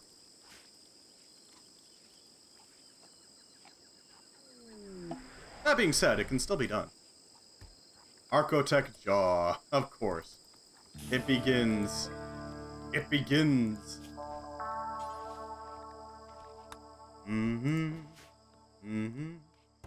Naturally. Go forth, Doc. You absolutely ridiculously powerful robot, you. What the? Archotech nose and skin. Oh no.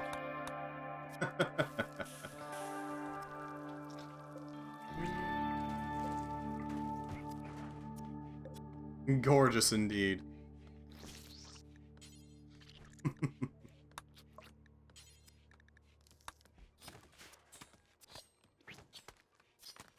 We can rebuild him. We have the technology.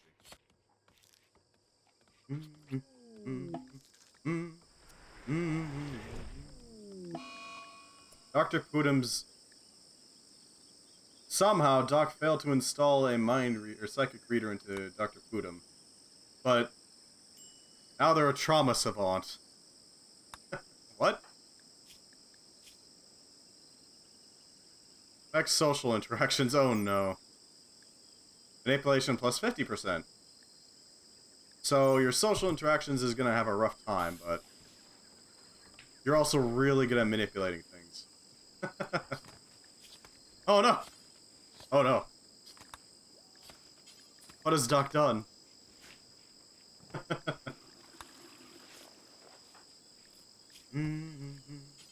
Is there any way to treat that? I don't think so.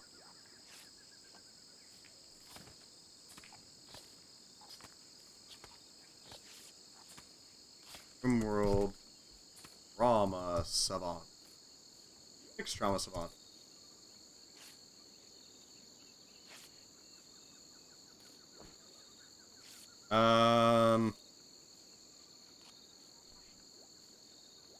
Oh, well. Huh. Trauma Savant is actually a separate condition from the brain injury. The only way you can treat permanent injuries, like brain and eye scars, is for your colonists to take luciferium, which takes a long time to heal those injuries. Somebody has had a Trauma Savant take luciferium to cure their permanent brain damage. The brain damage is fixed eventually, but the Savant remains. No more communicating with them. Yeah. Oof.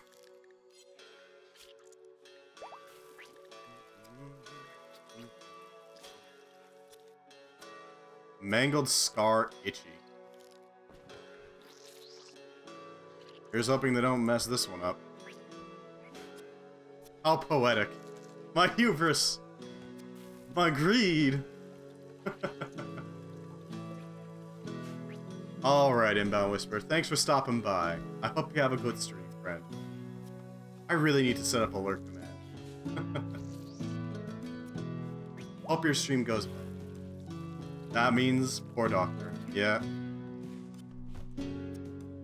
On the other hand, once we get the social analyzer implant properly started, that could work well. Because the social analyzer affects social skills. So. Disconnected. Negotiation. Ooh. That does actually have problems.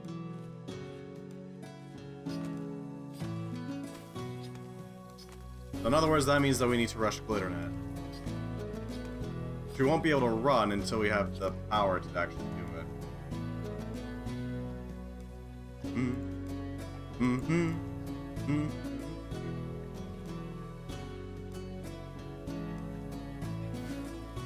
Poor doctor. Negotiation ability minus 15%. Trade price improvement negative 20%. Social impact minus 5.5. But once it's ready to go, uses 2 petaflops and 4 terabytes per second. Glitternet is a unique mod. It adds a bunch of, what's the way to put it? Processors that will allow you to... I'll stop making mine better. But do we need to get it going? Glitternet requires a few things. For one, it requires the research, because otherwise we can't hook anything up to anything. 2, it requires a Glitternet hub. One of them. Only one. 3, it requires processors. And in this case... Wow. Doc is having a rough time. In this case, it also requires a wireless router of sorts. Which we are going to work on.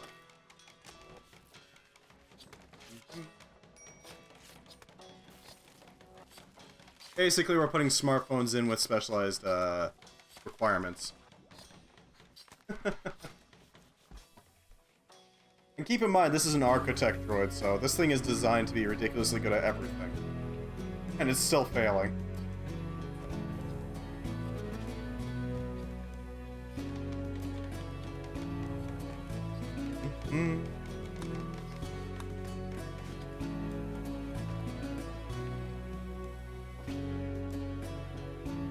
All right.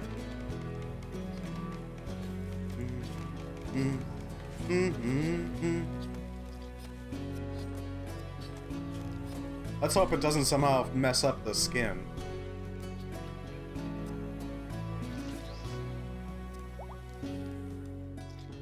God damn, that is some bad luck.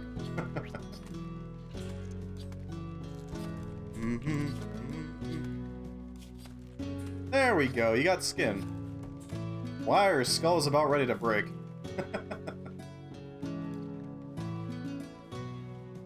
At the very least, your Luciferium is gonna fix the scars, so that it won't be a problem.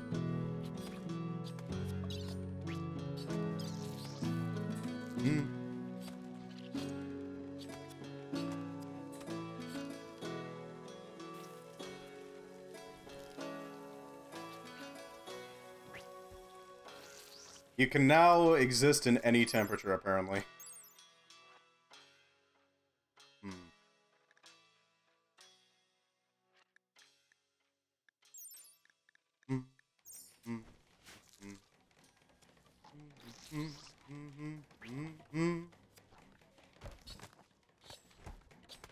Your nose has been replaced. That's good.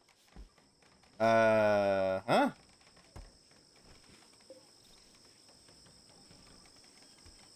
Ruddle and must go. Archangel, I need you to prune your tree, please.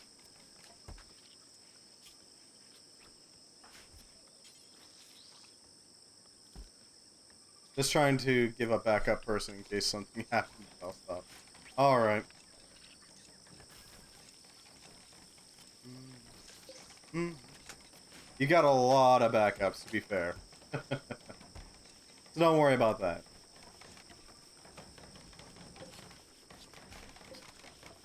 Our oil well is doing just fine.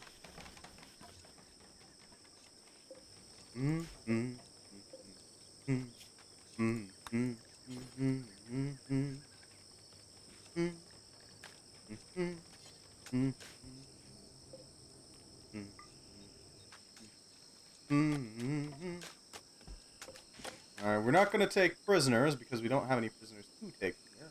But we will take some useful components from this. Actually, no, that's actually not the best idea because end of stream is pretty much here. Actually, is here for that matter. Alright. I'm going to call it a night. I gotta go prepare for D&D. I gotta go rest. I gotta go relax. All that good stuff. We've made some pretty good progress, I gotta admit. Thank you, Dr. Pudum.